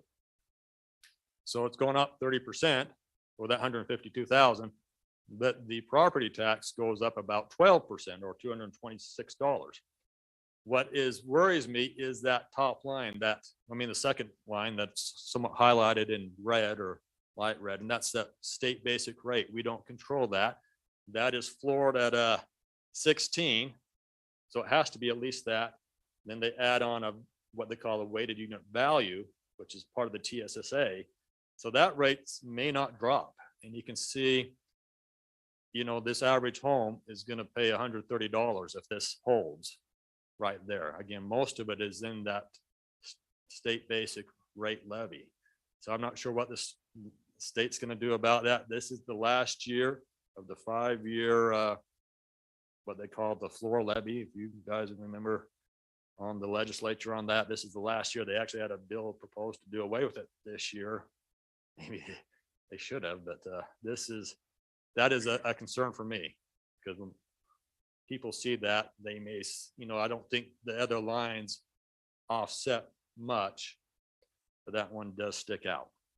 So I just want us to be aware that we'll have, if they come out with any information, we'll let you certainly pass that on to you, but that is a concern. But again, everybody's home has gone up a tremendous amount as well. So here are the motions or possible actions. Again, approving the final budget for revenues and expenses for each fund as presented for this current year for 22, and then motion 2, adopt the 2022-23 budget for revenues and expenditures for each fund as presented, along with the tax rates as follows. Set the tax rate at the certified rate as calculated by the State Tax Commission. Authorize any revenue budget adjustments to reflect funds received from the certified tax rate. Set the state basic rate. That's the one where I'm a little concerned about, at the rate determined by the USBE when we receive it. And then set the debt rate to generate sufficient revenue to pay the debt, but not to exceed 0.01565. We should be well below that. That's the rate we promised our citizens when we passed the 2017 bond, that we would never exceed that rate. So with that, I don't know if we have any public comments, but we'll turn up back to you, President Teague, and then we can discuss. Yes. Okay. Thank you, Mr. Wilcox. I have been told that no one has signed up to speak as part of the budget hearing. I just want to see if that is true. Just kind of looking at folks in the room here, if anyone was intending on addressing the board about the budget. Okay, so seeing that we have no public comments, we need to have a motion and a second to close the public hearing, and then the board can discuss and take action on the budgets. So I will ask for a motion to close the public hearing, the public budget hearing. I will make a motion to close the public budget hearing. Thank you. Is there a second? I'll second it. Thank you. We have a motion and a second. Any discussion to this motion? Seeing none, I'll call for the vote. All in favor, please say aye. Aye. Any opposed? Okay, the budget hearing is closed. So now, board, we have opportunity to discuss.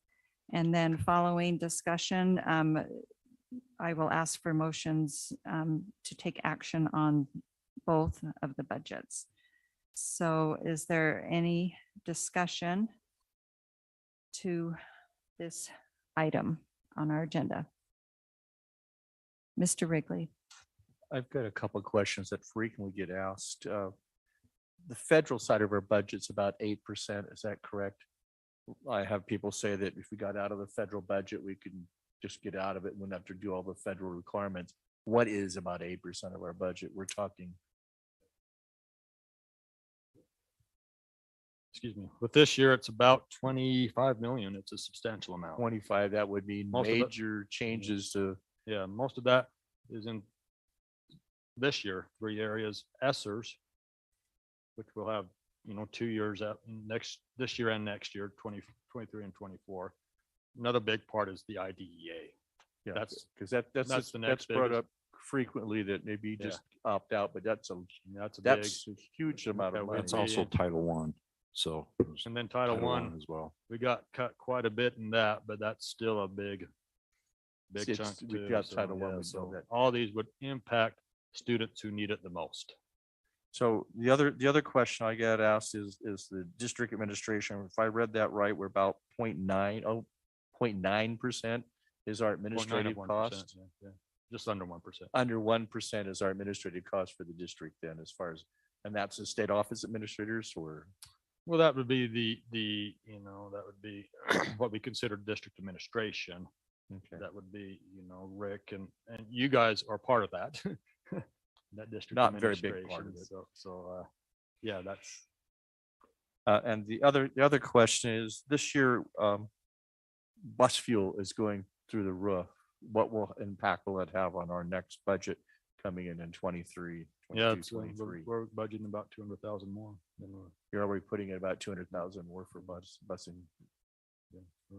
And the final question, based upon the tea leaves are going on, what's it looking like for the budget after this? Is that the year we're gonna really get hit and we're looking for some major cuts and stuff? Well, again, I think Rick has addressed this a lot. I have that 2024 is when the ESSERS goes. And that's the big one when we really need to look at contracting. We've been living off some of that as we've tried to support our students the best we can. We know they have mental health issues, academic issues, intervention issues, and trying to help support that is the big one. So I think another big thing is just inflation. Inflation for our employees. So we try to support them the best we can. And then just inflation for us, everything. So it looks The only like, thing that doesn't cost more right now is Costco chickens. We found out they're still $4.99. Everything else everything else is so lot it more. looks like next year's budget. we don't buy a whole lot of Costco chickens either. It looks like next year's budget is going to be tight and perhaps the budget Yeah, after that. and a lot of it's going to be dependent on the state legislature, how they want to. We appreciate Representative Roner coming and the support they give us. Is going to be their views on this, we Whether or got a not they make 6% up the difference when the feds. pull back up. WPU increase, but when inflation is going 8 or 10%, yeah, that's a big. Well, I thank you for all you've done on this. This is a huge budget. People don't realize that this is a large corporation. And also, thank you. I just want to give one big last thank you to Gary. He'll be leaving us, but I will miss him. He's been so helpful putting together our budget and then closing out our year. I will really miss him come August as we're closing out the year and he's up fishing in Alaska. So, Thank you so yeah, much. He's gonna text me some pictures. Yeah. But big thank you to Gary. Thank you. All right, thank you, Mrs. Shield and Mrs. Nybauer. So we had the two patrons come and talk about the Alta band room and are we budgeting at all for that? I didn't really see that, Yeah. but I know that you're working on it. So I'm just kind of wondering, is there money to help with that situation? What we've done is we met out there a couple weeks ago and walk through with the architects and some engineers on what we can look at. When we've asked the band teacher to give us till August to come up with some preliminary plans, nothing will really be in effect for next school year. We are going to make the driver's ed room bigger so they can store equipment in there. I don't know if you're familiar with where the driver's ed room is, but right next to the band room. To make that a little bit more storage, but we do think we have a plan to possibly work and review. I don't think we have anything construction wise till later next school year, and then hopefully it being operating by the summer of fall of 23. Yeah. Okay, But thank yeah, you. we do appreciate the patrons who come and addressed us out. We know that that's a issue. It's a huge band, you know, we love it. 120 plus students. And so, yeah, we want to make sure it has the support it needs. Okay, Mrs. Nybauer and then Mrs. Oaks. On slide 26, you outlined that there was an 11.8% increase. What is the total percentage of their property? What was it before that? Because this just shows the increase percentage. You know what I'm saying? Yeah, if you, oh, you probably can't go back a slide, Julie. Could you go back one slide? Just to the page before. So what it is, again, it's the $225, Mhm. okay? Which is last year, this home would have paid $1,910, okay? And now it's going to go up if this holds. Again, I want to emphasize this is not final, but if this holds, it would go up $225, which is 11%. Okay, okay. So Thank you for that clarification. And then also, would we consider when people get this adjustment, if there's somewhere online where we can kind of show what's happened with their property value? We'll probably get some questions if there's somewhere they can navigate online, because you know that one that's set that we don't adjust, right? The state one. And so maybe if when people get this, because this is going to probably be noticeable, if there's a place on the website where they can go to, why have my property taxes increased? And they can see that a lot of it has to do with their home value increasing, and then we don't touch the state. I think that might be helpful. we'll look at that. make Okay. sure we have some And then one other question I had is, you know how because of the labor shortage, we're only going to accept school lunch payments online? Can we have like a big banner come August when parents register their kids for school so they're aware of that? And then also phone calls sent out as a reminder in that first day. Because there's probably a lot of kids that just bring cash. Actually not, you know, nobody's done that last 2 years, but even before that, there wasn't a whole lot. Well, the last 2 years, it's been suspended. It's been free. Even before that, we had some, but not. Right. One more. was I'm just not thinking a lot. that maybe We'll make sure. good communication on that would be helpful. Mrs. Oaks. And follow up to the Alta High Bedroom. First of all, I really appreciate those patrons coming and sharing with us. I love the fat guy in the little coat. I do think that it definitely feels like that one. When I went over and I looked at their band room, I understand why they're concerned. They have a legitimate concern. Leon, I know that you talked about different options. I'm wondering when you come forward with that, if you can give us price comparison, like, you know, a couple different options, maybe 2 or 3, what it would look like and how much we would be looking at, just so that we can make, you know, a judgment as a board, like, you know, would it be worth it to go and deal with the water main, or is Yeah, it too we're cost looking at- prohibitive? As we looked, the water main may not be an issue right now. So, but we'll give us a couple months. And has Mr. Shabastar, is he being kept in the loop on all of those Yeah, pieces? I told him what we needed to look at is structurally and mechanically about this adjustment going out. And that's where we're at right now. And I told him it'd be August when we could bring in some preliminary plans and then get his input as we. Okay, thanks for working on that.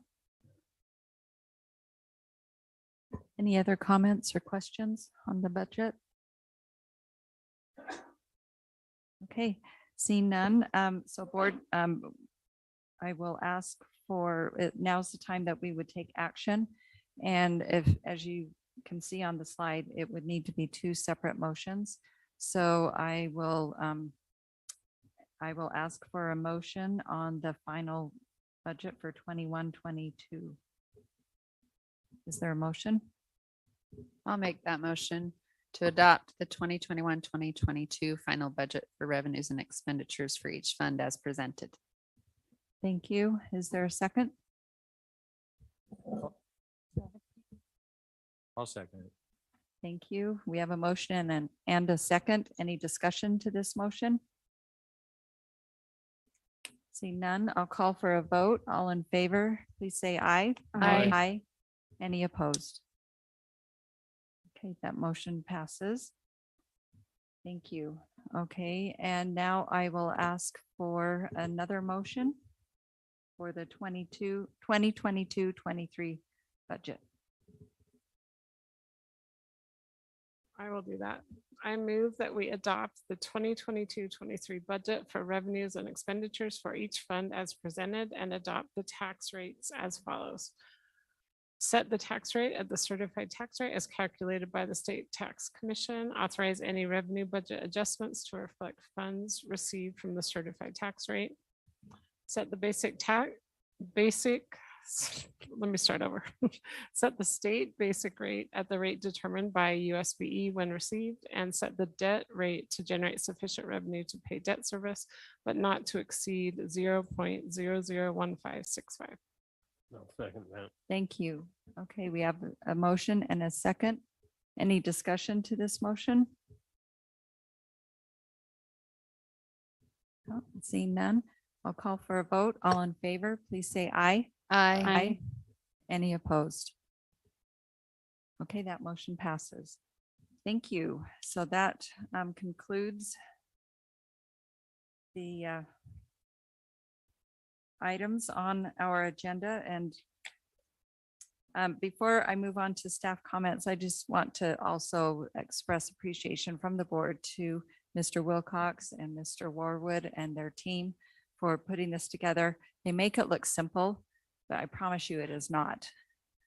It is not simple. It's very complicated, and I know they take their responsibilities very seriously. And we appreciate all this work and this attention and the focus on the priorities of the board and of the district as we move forward. And I just want to also just express appreciation to the taxpayers of this community. I really want them to know, and I believe that the board feels likewise, that each and every dollar that we collect, we consider to be funds and revenues that are dedicated for a purpose. And we are trying our very best to fulfill that purpose in the very best way that we can. And so I just wanted to make that comment. Next on the agenda, staff comments. I'll turn time over to Superintendent Robbins and then to Business Administrator Leon Wilcox. Thank you, President. Also, just want to express my appreciation to Leon and Gary and the finance team for their work. And also, I just want to thank our cabinet team for their support and work on strategic vision, and the board was great. I thought today was really an excellent day moving the strategic vision forward. So appreciate everybody's efforts. Thank you. Mr. Wilcox. I just want to go back to a comment I made there, that 13 years is a very long time paying off somebody else's debt. So, yeah. Just appreciate the board and really good meeting today. Very, been here a long time, but a very good meeting, and just appreciate everybody's good work as we finished out this school year. So that's all I have. Thank you. Okay, thank you.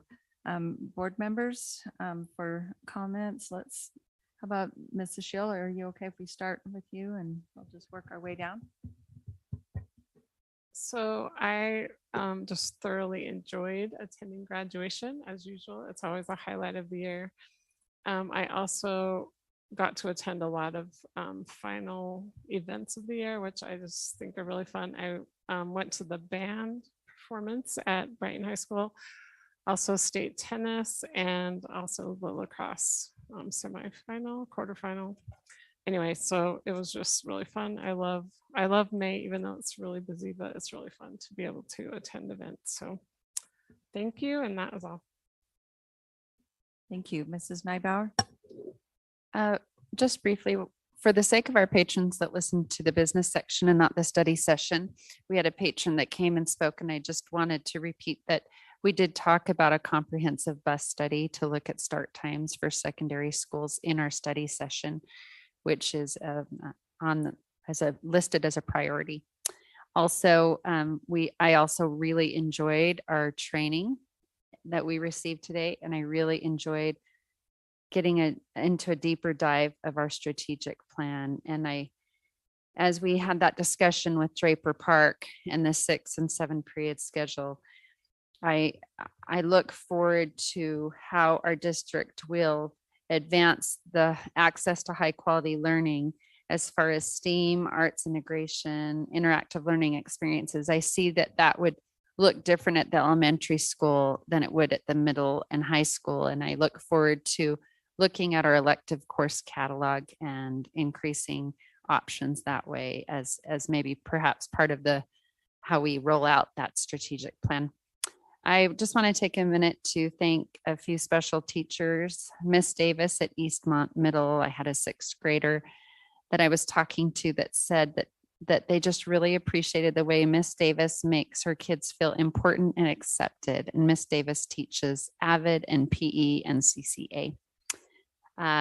My sweet little kindergartner, after the 2nd day of summer, asked if there was a way we could go back and visit Mrs. Hanson because he misses her. And I just really appreciate the love and the nurturing that she provided for her class. And it was so clear her students loved her, and want to thank her for that. In 4th grade, my 4th grader, Miss Worthington, he's already written her a letter about what's happened so far in summer. And the community that 4th grade teacher built in her classroom was par to none. It was amazing. And I really enjoyed volunteering in different respects and seeing how she had built this inclusivity and this unity amongst her kids. And they had all different interests, and that was pretty fantastic. Mrs. Lee at Draper Park Middle School, just had some great correspondence with her and appreciate her efforts and the individual attention she gives to her students. And then a quick thank you to the English teacher, Mr. Orem at Corner Canyon. It's not very often that your son that's in 10th grade comes home talking about English class, but he really engages all of his students. He is awesome. And funny thing, one day my son was talking about how cool the things he does in class. And then my senior says, "Oh yeah, I had him. He was amazing. I never heard about him until my sophomore." I also just wanted to thank the parents who've contacted me. I don't know that we often thank parents for their levels of engagement, but I've had some really great conversations with our school community council folks that give a lot of their time, PTA. I've heard a lot of really awesome perspectives regarding our screen times, regarding electives, regarding our levels of engagement, about unifying our kids, and also about start times. And just wanted to thank the parents for their level of engagement. I really believe that in Canyon School District, we have something pretty amazing, because we have not only amazing teachers and administrators, but also parents who are so engaged in the process. And that's all I have. Thank you. Thank you. Mr. Wrigley. This is an amazing time of the year for the board or a board member, for me as a board member. I've had opportunity to send several graduations and see the fruit of our labor as a board and as a district of having all of these multiple 1,000, 2,000 kids graduate this year. So that's been exciting, and to see their futures and capping on with them. And then at the same time today, we've made a major forward. Now we're doing next year. So we've been meeting since 1 o'clock, and group out here also. It's 1 o'clock today on now developing next year's goals and objectives and actually starting to implement this strategic plan that we spent a whole year on doing. It'll be exciting to see we have that direction. I felt in using the strategic plan this year, it gave us much more focus than in the past years. We just sort of picked things out of the sky. and what we wanted to do as far as needs. So I'm looking forward to following through that and reporting back to the public in the future. Thank you, Mrs. Oaks. I want to recognize the efforts of our high school principals and their staff for their amazing graduation ceremonies. That I loved participating in both Alta and Corner Canyons this year. They were fantastic. So much student talent, so much goodness, and I'm really excited to see where these kids go and for us to hear back the wonderful things that they do out in the world. I also want to recognize and thank the staff for your presentations today. Cindy, that was a lot of work that we put you through, which has kind of been the name of the game with you this year. I'm so sorry. And also, I really appreciated the ideas that each of you brought to us about like how to prioritize things with the strategic plan. It was so well thought through and well considered and discussed, and it really gave us a great starting point of discussion. And I think it's going to be a wonderful partnership moving forward. I'm just very, very excited. And I had so many thoughts. You know, I read through all of those open-ended responses from the public. And as we were discussing certain things, some of the specific comments came up to me and I saw them reflected.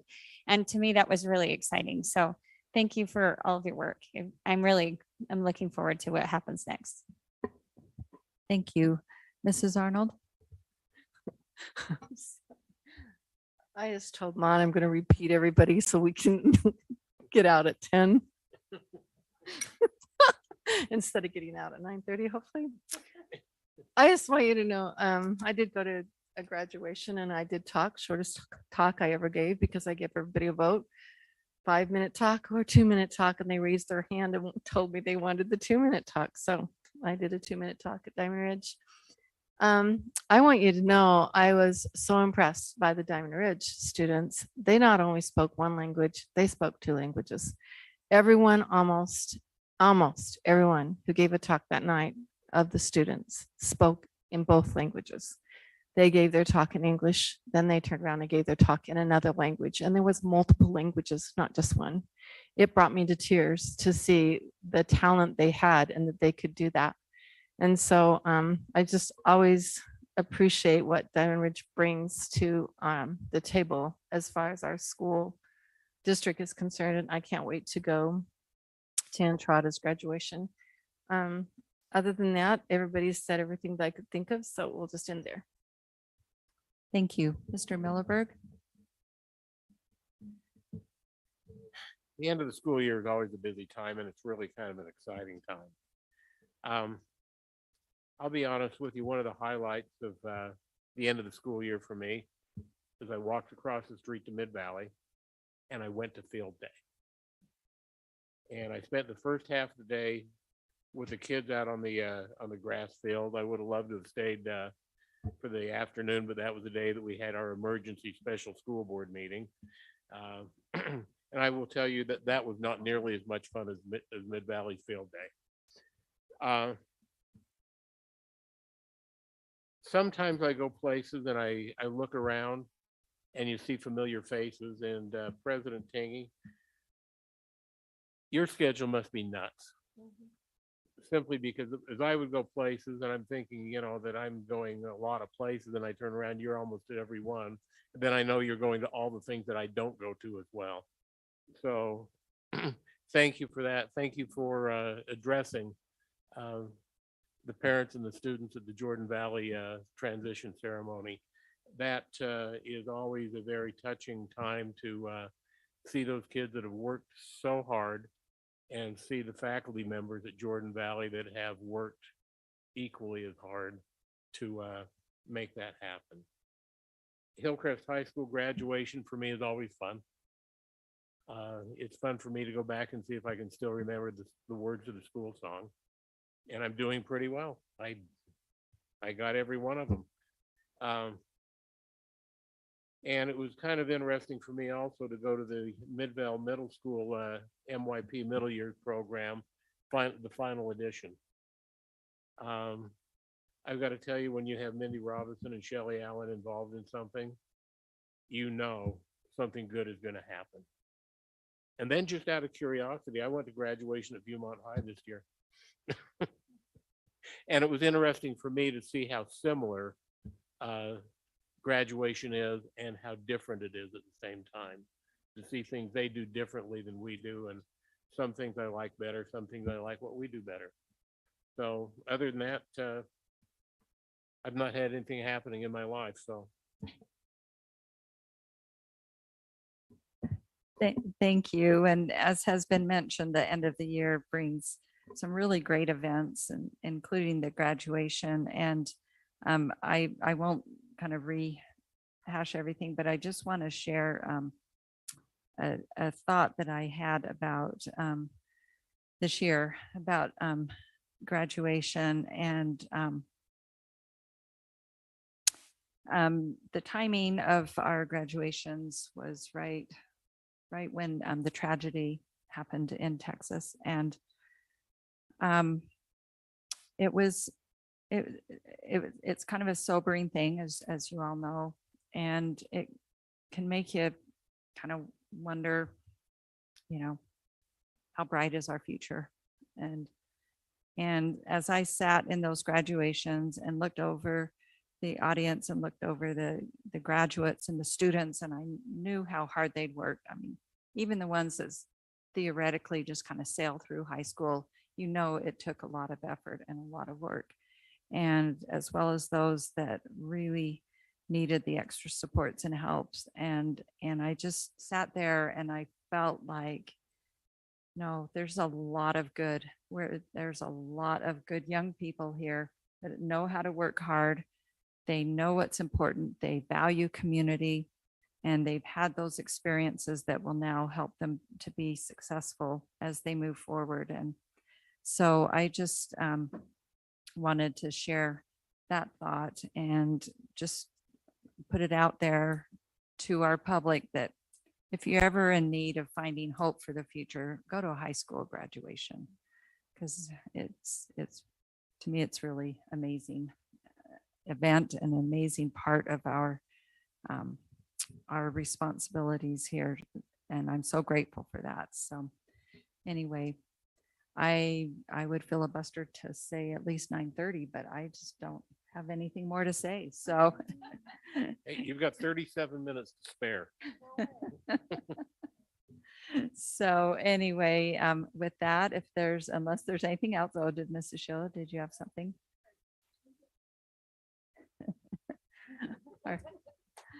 Yeah. So with that, unless there's anything else, I declare the meeting is adjourned.